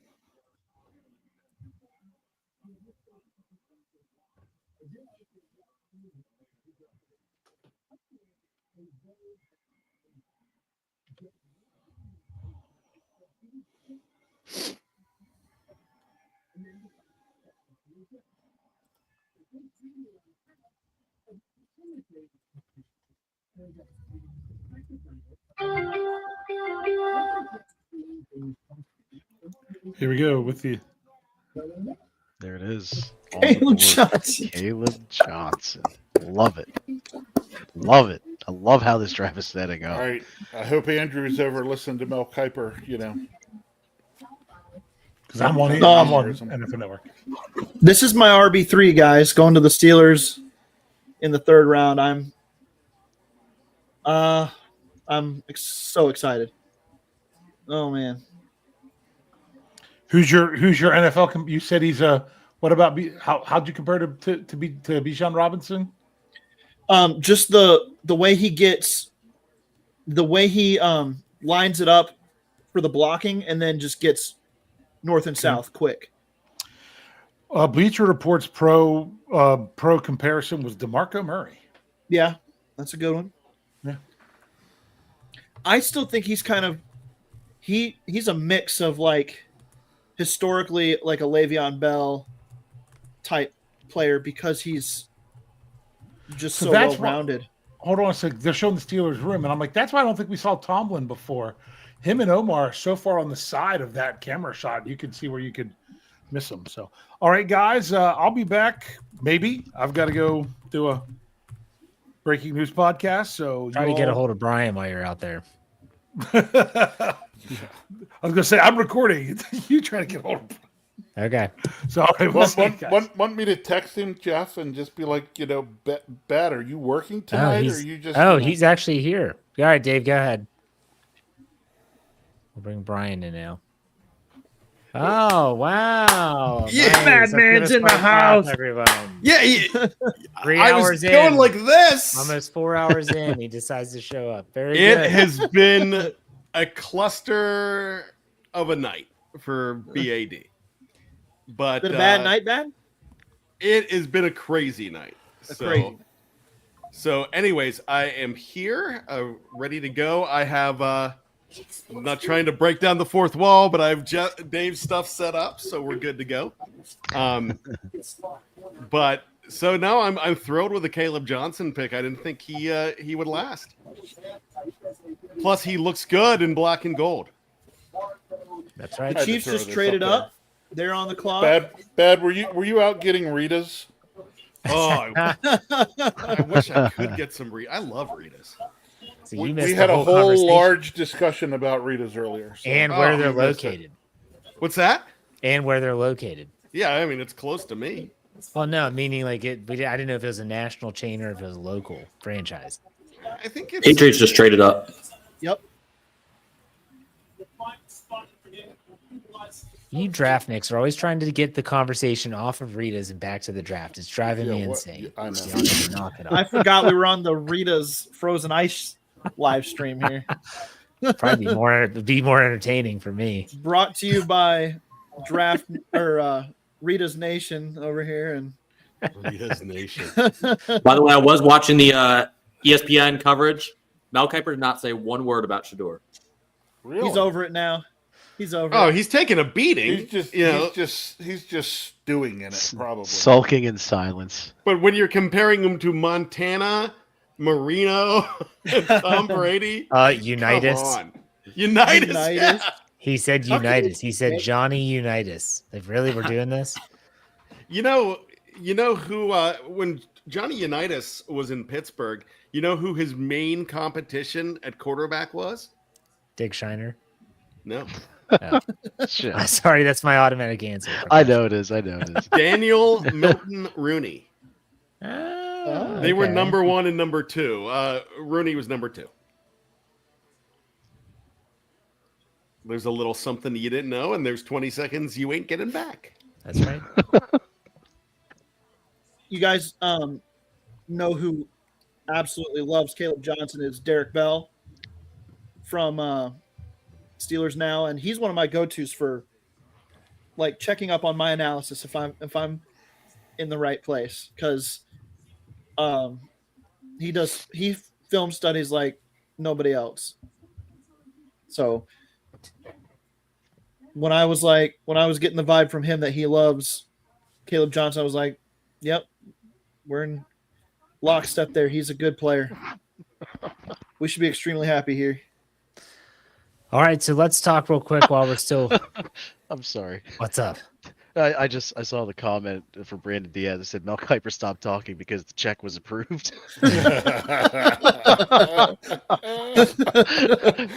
Oh man, It didn't bounce. It wasn't made of plastic. So what are we thinking for the Steelers now going into day 3, assuming they're not going to go back into round 3? Yeah. I think this is where you start to see the quarterback conversation really come to focus. And they're going to take somebody in the 4th round, probably at quarterback, in my opinion. But at this point, do you need it? Like, that's my question. I mean, Well, you don't necessarily need it, but I go back to Never Omar mind. Khan at the podium talking about it, and they were going to add 2 more quarterbacks. So I think that they are bent on doing that at some point in the draft, and the 4th round is shaping up to be good value at the position. I just don't see the Steelers keeping Skylar Thompson. I don't see him making the roster. So the Steelers are going to add 2 more quarterbacks. If one is a free agent, whether it's Rodgers or Cousins, that still gives you the freedom to add 1 more for the future as a future long-term backup. So if I still would say I would be okay if the Steelers trade up right now to go and get Jalen Milroe. But if he still continues to fall, I mean, I don't know how you not take a guy with that upside. The 4th round pick, nobody's going to give a rip at all if he never plays it down in the NFL. He's a 4th round pick. But if he hits, you have a guy who has the most athleticism we've seen a quarterback since Lamar. And I'm not just saying that to say it. Like that, he's legit the most athletic quarterback we've seen come out since Lamar. I think he's worth the risk. Or if he has one good game, you trade him like Joe Milton.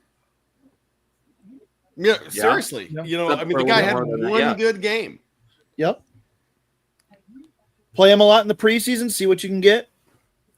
And then to kind of answer the remainder of day 3, I think you're looking at corner, wide receiver, and another defensive lineman as maybe the next positions up. Safety could be in that mix as well. Milroe's a little bit stockier than Lamar, but one thing I will add is that just the value and having a guy like that to practice against with that pure speed and elusiveness, he runs a very similar way to the way Lamar runs the football. So that in of itself is value for the Steelers, having that guy even in practices to go against for certain packages and how they want to run things, having someone like that. I know they brought in Dobbs and they've had other guys, but a guy who can legit match Lamar's athleticism, that's a value just to have in practices when you're preparing for the Ravens. Yep.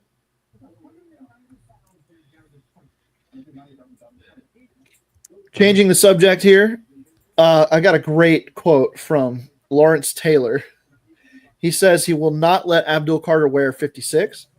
I know he would love to wear that number, but hey, I think it's retired. Get another number. I don't care if it's 00. Make it famous. That's Derek Thomas or Lawrence Taylor. You got to love it. This is like Jeremy's dream draft so far. It really is. I did not think that Caleb Johnson would be here. Otherwise, he would have been the guy I would have mocked to them. Yeah, But I had said it last night. I thought if they were gonna have to get Caleb Johnson in round 2. I definitely didn't think they were gonna get him in 3. I think the reason he falls is because if you take him out of a wide zone concept, he's not going to be as good. That's just all he's ever done, but he does it really well. So if you're not a wide zone team, you probably didn't like him as much. Jamari Caldwell. Oh, to the Chargers. That's a good pick.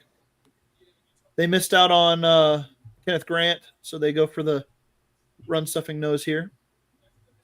Harbaugh might have actually tried to get him to come to Michigan. I can't remember. I believe one of the Oregon D linemen, he had tried to recruit to Michigan. Well, Derek Harmon is from Michigan, I believe. That's correct. It probably was Harmon. Well, he went to Michigan State. Yeah. Originally. Yep. Yeah, but yeah, Jeff, this is my dream draft so far. Absolutely. From here on out, I don't have like a preference on where they go. These were the two big needs to me, and they nailed it with guys that if Derek Harmon hadn't had the injury concerns, everybody was saying he probably wasn't there at 21. And then you get Caleb Johnson in the third round. That's incredible value at a position where you needed some help. And so I love it. Now, before I came in, were you talking about other running backs at this position? I mean, at this area, was Caleb Johnson the best here? Jeremy Best thought of the so. rest, yeah. Andrew, you thought DJ Giddens, right? Yeah, I had Giddens rated higher. RJ Harvey was already off the board, and the other guys, I would have had Caleb Johnson higher then, but yeah, my big thing was that I didn't think the drop-off was significant enough to justify passing on a quarterback with as much upside as Milroe when you could get a Donovan Edwards on day 3 who has the chance to be a 3-down stud in the league. So that would have been my argument against running back here, but I don't doubt how that Caleb Johnson is going to be an upgrade from what the Steelers have had. What does this mean for Cordero Patterson? Does he the hard-hitting questions on this show. Does he just not make the club at this point? No, Bab. We were talking about Rita's. Oh. Who went 86? Just kidding. I missed one pick of either 85 or 86. Noel Williams went to the Chiefs. Savion Williams to the Packers. Oh, that's interesting. That's a good pick. That's That's 2 receivers for 87. them now. It was- First It is, 3 yeah. picks. Was Noel Williams to 86? No, Noel Williams was 85 to the Chiefs. Okay. Caldwell was 86 to the Chargers. Noel Williams is a great pick for KC. I think I had that in my mock. Big Bro, are you doing a knee jerk for this? I am. I just wrote in that I'm going to stick around in it just for a few more minutes, just to make sure that the Steelers don't come back up. Sure. I really don't expect them to, but I would hate to send it off to you and get it already, and then suddenly, look, the Steelers came back. That's fine. The third round. Not a problem.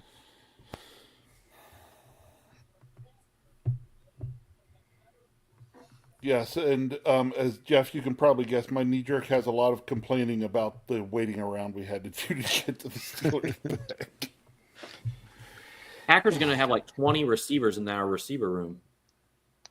That after not spending any picks on receivers that early for how long? I mean, you've got Jaden Reed. I know Watson's going to be out for this year probably, but you have Reed. You've got the guy that played a little bit at the beginning of the start of the year. He was kind of up and down, but he was a late-round sleeper pick in fantasy. I can't remember his name right now. Dontavian Wicks. Yeah. Got Wicks. You got Bo Melton. Ty Melton, his brother's still available in this draft. KT coached against all the Meltons. He was Sorry, very didn't mean to high. interrupt you there. He was very high on Bo. Yeah, Bo Melton. So how do you feel that Aaron Rodgers feels looking at this draft, knowing they didn't spend any capital for that dude for how long as he was the quarterback for the Packers, getting a receiver, and now here they go, they've got one in the first round and the third round. Crazy. He's probably a little miffed. saying why. It's like, I had Devontae Adams. I mean, he had him again the other year. Last year, it didn't work out too well. He's probably in an asteroid field somewhere in his mind. So I think he's fine. In the darkness. Yes. Yeah, well, he's leaving us all in the darkness while he's waiting on that decision he's making. Caleb Ransaw for the Jaguars at pick 89. Solid pick. I was going to say, I like that pick. He's raw, but he's got the tools. Yes. He's going to be moving from safety more or less. He played a lot of safety in college as well. I think he had one of the top times in the 40. 4.33. That's quick. At his size, too. Yeah.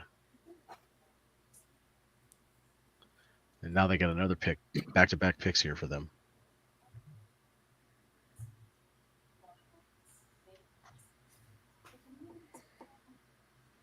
We're also seeing how all these like second through fourth round picks, we have all these surprises, but all these guys are graded so similarly. All right, so I've got a Steeler-related question.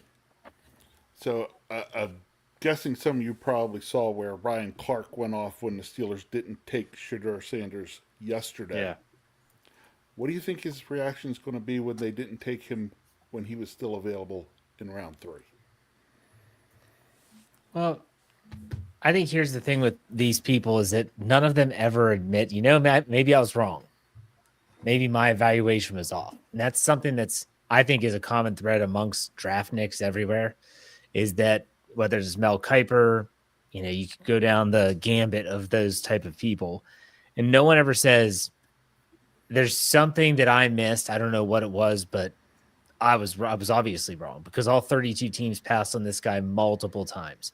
They'll never say that. And so instead they'll just continue to use different narratives, and it's ugly and I hate it.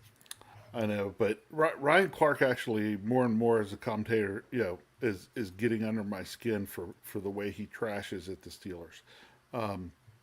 Mainly here, he's like, you know, he really hit Mason Rudolph hard. And then he's like, and then Aaron Rodgers, you're waiting around for Aaron Rodgers. You're letting him hold you hostage. It's like, you know, what do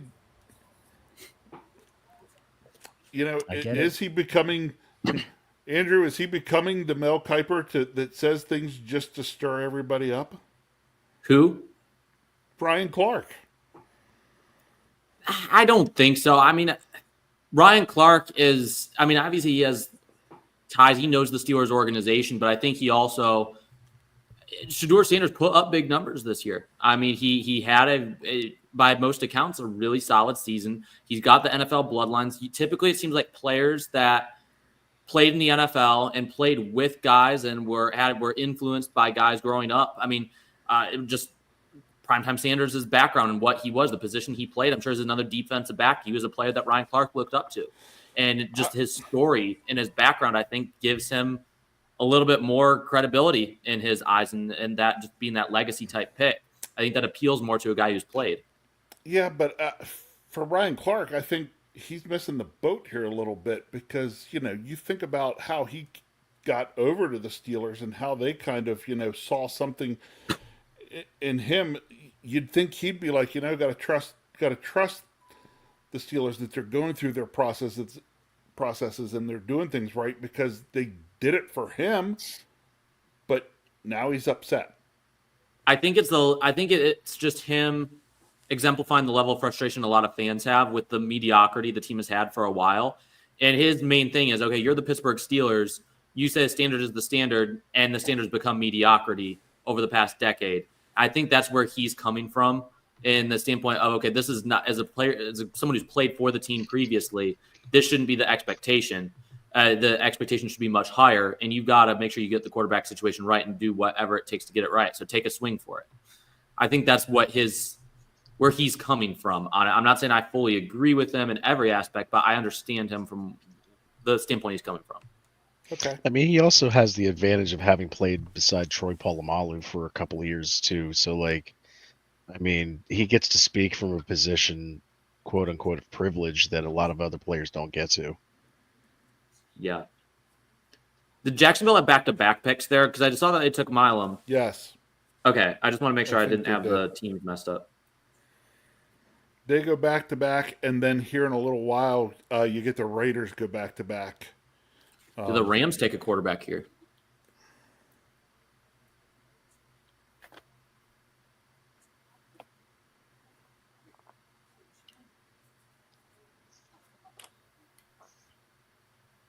Or Baltimore just drafts Milrow to put behind Lamar so that they can run the same offense if Lamar gets hurt? My best friend just told me that, shot me a text and said the same thing. Yeah, but they just signed Cooper Rush to like a 2-year deal.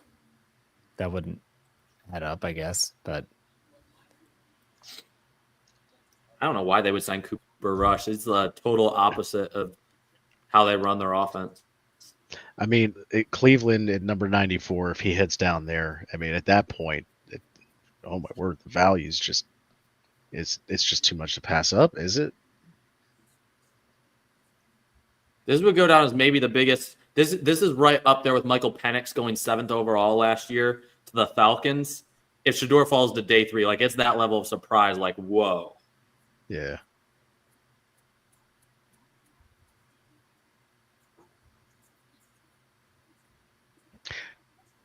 Well, Wilbar, there's 100 too. Pick 100. The Niners, they could take Sanders, like you were talking about earlier. Yep, they could. They could. I'm still not completely sold that Brock Purdy is the guy there. who was it that wanted Wyatt Millum or whatever his name was? I heard someone say that. Was it you, Andrew? I didn't want him, but I mocked him to the Steelers because of the local ties. They'd shown interest. Okay. I didn't want I him. knew I heard it, read it somewhere. Yeah.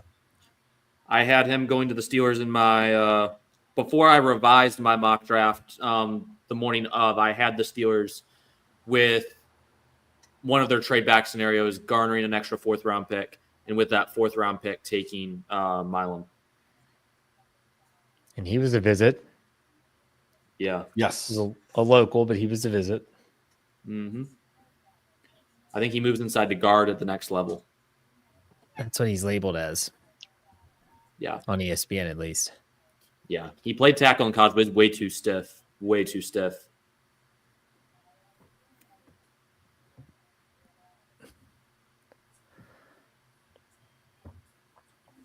Is the big boy from Florida going to get drafted, y'all think? I hope so. Jenkins? No. This is Jenkins? Steelers in round 6. Let's go. I can't remember his name. Is it Jenkins, Wilbar? Desmond Watson. Watkins. Watson. Watson. Yeah. He makes Dan McCullers look small. Maybe in width. I don't know. Dan McCullers was pretty tall. Speaking of big guys, is Charles Grant still around, right? He is. Yeah. I just want to see whichever team drafts him. I just want to say this team selects Desmond Watson, tush push stopper, University of Florida. That would be an interesting sight to see, though. He's a monster. Yes. He did commit to losing weight going into the NFL, which he had to, but to be able to run like a 5'8" or 5'9" or whatever he ran at his pro day at that size, that's impressive. Yeah, but if your only claim to fame is that you can stop the tush push, like you're going to be in demand no matter where you go, no matter who you play for. That's still value as a 52nd guy on the roster, 53rd even guy. if it's for one play. Yeah. Okay, so here's an interesting thing about Caleb Johnson. If I could go back to the Steeler here. Now, if you go back to 1933, there have only been a handful of picks from the Iowa Hawkeyes. The highest was in the last year, Logan Lee at number 6. He's tied with Mike Humple from 2009 or 2010, excuse me. So when you look at all of that, Caleb Johnson by 3 rounds is by far the highest picked Steeler Hawkeye of all time, even though they have uniforms that favor each other so much.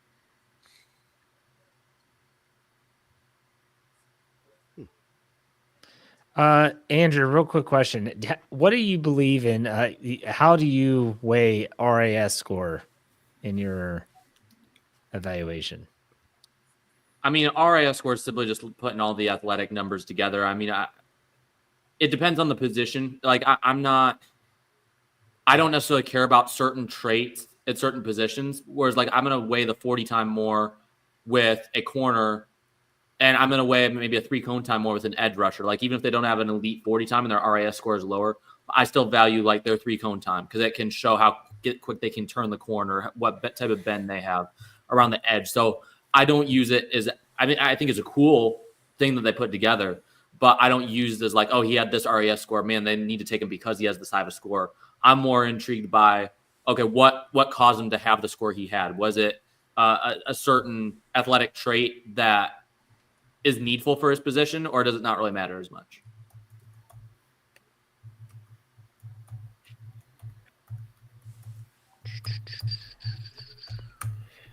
Well, I'm going to see you on the other side. I guess I have to as well. I will be getting out of here soon myself. I volunteered the family to help with the marathon tomorrow, so we're going to be handing out cups of water, and then the boys have lacrosse games the rest of the day. Just don't hand out coffee by accident. Well, I was actually going to grab coolers full of ice, and then I thought better of it. Most of the time, marathon runners don't really want that freezing cold water. Jeff knows what I'm talking about here. Seinfeld. Yeah, Seinfeld reference. I missed it. Sorry. He's holding coffee, and the marathon runner grabs it and starts screaming. Jalen Nice. Milroe to the Seahawks. Oh, what? Yes. Jalen Milroe No! To the Seahawks. Before Shador. Yep. All right, I got to jump in on that. I bet here's the the Browns. I bet the Browns take Shador at 30. I was going to say Saints or Browns because they could take a run here with quarterback. Well, the Saints just took Shuck. I don't think they're going to take Shador. Did I miss that? I missed Shuck. Who's? Oh no, that was way earlier. That was like second round. Yeah. Yeah, I was going to say, did I miss a pick in there? I'm like, oh wait, that was forever ago. Who's the backup in New Orleans? That would be Spencer Rattler. Spencer Rattler. Rattler. Yeah. Who went 91? Or Derek Carr, one or the other. Whoever you choose. Emory Jones, the tackle. And that was to the Ravens. Ravens. Okay. It's a good Tackle pick. or guard? Tackle. Guard. Because they said guard on NFL Network, but on NFL.com they say tackle. He played tackle in college. There's no way he's playing tackle in the NFL. He was guard last year. So 6'5", they specifically 315. they'd specifically put up on TV that he played 13 games at guard. All right, Dave and Brian, I want to see the Browns pick, and then we'll go and do our round table. Yes, I'm All fine right. with that. Jeff, I will send you a message on Slack. I'll put it out on Slack when I finish up the knee jerk. Sure. Glad I wait stuck for that around Browns because I put in about Milroe. So Okay. Can put in the knee-jerk reaction, Andrew Wilbar proverbially face planted without actually face planting into the ground. What, the Milroe's gone? Or? That Milroe's gone. But did you really want Milroe over Caleb Johnson? Yes. You did, but I Betts did. Yeah. did not. I think it's a waste at this point. I mean, unless you're talking about like a Landry Jones type. So we're talking if it's a Will Howard, Kyle McCord, I think it's a complete waste. So go with who you have this year. I hope Aaron Rodgers signs, and then get your guy in 2026. That's my thoughts. You know, Just get the right guy in 2026. The more that I see the Browns waiting and not taking Shador Sanders, it makes sense because of that trade they made in the first round. They've got that extra first rounder next year. They've got 2 first rounders to move up and get their guy. They don't have to push, they don't have to make a move that they're not comfortable with the quarterback. I know, but they're the Browns. They should anyway. But we were But they actually already talking did. about this before the draft started when we were on the very beginning of the stream. It was Jeff and Coach KT Smith and I. And it was, yes, they could do that for next year, Or what was the other thing, Jeff? They could use that picks that they've established for next year if they really wanted to trade for Kirk Cousins this year. Yeah. Ugh. Okay. I mean, the Browns and Kirk Cousins have been linked for months now. They did sign Joe Flacco, right? Mm-hmm. Yep. Yeah.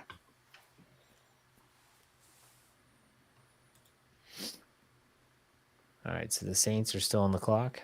It just said their pick is in, so it's coming shortly.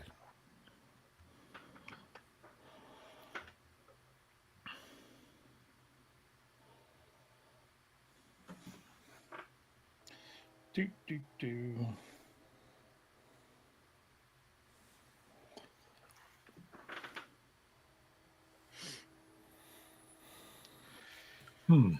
And some of these people that were announcing picks on Twitter, like they've been asleep for They've just almost an hour. Saints take safety Jonas Sanker from Virginia. Huh.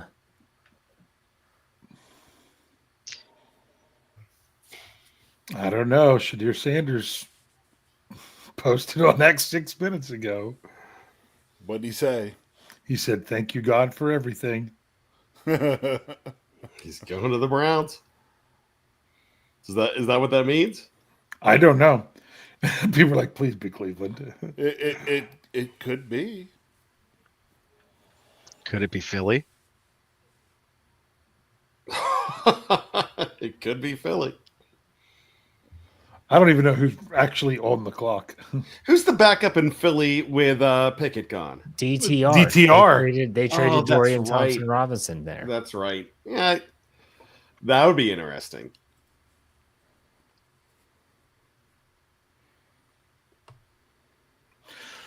So here's the question. That's Shadir Sanders. Some people had him predicted to go top 5. He's holding I on want to bet. to go top 5 quarterback. Yeah. Oh. Right? One more quarterback goes before him, and he doesn't even get the top 5 quarterbacks. I just, if he doesn't get taken through round 3, I'm emailing the student I had the bet with on him who said he would go in the top 5. And I'm going to be like, top 5, he didn't make it the top 105.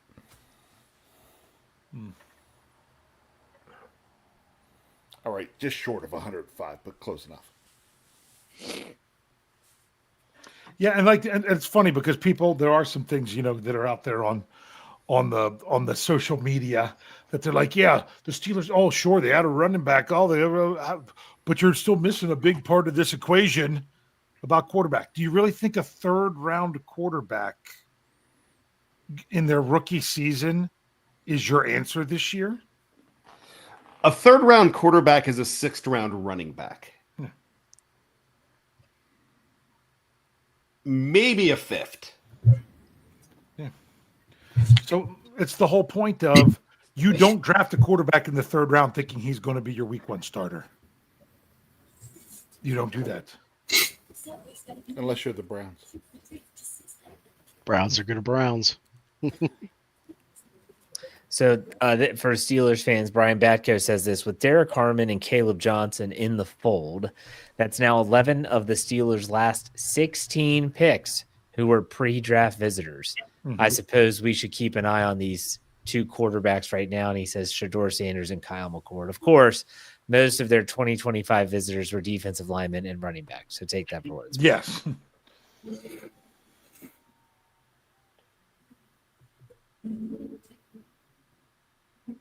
Oh my goodness! Here you go, Connor Hughes. The Browns are taking quarterback Dylan Gabriel. Oh my God! Wow. What? Jeremy's in there too. Wow. Jeremy's talking to the cat. I think his cat's going crazy. All right, well, I'll get out of here so Jeremy can come in. Oh my goodness! All right, gents, we'll see you. Kabali says somebody really needs to check on Mel now. He just This went is on the a- most hilarious thing to me. Took Dylan Gabriel in what, round 6 in our mock draft? So, I'm sorry, I stuck around for that because I was waiting for Jeff and Brian to go do the other show. Guys, I got to roll. I don't know if there'll be any pick stuff by the time we're done for me to come back, but if there is, I'll sneak back over. Wow, I mean, Sounds that's good, the Dave. only one I've seen. Hey, so there we go. Officially, Rich, you should now cash in on that bet again because Yeah. he didn't even go in the top 5 quarterbacks. Yeah. This is unreal. I mean, it's just unreal. Dylan Gabriel, I mean, now we're just playing games. Now we're just being ridiculous. Before it was funny. This is just ridiculous. This makes me think that the Cowboys are purposefully getting him on day 3. Like, he told every NFL team, you can't draft me. Like, this is how ridiculous it's getting at this point. I think this tells you that attitude and arrogance about the process means something. Yeah, I'd agree. Because he wouldn't throw at the combine. He wouldn't do the Senior Bowl. They have nothing on him. Yeah. They have no information. So what are they basing their decision to draft him on? Yep. It's ironic. Right before this pick, they haven't announced the Browns pick. On ESPN, they're showing the rooms of Dylan Gabriel and Quinn Ewers. They did not show Shedeur Sanders. I bet he turned his camera off. Oh, All right. I bet he did too. See you guys. See you, Dave. I'm good with Dave.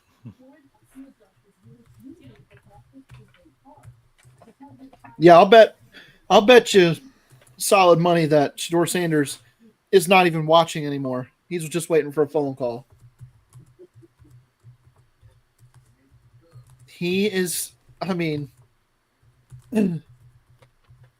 I'll go on the record that I think he's a way better quarterback That right draft now stage is so than silent. Gabriel, for sure, and Milroe, like right now. So I don't know I don't even know if there's upside for Gabriel. Get out of there. He would have been a great backup for Tua. And the way they play the game, they're both left-handed, would have been a perfect fit for Miami. Yeah. Maybe that's all the Browns were going for is just a backup quarterback, you know? But I just think they couldn't handle I just think they didn't want to handle the Shedeur Sanders experience like every other team out here, but still it's pretty insane that this is happening. This is the worst fall. This might be the worst fall in draft history. It could be. It's up there. I mean, I'm trying to looking think at of that anybody potential. that's similar, I don't and I'm think struggling. Malik Willis was somewhat of a surprise, but he's fallen further than Malik has. Yep. Yeah.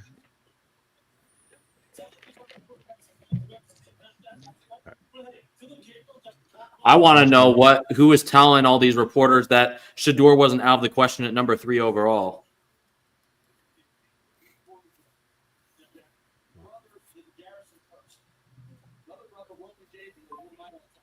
Okay, I'm listening to Mel right now.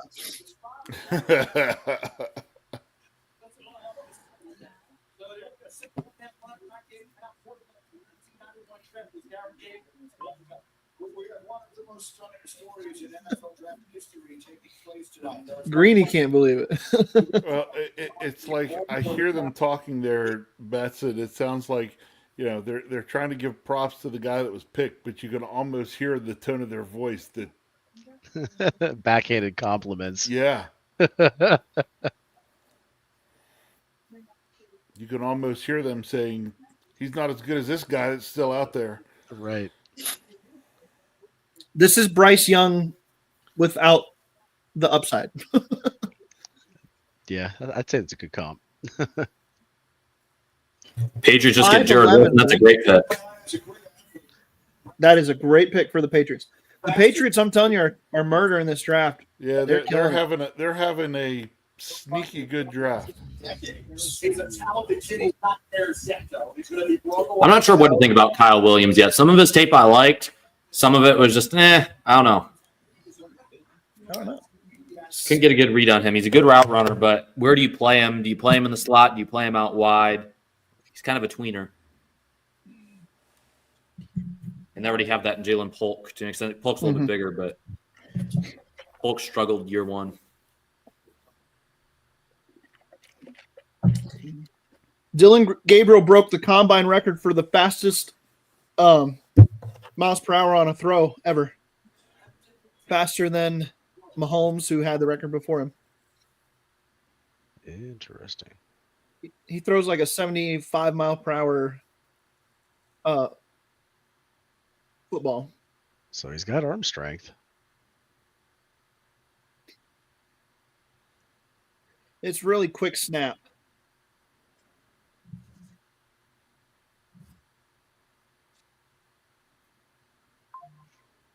Well, fellas, I think that's going to do it for me for this evening. I am going to try and get on here tomorrow, though, with you guys to close this thing out. Sounds good, man. We really appreciate you jumping on. Absolutely. Thanks for having me, as Oh, always. good pick for the Falcons here before you go. Oh, Xavier Watts. Xavier Good Watts. pick for the Falcons here. Good value. That's a great pick. Yeah, Boy, schematic they've fit got- too. They've got two new This is linebackers, their- new safety now. Yeah. They've really This is revamped their Jesse defense. Bates again. Yeah. Yeah, and actually that's his pro comp would be Jesse Bates. But that's a good pick. All right, fellas. I will see you tomorrow. It's Sounds good, been Corey. fun sitting on here with you. Been great chatting with you. I will see you guys on the flip side. See you on Sicko Day, Corey. Take Day it 3 easy, guys. Sickos Day. We'll see you. See ya. Big Briscoe, Andrew Wilbar. We're the last ones here. Yes, Still holding sir. it down. We're sticking it out. And Rich, I don't know how you felt about how things went after the Steelers pick. Because I wasn't on earlier, but Jalen Milroe going to the Seattle Seahawks. Did Andrew lose his mind on us when that happened? It was a pretty big O, and you could tell there was disappointment, but Yeah. It was not full blown meltdown. Okay, Andrew, I was Tell us internally about- melting. you held it together for our live We stream. we audience. knew he was up, I- but I announced it because I had it first, and I Okay. announced it, and I was waiting to see Andrew's reaction. You could tell it was disappointment, but he held it together nicely. I think it was the microphone. He feels really professional and held it together. Yes. That's Well, see, what it I is. felt like I could improve our ratings probably if I did do the meltdown full blown on camera. I feel like that would probably up the ratings a little bit more. But Jalen Smith, corner, USC to the Texans. at 97, 97. Yep. At 97. I don't know why they would need to move up for him, but Yeah. I had a late day. He's a 3 slot grade on guy, him as right? well. He He's a can nickel? play on the outside, I think. Okay. All He's we're going physical. Back to back Raiders picks now. Yeah. Do we see Mr. Sanders coming off the board and with one of these two picks? Please, yes. Just to end it. Give us something to talk about here. What pick did Malik Willis go, Andrew? Do you remember? I want to say it was something in the 70s. Okay. Well, you're going to make me look it up. No, it was early 3rd round. These compensatory. This is compensatory range now. Yes. Yep. What was the first compensatory? Was it 91? No, it was Minnesota. would've been- That was the first compensatory, 97. 97. So the Texans took the first Malik Willis was Compensatory. 86th pick. 86th overall. Okay. That a would little have later. been the Chargers pick here in this year's draft. The Raiders, it makes a ton of sense to grab Sanders at this point. They could also use they could still also use some defensive help in the secondary specifically. Trying to see. I think his They dad might- would approve of this landing spot too. Yep. So they did take a corner. But they could go safety here. they could go offensive line here. They don't have an offensive lineman yet, so I think an interior offensive lineman would work for the Raiders here. And if I'm looking at available guys, who's your next offensive lineman? Andrew, is it like Charles Grant? Pull back the big board out. Marcus I believe you Simbo? were correct. No, Cameron Williams from Texas is still there. Cameron Williams, yes. Cameron Williams is a solid pick. I had a mid-third grade on him, 69th overall on the big board. Charles Grant is at 76, also mid-third round grade, very similar in grades. And then Marcus Bowe from Purdue is still there. I'm surprised he's still hanging around. The Raiders take Caleb Rogers with the 98th pick. What? Caleb Rogers, offensive tackle, Texas Tech. Caleb Rogers did not make my top 300.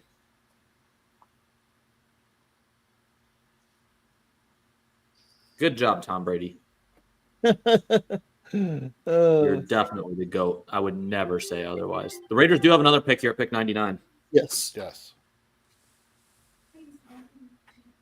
Just to play with Shador, we're going to take a tackle that Andrew Wilbar has an undrafted grade on, and then we're going to draft you, Shador.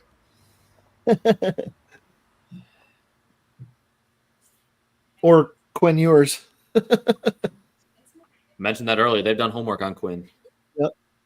If it's Ewers, it's just an all-time snub. It's Troll. just an all-time snubbing here. Major troll. I'm waiting for it.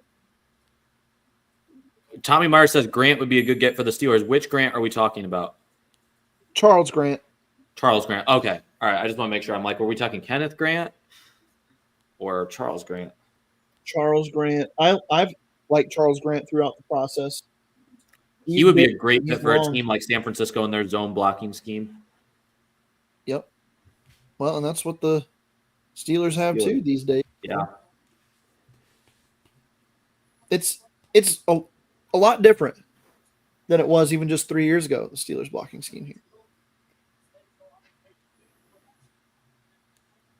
This is just unbelievable stuff. Here's the Raiders' next pick.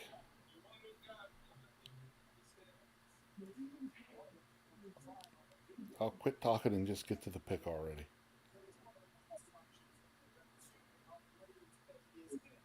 Full TV exposure. It's Wisniewski is out there making the pick, and it's like, come on, dude, you're talking. He's still sitting there jabbering.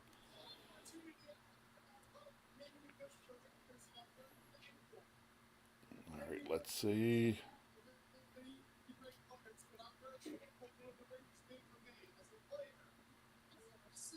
They take Caleb Rogers, guard, Texas Tech. Okay, that's the one we knew already.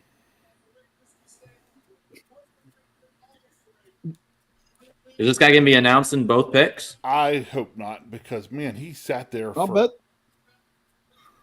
He has full-blown story of his life. Yeah. Right, so we get the offensive lineman. Will we go with the second one? If not, then really, Andrew, then it could come down to, right, it was you or it was saying San Francisco could maybe do it, go with Sanders. They've got the next pick after the Raiders.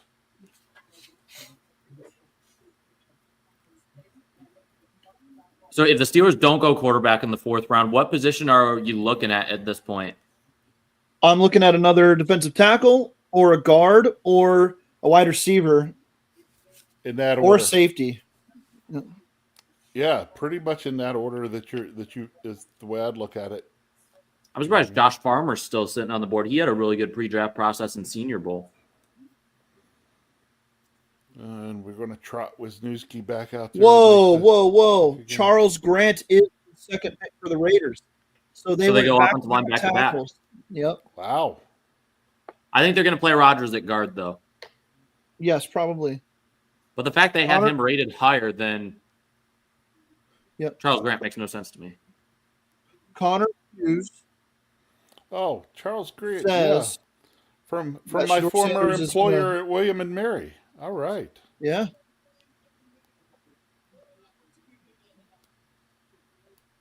He's a good player. I like him a lot. He is. The Raiders have passed on Shedeur Sanders 5 times. That's crazy. Wow. I can't believe this, man. I can't.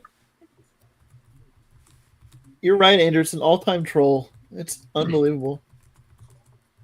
I just wish we could have a camera right there in Shedeur. I just want to see the Sanders household right now. I feel bad for him at this point. Yeah. He's not a bad kid. He's just He carries a name. yeah, very much. But Mel Kiper did say one thing that I think is interesting. It is true. Even though Primetime had his own personality, it was never a question with him in terms of work ethic or the teams just didn't like him. It wasn't like he was a locker room cancer. He was outspoken. But the players that he played for in both baseball and football, they loved having him in the locker room. He is a great locker room guy. Yep.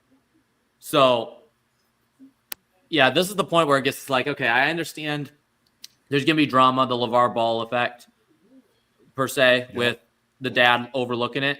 But when you get to this point in the draft, if it gets to a point to where it is a cancer, you can easily cut ties. I've got another question about this whole thing then. Does it hurt Shedeur at all? Not only that Dad is who he is, but Dad was the college coach. Yeah. I think so. And another thing I've been thinking about for weeks now, what does like retiring his number at Colorado do for him? You know, other than make everybody feel like that, again, he's too big for his britches. And so I don't know if there's a world where he's like, this is the Sanders brand is going to be bigger than our team in his opinion and in his mind. So what do we do with that type of player? It's very much a self-validation type move by the Sanderses, by Colorado. It's like, oh, look at our guy. You're not giving him enough attention. Yeah.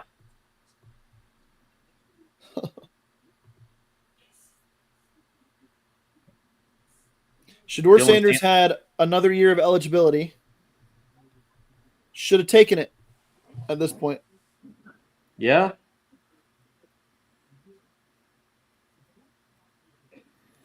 Well, did he come out because did they look at the draft classes and try to figure they want to have him come out, where he could maximize it? I don't know. Yeah, like in a bad class. Could be.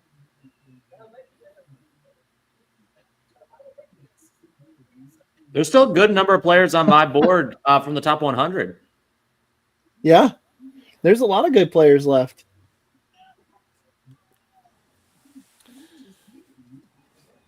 We keep talking about Sanders, but Jalen Royals is still there. Joshua Farmer.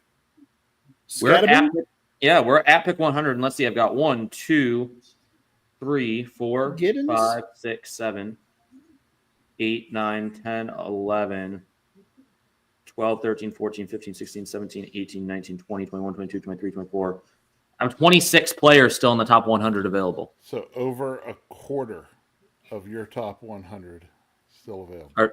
Yeah. We've been talking about how, especially in certain areas, this draft was really deep. Not so much that you had a lot of top 20 guys, but there were a lot of guys that folks would rank in that top 100. I think the way that I've been putting it is because I didn't like the depth in this draft like in any level. Like a lot of people were trying to pump up day 2. I feel like day 2 was the gold in the swine's snout, for lack of a better term. It was better than day 1 and day 3, rounds 2 through 4. But I think they still grade out as subpar even for day 2 picks this year. I think that they, on a level, in most years, the guys that were taken in rounds 2 through 4 here would be rounds 3 or 4 in a normal draft, and they all grade out similarly. And because of that, you have these guys that are just, they're just kind of interchangeable here for the rest of the draft. Niners go Upton Stout, cornerback, Western Kentucky. Another guy who can play some safety. Yep. The Broncos traded up to 101 with the Eagles. So they're on the clock next. And the Vikings close it out after trading back with the Texans, who moved up for Jalen Smith. Also, at this point, do we have to award Jalen as the most popular name in sports? Probably. And there's a million ways to spell it. Yeah, just say if you are in the live chat, make sure you hit the like button and subscribe if you're not subscribed to the FFSN channel, to SCN, to Draft Nation. Make sure you hit the bell icon so that you get notified whenever we have new content coming out. Just got to plug that a little bit there. So, guys, yesterday, Shedeur Sanders tweeted out just the word legendary. And I reposted and said he's predicting his draft slide. And boy, has that held true. Oh, man. Yep, Denver's traded back up. Draft slide. It really is. Eagles have traded the pick to the Denver Broncos. Back up. Yep.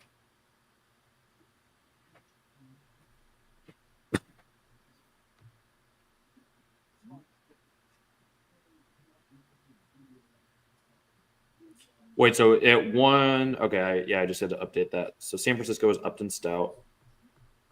And then, you got Minnesota. And then, of course, the Lions already traded that pick to Minnesota. Outside of Shedeur, what would you say is the biggest surprise on night 2? Dylan Gabriel? Yeah. I'm going to go back to Isaac Tesla, to the Lions. Who was it, Andrew, that we were just talking about? It was Caleb Rogers, right? Yeah. Not even in your top 300 here. Consensus board had him higher. But like a good surprise, couple good surprises. Caleb Johnson to the Steelers is a good surprise. Jalen Noel lasting to the 3rd round. You got to be happy about that if you're Houston. Mm-hmm. The Browns have to feel ecstatic that they get Harold Fannin Jr. in the 3rd round. And the Giants with the very first pick in this round with Darius Alexander, that's a home run for them too. I thought Philly would have tried to bring in Harold Fannin Jr., considering that they brought in Bowling Green's coach. Yep. Savion Jones to the Broncos, edge rusher out of LSU. Saw that. Minnesota's got the last pick in, just waiting on the announcement. I wouldn't be surprised if they move Savion Jones inside and play him more as a 5-tech. But he can play 280 pounds, yeah. 280 pounds. He could be a LT Walton. Yeah. I miss LT Walton. He was a nice little wrinkle the Steelers had there for a while. He was a fun rotational piece. Well, this is 2 nights in a row. The draft has come to a close relatively quickly compared to most years.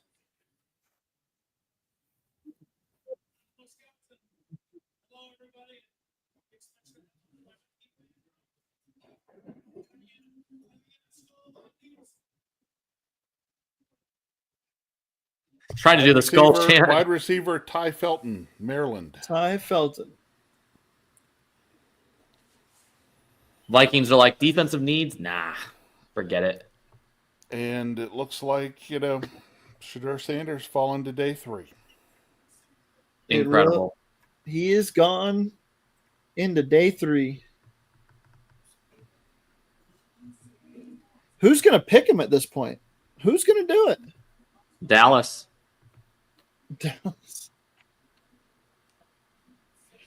Dak gets injured this year. They decide to cut ties with him. They trade that massive contract. They fire Brian Schottenheimer. They hire Prime Time, and Shador becomes the next quarterback.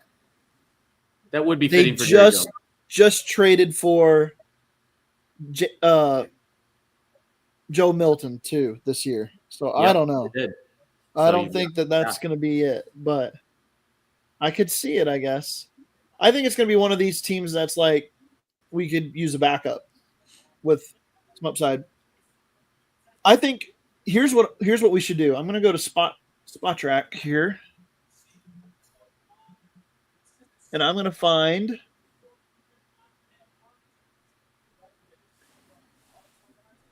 I'm going to go to whose contracts are up in the next 2 years here.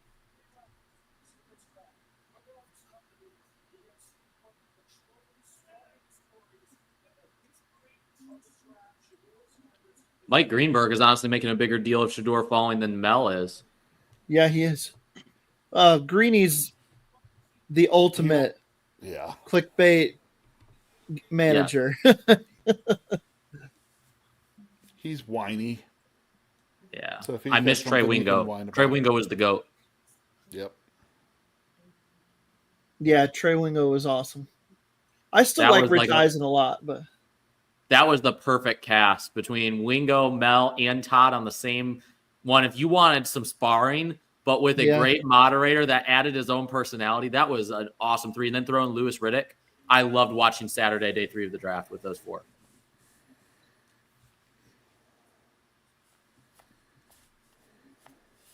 the Rams and Shador Sanders would be a good match at this point. Matthew Stafford's contract is up in 2026. The Baker Mayfield and the Bucks, 2026. Justin Fields' contract is up in 2026.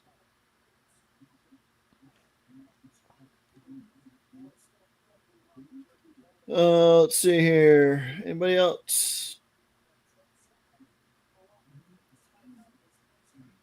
Other than that, the 2027 contracts are Lamar Jackson, Sam Darnold, but they just picked Milroe,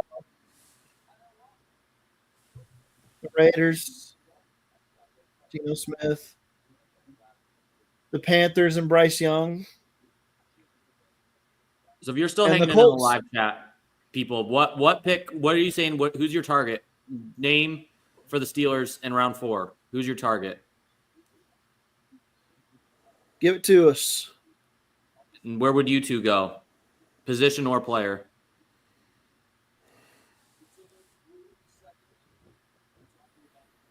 I'm either going D-line or guard. I'm still building the trenches. I do like that. I'm going to look at some available players here as I go into this. I don't like many of the wide receivers left.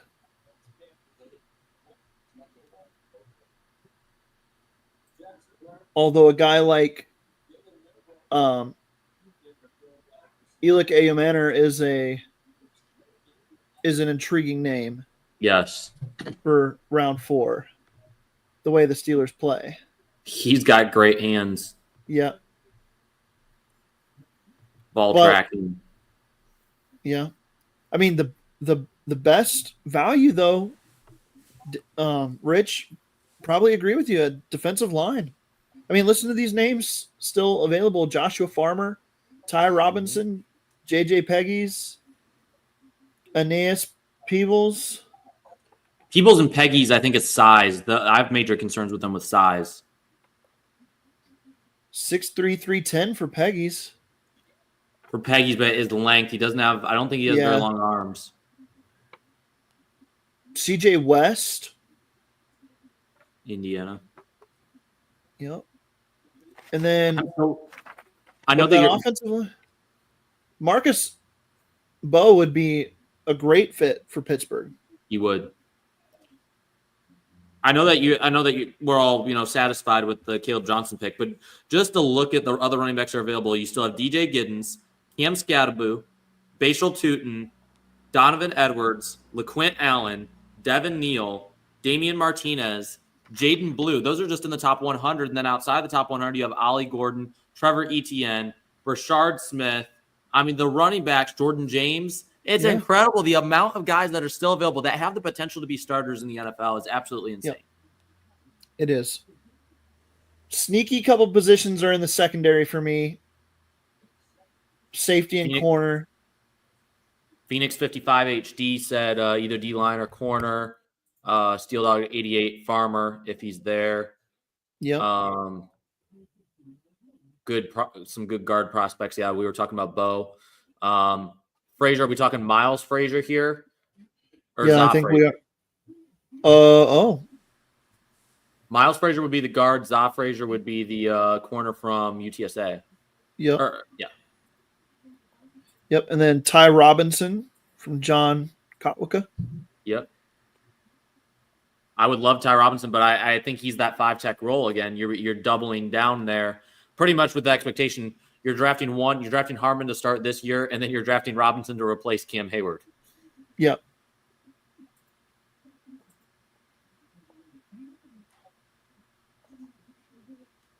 I still think, though, I am fine if the Steelers select Shedeur Sanders at this point. Are any of us upset with that? If the Steelers take him? Yeah. No. I'm not upset with that. Not at this point. I'd be okay with Kyle McCord, too. I could live with Will Howard. There's still some good quarterback options, which is crazy to think of after all this talk about being a pretty bad draft class at quarterback. I'm going to list one wide receiver that really, really intrigues me at this point that I skipped over. Who is it, Andrew? XR? Huh? XR, Restrepo? Nope. Oh. Torrey Horton out of Colorado State. Okay. Long body control, outside weapon, speed for days. He's 99 on the big board. His college production is off the charts. Over 2,000 yards from scrimmage, 167 receptions. Mm-hmm. Wasn't fully healthy this past year, but before that, talking about a beast. His highlight reel from 2023 specifically is really fun. And he would be a George Pickens type. I still love the fit of Restrepo in Pittsburgh. I agree with KT Smith on that one. Yeah. Dante Thornton, my guy. Still there. Yep. I'm going to say, too, that if they land Will Howard in the 4th round, I will be ecstatic about that as well. Steel Dog 88 mentions, what about Horn Jr. toward the end of the draft? He's undersized, but he could be another slot option. To me, he's a slower Calvin Austin. So for that reason alone, I don't think the Steelers would probably take him. But he's an interesting name to bring up. I like that name. I like Arian Smith if you're going to go with a faster, small receiver. If you want to give some competition, some more slot competition, Quincy Riley. That's another good name to put out there.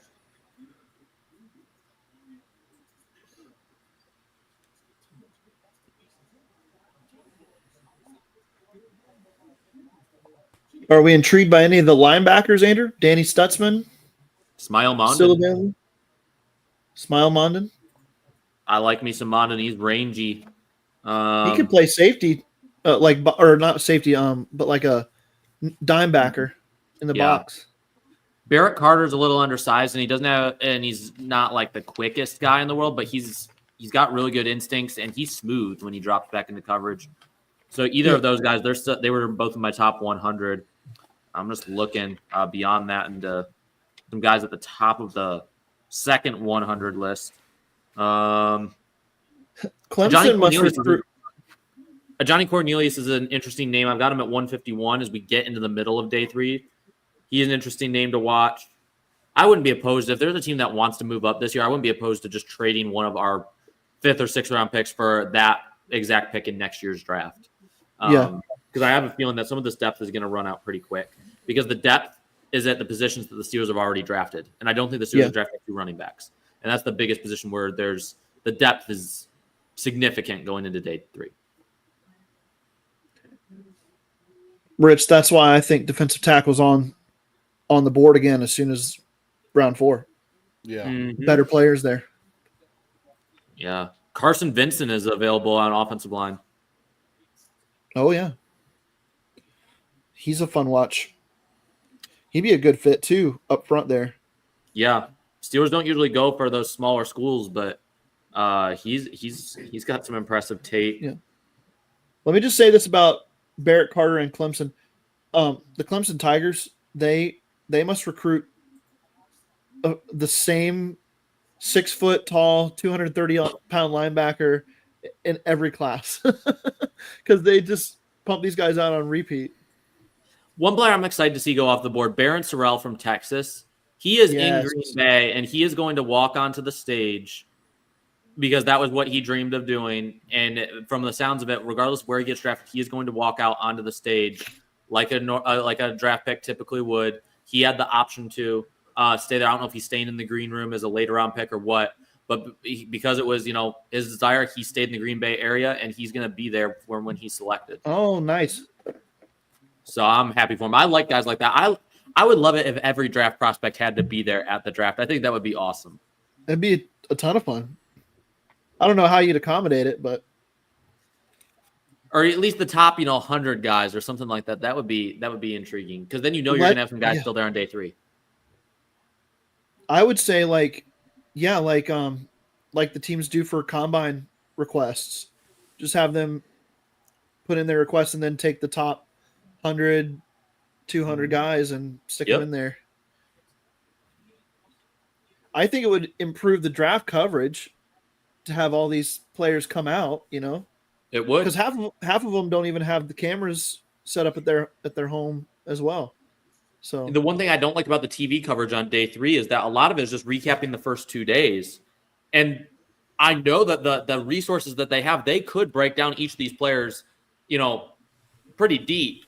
But they'll kind of brush through them really quickly with their quick highlight reels. But I mean, they've got the information accessible to them. I'd love to see a little bit more in depth on that. And we have the remainder of the summer to talk about the results from the first 2 days. Right. Let's focus on the players that are still there and are still good prospects on day 3. It's a marathon. It's a lot, but it's a fun day. Come on, Andrew. You know what drives that. I know.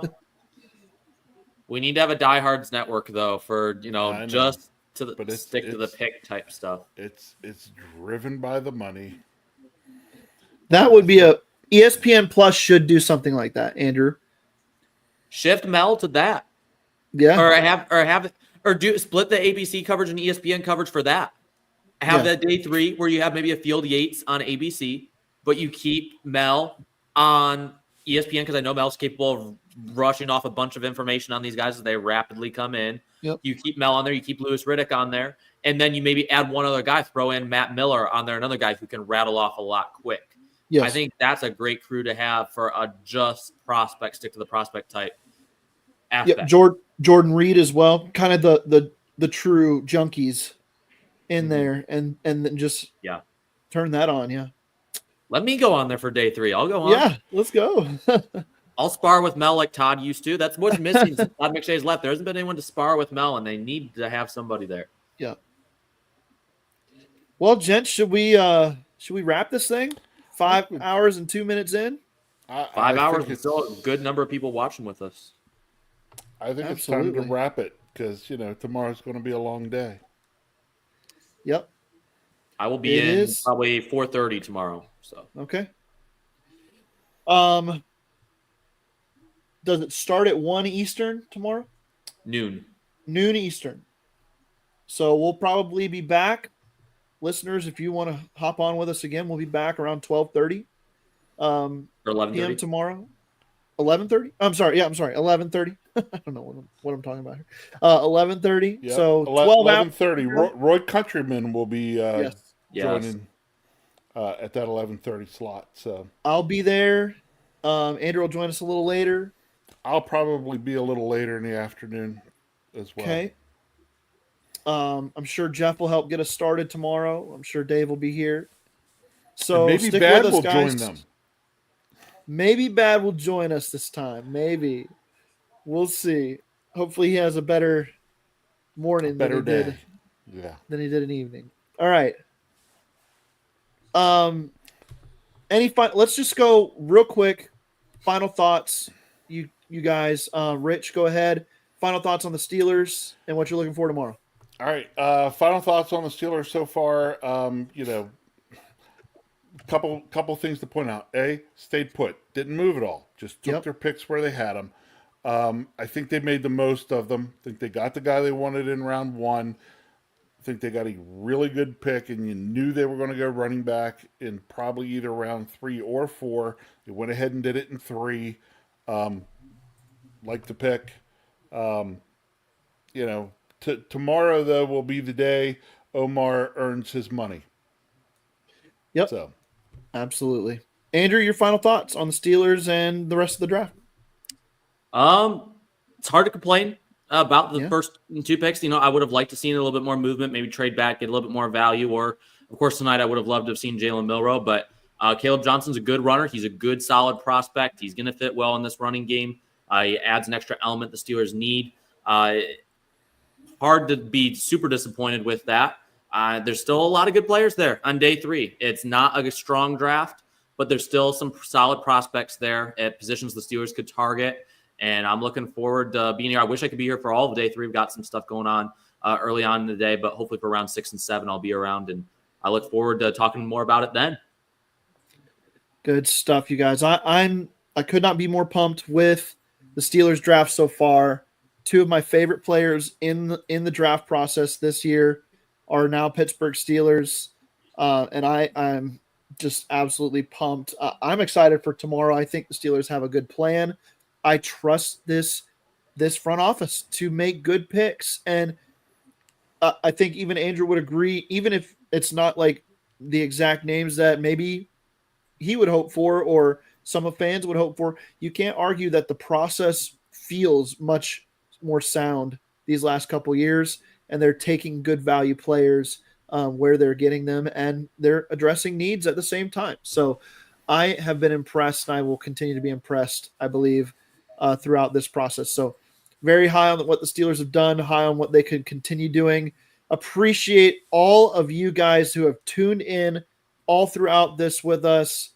Whoa, good stuff, Steel Dog 88. Andrew, or who popped that up here? I did. Andrew, yep. Pirates winning, so maybe we move over to that. Take a look. So, all right, that's going to do it for us on tonight's stream, and we'll see you guys tomorrow. Talk to you later.